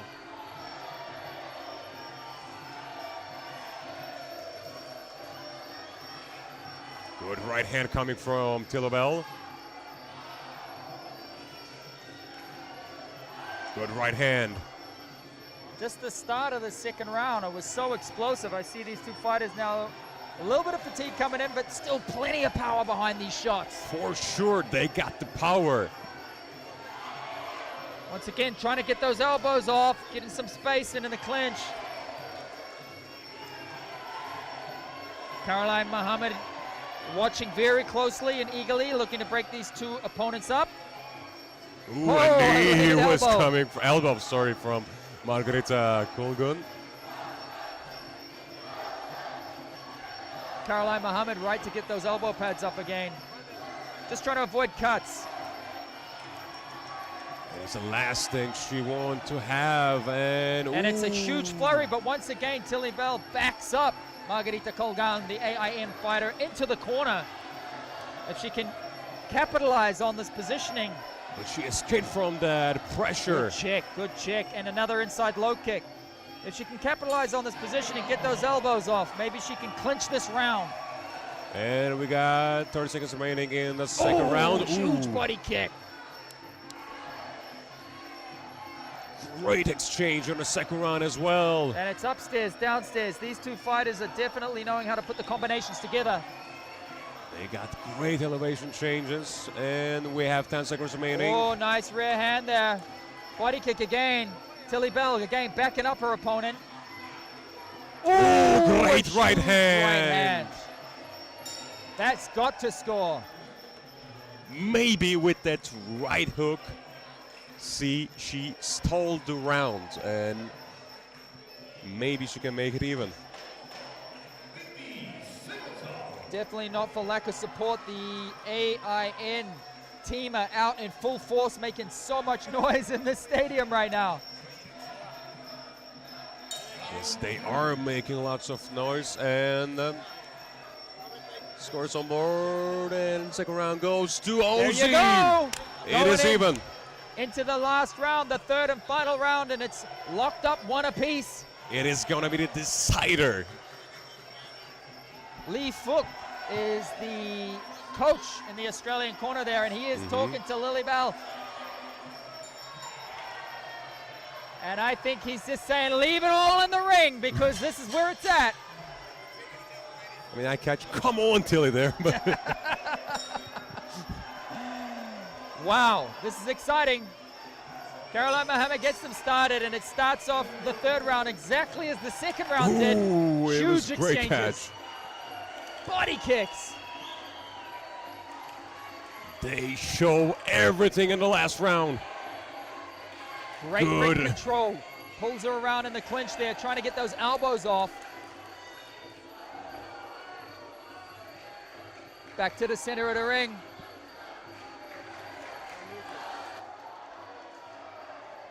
Deep there from Margarita Kulgun, the AIN.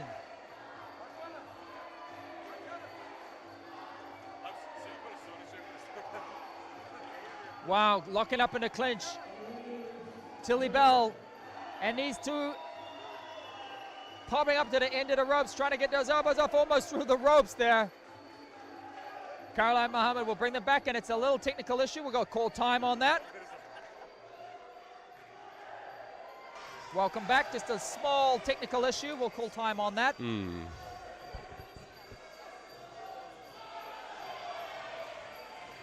So it's one apiece into the third and final. And we got 2 minutes. 120 seconds exactly. Good right hand coming from Tilly Bell. Wow, and it's just an absolute flurry of pressure. Again, backing up her opponent.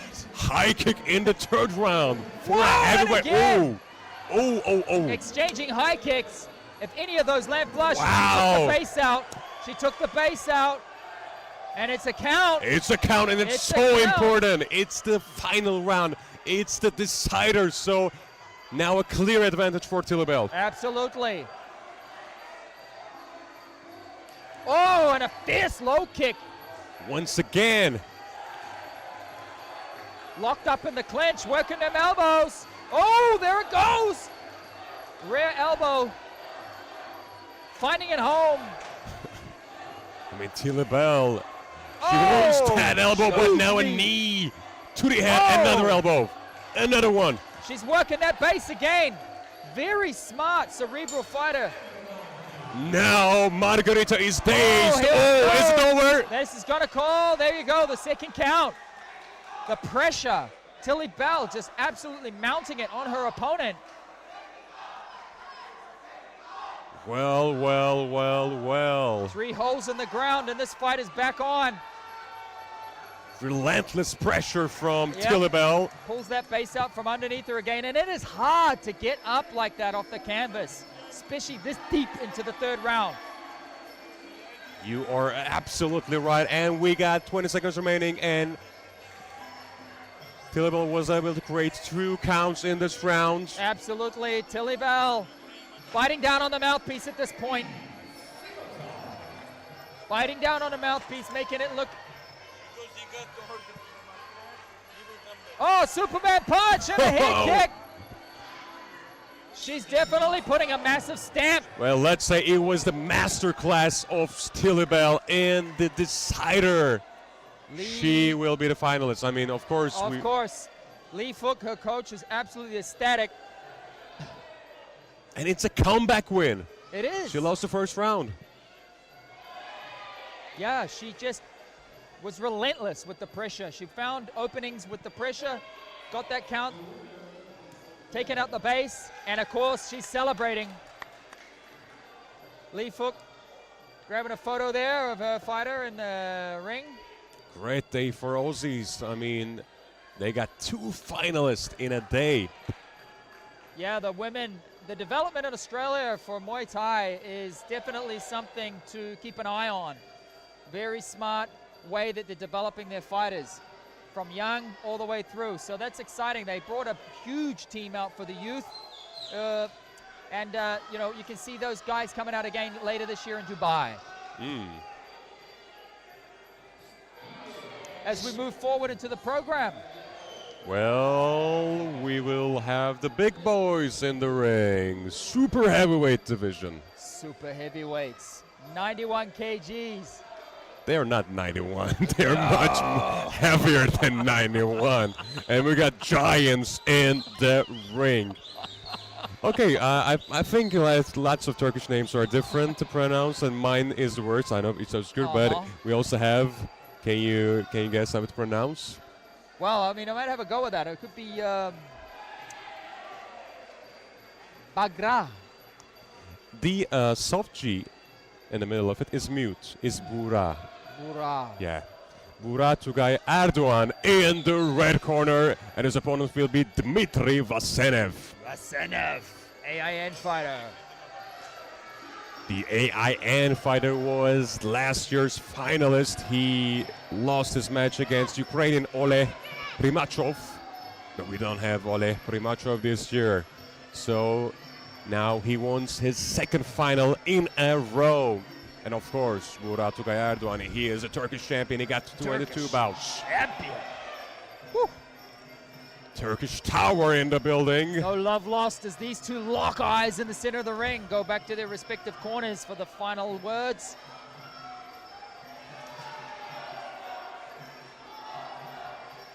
Out of 22 bouts, Bura was able to win 12 of them. He got multiple Turkish championship in European Championship. He also got some beautiful results, and he was the world champion in 2019, so he already got that gold, but it was 6 years ago. I mean, you have to make it new. You need a new version of it. I mean, I can't even remember before the pandemic. Was it real then back then? Exactly. Touch gloves and they go moving forward. Bura is in the red and Dmitry is in the blue. 2 very solid orthodox fighters. One punch can change everything in this division. They are super heavyweights. They're looking for, this is nice overhand from Dmitry Vasenev. Good left to the middle section, middle kick. Range finding. Of course, it's hard to find a sparring partner in that division too. Oh, yeah, where do you find them? Up in the mountains with a bear or something? You have to, maybe. Good tight clinch. Nice knees to the obliques.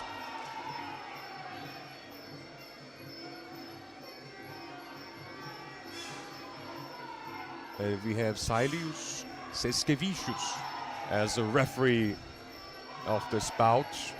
No doubt a lot of experience. And you'll need it to keep He's these two in For check. sure, Lithuanian. Seskevicius. They also know with their height, they're really good at basketball. Oh, there you go. Lithuania, great Baltic country. And they have a lot of ballers, a lot of tall guys coming in from that region of the world. For sure, and we got a great right hand from Burak Erdoğan. Very poised, keeping the guard Ooh, up good, nice and high. good. Oh, wow, the power! Hear that voice. You absolutely know. One punch KO power. We got a minute left in the first round, the opening round. Good middle kick from Burak. Ooh, nice right from Dimitri. Bit of an attempt, I think grazed past the head there, but if that had landed, wow. Incredible moments in ring A. And IFMA World Championship 2025 in Antalya. Ooh, another tight moment. Now, knees goes high from Burak Erdoğan in the red corner.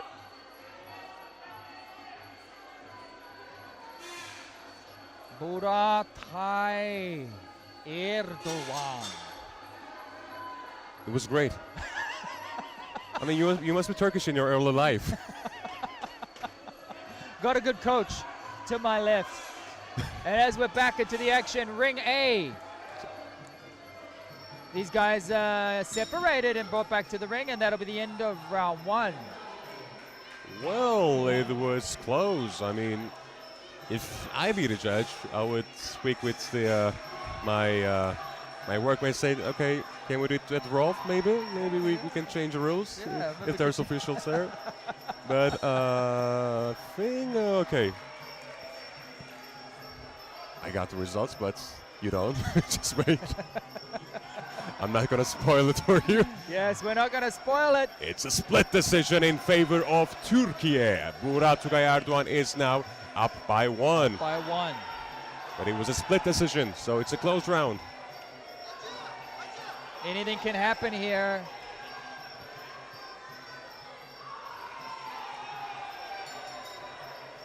But it's been a huge day, another huge day here, 2025 IFMA Senior World Championships, Antalya, Turkey.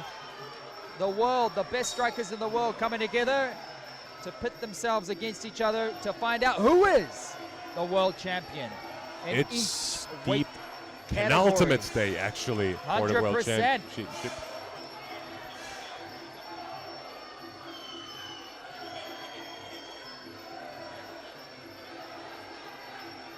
Referee dwarfed by these two gladiators. Huge body Ooh, kick. I mean, they can eat that lions if they be gladiators, so yeah. Whoa, a low blow there. We'll call time on that. Mm. Okay, that's not exciting. Let's put him back to the neutral corner. We all felt that, unfortunately. Yeah, it's one of those things. When both fighters are going for kicks, sometimes this can happen. But we're playing on.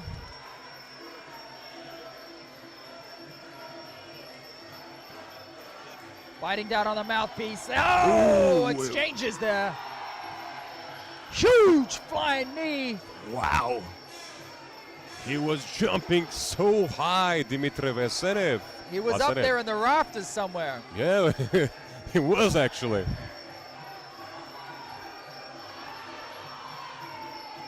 We didn't expect that. Whoa. Super explosives, and they lock up into the clinch.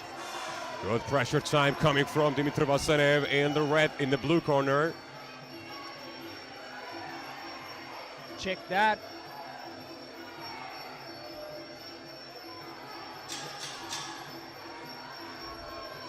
Good middle kick from Burak Erdoğan. And Dimitri caught himself a knee on the way in there as well. Nice delivery that with the left knee as he stepped through. Ooh, fierce exchanges. Good distance control coming from Dmitry Vasenev in the clinch. And now knees Hitting hard once again, and we got a minute and 10 seconds remaining in the second round. Very similar styles, in fact. When they clinch up, they're throwing their knees in immediately. It's almost like nullifying each other. So it's a battle of wills. Right inside. Good move there. He managed to evade that punch, and again, they lock up in the clinch. Ooh, yes. Oh, uppercuts to the body. Uppercuts. Wow. Ooh, Oh, what but happened? who felt the pain? Who felt the pain? They're calling time again. I mean, this is it. They're in such close contact with each other in quarters, and they're both trying to get the shots off. Maybe not as measured as some of the lighter weights. They're just trying to make it happen. And of course, these accidents will occur, so the time on has been called. And chop.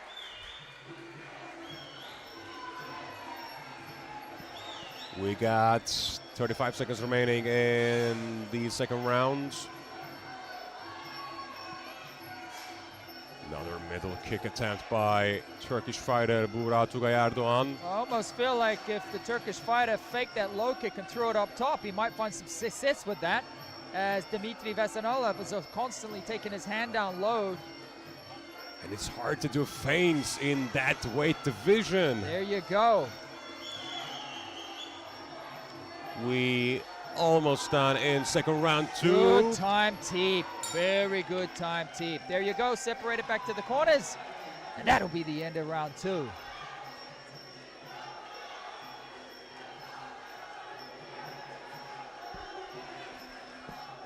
Still some action happening in Ring B and Ring C, as we've got a full program here tonight.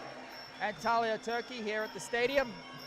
IFMA 2025 Senior World Championships. And the second round goes this time to Dmitry Vasev. There you go. It's locked up, one apiece, going into the Wow. third round. The best round ever. Of course, the decider. I mean, what can be better than a decider in the Muay Thai World Championship semi-final day? Absolutely. We won more. We cannot get enough of this stuff. They show respect to each other. And they're off. Inside low kick. Whoa! Did you see that? I mean, yes, I saw that. A spinning back, and it landed. So that's Yes, a it is. huge score for Wow. Vasanov. Ooh, Whoa, another whoa, right hand whoa. double right and knee to the head. Oh my gosh, this is huge. He's definitely hunting. He's trying to make this not a contest by way of knockout. Those are definite knockout. Oh, wow. Throws up the left knee into the Yikes. midsection. By the way, we got 5 judges to decide in the round 2. It was a split decision, 3-2 in the second round.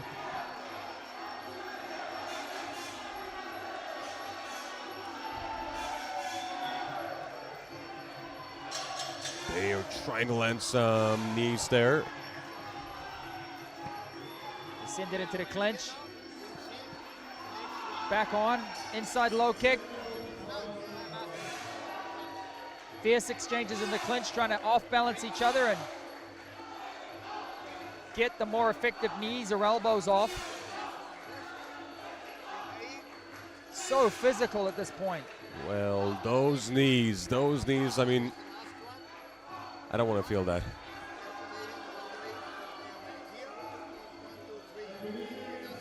They lock up again. And we got a minute and 10 seconds remaining in the last round, the deciding round, because it's now 1-all, 1 piece. It's heavily clinch-dominated round so far, but we have a great moment for Dmitry Vasev in the beginning of the third round.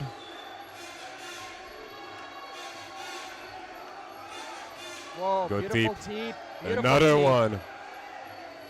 Whoa, quick uppercuts there. He's showing the skill and the speed. The hand speed of those fighters are great. Very, very decisive. Only 30 seconds left.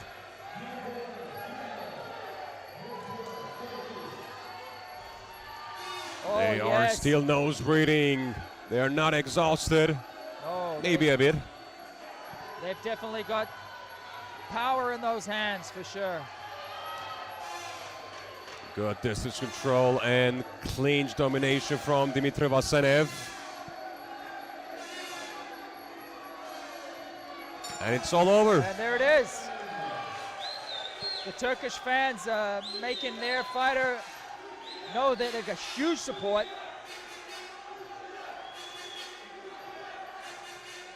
It's Türkiye voices in the room. So it's going to be another split decision in the last round. And sending it up, making it official. And the winner is Dmitry Vasenev. Wow, 3 rounds, 3 split decisions. What a close So fight close, that was. So close. Wow. I should say, I mean, there is no losers in this match. No loser in the match. I think Murat, of course, he gonna get a medal too, a bronze medal, but Dmitry Vasenev will fight in the final. But Final, we go on to the program tomorrow. tomorrow will be the day of finals. Not final day, but also the day of finals. Day of We got finals. nothing but final match, nothing but medal match.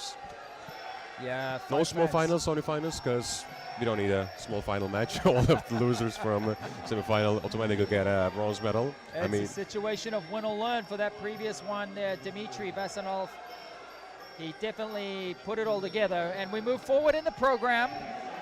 the last but not least action in the ring A. Eljan Dule from Albania in the right, and we have Sherifail Mameri from Algeria. Mamedi from Algeria. So Eljan Dule, this is his first world championship experience, and in quarterfinal he defeated Denis Darvishi because of the injury of Denis, and his opponent Sherifail Mameri, he also defeated Dovlemyat Gujov, a Turkmeni fighter, in the first round via stoppage in the last round. Wow.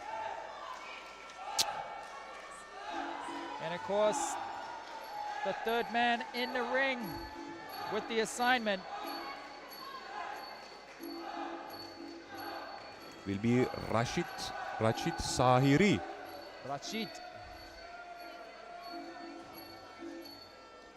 It is our final match of the day.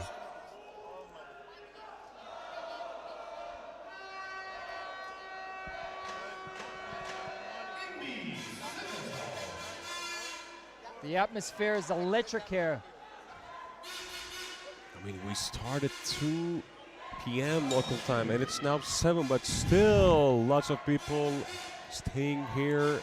Stay tuned for the final bout of the day. Of course, we got action in Ring B and Ring C as well. Beautiful busy day again, of course. Tomorrow will be the final day. But who's going to be the opponent of Dmitry Vasenev? And that's what we're looking to decide at this point for this bout. Ring A, 2025 Senior World Championships, IFMA, Antalya, Turkey. Let's look what Albania did so far in this World Championship, and of course what Algeria did too.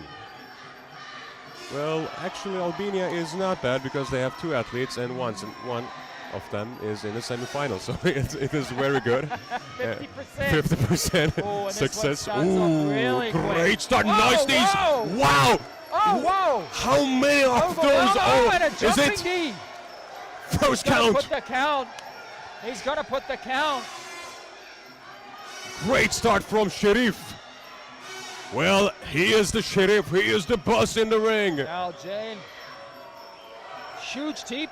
Another Right back one. into those Wow! knees. Wow! Clinch. Wow! I'm feeling every one of those 12, knees. 13, 14 maybe. I've lost count. I've completely lost count. He's sending him back to the corner. It's the referee's job to keep the fighter safe, and he's managed to separate these two.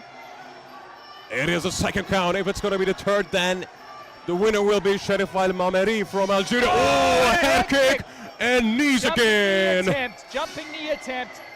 He's controlling this low kick. Yeah, he doesn't want to get paid for overtime. He wants to go home and have a hot dinner on the table. He really is the Sheriff, and it's over. It is over. The referee stops it, puts the count on. Aljain Douliev looking at his corner there thinking, what am I going to do against this complete onslaught that we're seeing here? And that's it. And I want to be in the Algerians team, Buzz, because they like to celebrate. We've seen so many top-level athletes from Algeria competing here at the IFMA 2025 World Championships, senior division, and that was an incredible performance. They got 13 wins so far, by the way. And I'm not sure if there will be another match in the ring A, because I don't see anything on my yeah, but there. Sometimes, you know, wow. we need to reschedule. What an incredible athlete. Yep, and the dinner will still be warm on the table when he gets home. For sure. Yes, he took no time. And I think that potentially could conclude our action from Ring A. Well, is it though? I think we have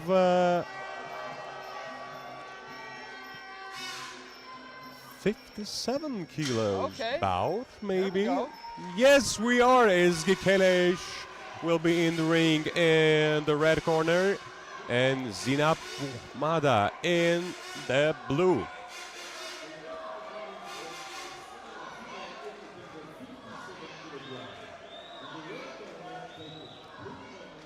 Well, let's get some details on that. Turkey. Semi-final? It should be a semi-final because it's the penultimate day, so... Turkey.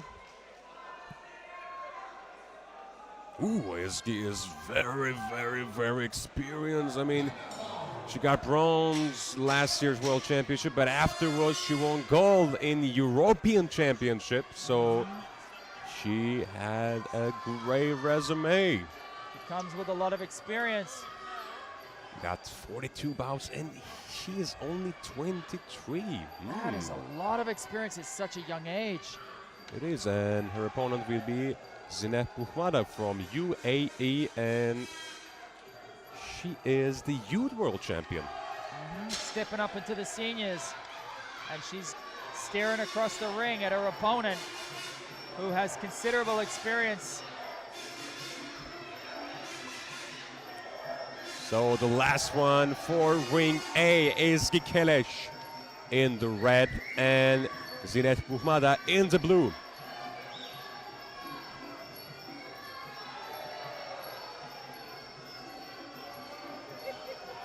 Well, let's check the backstories of these fighters. I think the reason why Ezgi started the Muay Thai was the doctor said to her that she was hyperactive. Hyperactive. That's a great way to channel that hyperactivity, is put into something as positive as Muay Thai, where you got to focus. Exactly. Absolutely. So that's a great pathway for you. And it seems to be working out really well for her. And for the most part, it's a bad news for Turkish families. We got a daughter that hyperactive. What we can do about it? Just study, please. You know, be an engineer. Come on. I mean, I became an engineer. I'm doing this stuff. You know, so I could be also in the ring. I studied naval architecture. You know, shipbuilding. Shipbuilding. Yeah, there but now let's build some tension in the ring A, because we have Ezgi Keleş in the red corner and Zineb Buhmada in the blue. It's a 57 kilograms bout. I'm sure it is a semi-final match, but I'm gonna check it twice. Yes, it is a semi-final match. Semi-finals underway. The early teep gives it right back. Ooh, great knee to the chest. Good timing on that knee. Ooh, middle kicks are awesome from Ezgi. Is it just me, or are the Turkish fans literally hitting the foghorn every time we have a significant strike? Good catch. I didn't realize that. Ooh, a great left hand from Ezgi. Somebody get the foghorn out of the hands of the Turkish fans. Oh, another great combination from Ezgi. So sharp. She started very well. I mean, we got lots of noises. We don't need extra one, actually. then chance. Let's play some guitar out of the Muaythai music. Somebody's out on the drums. We have enough of it with the Pimoy. Keeping the rhythm, keeping the pace of the action in the ring, and breaking them up.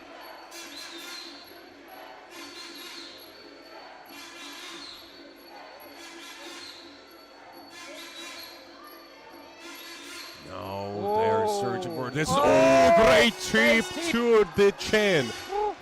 You can tell the timing is sublime. It was great. And another great middle kick. And a knee of her own this time. Zanib, the UAE fighter. She's game when she's given up so much reach in this fight. And we got a minute left in the first round. Good tip to the body from Ezgi. Just being measured right at this point. There's been some strong flurries, and there's a body kick on the way in. They lock up into the clinch, but the referee breaks them.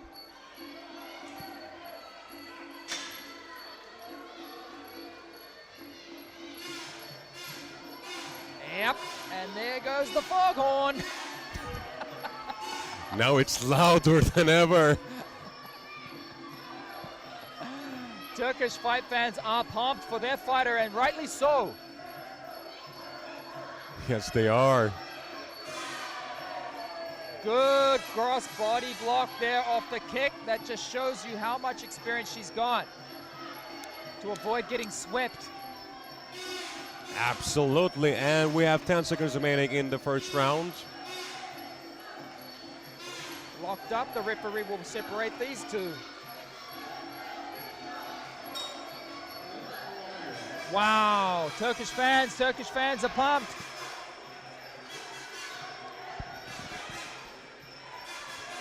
They are almost certain that Ezgi won the first one, but let's see if judges are agreeing or not. It is the last bout in ring A. Bout number 490. Making it official, certainly the judges do see it that way. Unanimous going to the Turkish fighter.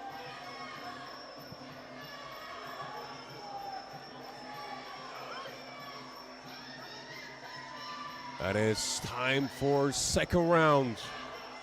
Round number 2. 57 kg, female elite.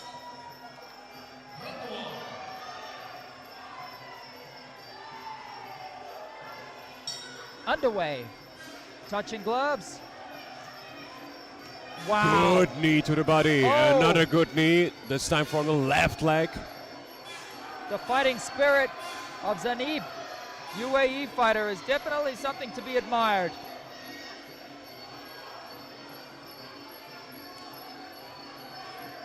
Two orthodox fighters.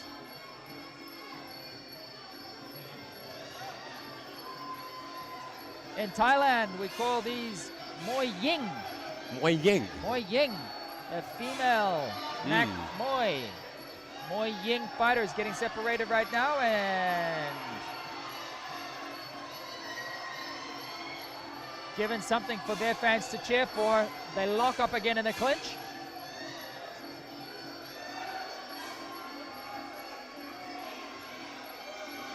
Bit of a passive round in comparison with the first one, but we got 2 minutes remaining in the round two. Oh, good right overhand coming from Zineb. She stills into this fight. Beautiful posture, staying up nice and tall and controlling in that clinch. I think the Turkish fans are divided because we've got Turkish fighters in pretty much every ring right now, I Yes. think. Of course, here in Antalya, we've got 3 rings of action. You are watching the center ring, ring A.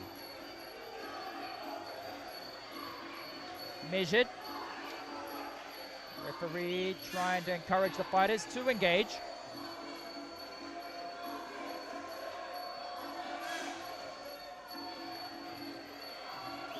Good control, good performance on the distance from Ezgi Keleş, but we have a minute left in the second round. The pace, they certainly slowed down a little bit. These two being a little bit more measured at this point, not wanting to give too much away. They waited too long for this fight. And referee encouraging them to engage. Whoa, and we see straight away answering the call. You should respond with your strikes. Ooh, nice up. low kick. Switching up the stance and getting the body kick away, the Turkish fighter, and much to the crowd's delight. And she does it again. Almost landing at will there with that type of strategy. Doubling up the left kick. Finding a home for the knee, and they clinch again. Ooh. This is competitive. Great right elbow coming from Zineb Buhmadat.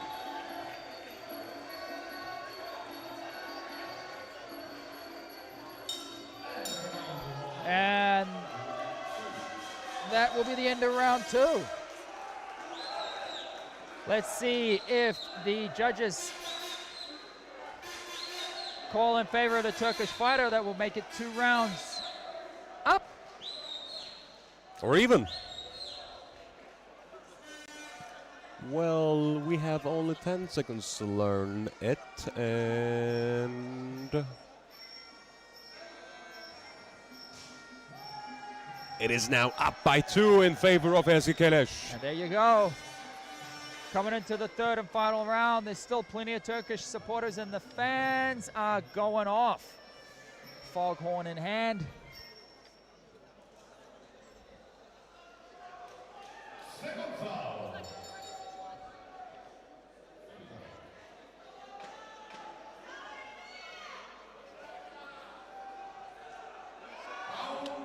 Time on for the 3rd and final round. Now Ezgi is up by 2. Just look at the way she controls these exchanges here. I definitely think that experience counts for a lot. She's very composed, very balanced. For sure she is, and great tip to the chin. Another and one, she this calls time it from the on, left, she and a calls it head on. kick. She calls it on. She took the shot. She ate them well, and she called it on, the UAE fighter. I mean, Zineb, she got a really, really good chin. She certainly does, but I don't know if that's such a wise decision to try to spur on the Turkish fighter with that level of accuracy. She's saying, come on, let's go, let's go. Good left again from Ezgi.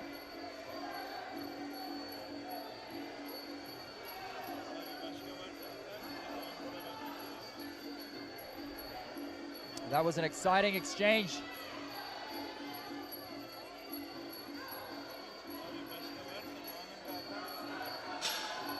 Guards up nice and high. Oh, but a 1-2 and a left kick.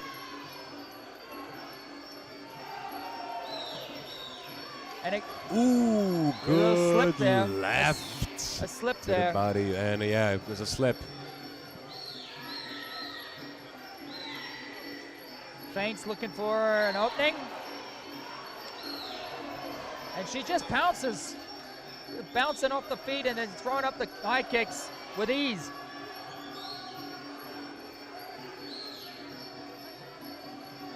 Body Good kick. jab. Controlling distance well.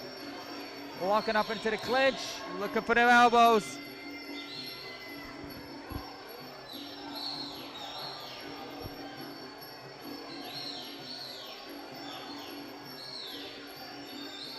The referee looking for these fighters to engage. Ooh, spinning back elbow miss, but a right overhand coming from Zineb. Ooh, yes, strong right hand as she entered into the clinch. She was trying to add a bit of pressure up. Ooh, spinning back. Kick attempt. That's certainly fancy. And again, Another one. Yeah, going for the liver kick, but eats a right elbow That one's better. for her efforts.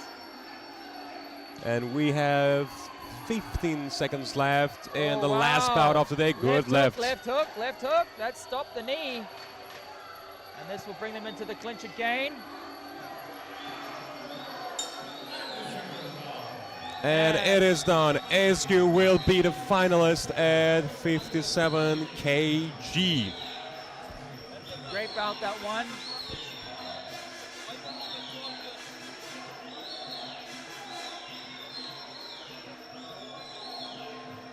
So let's make it official. Making it official. Valiant attempt.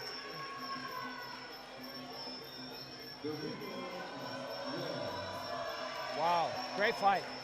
Great day for Türkiye. Multiple wins in the semifinals, so we're gonna see lots of Turkish fighter in the final day. It was day 7, I think, 7. of the IFMA World Championship. And for today, it is over. Sigh of relief. However, no, it's not. It is over right now. So thanks for watching. It was Yeah. a beautiful day. Thank you for joining us at the IFMA 2025 Senior World Championships live from beautiful Antalya, Turkey. So see you tomorrow. See you in the finals.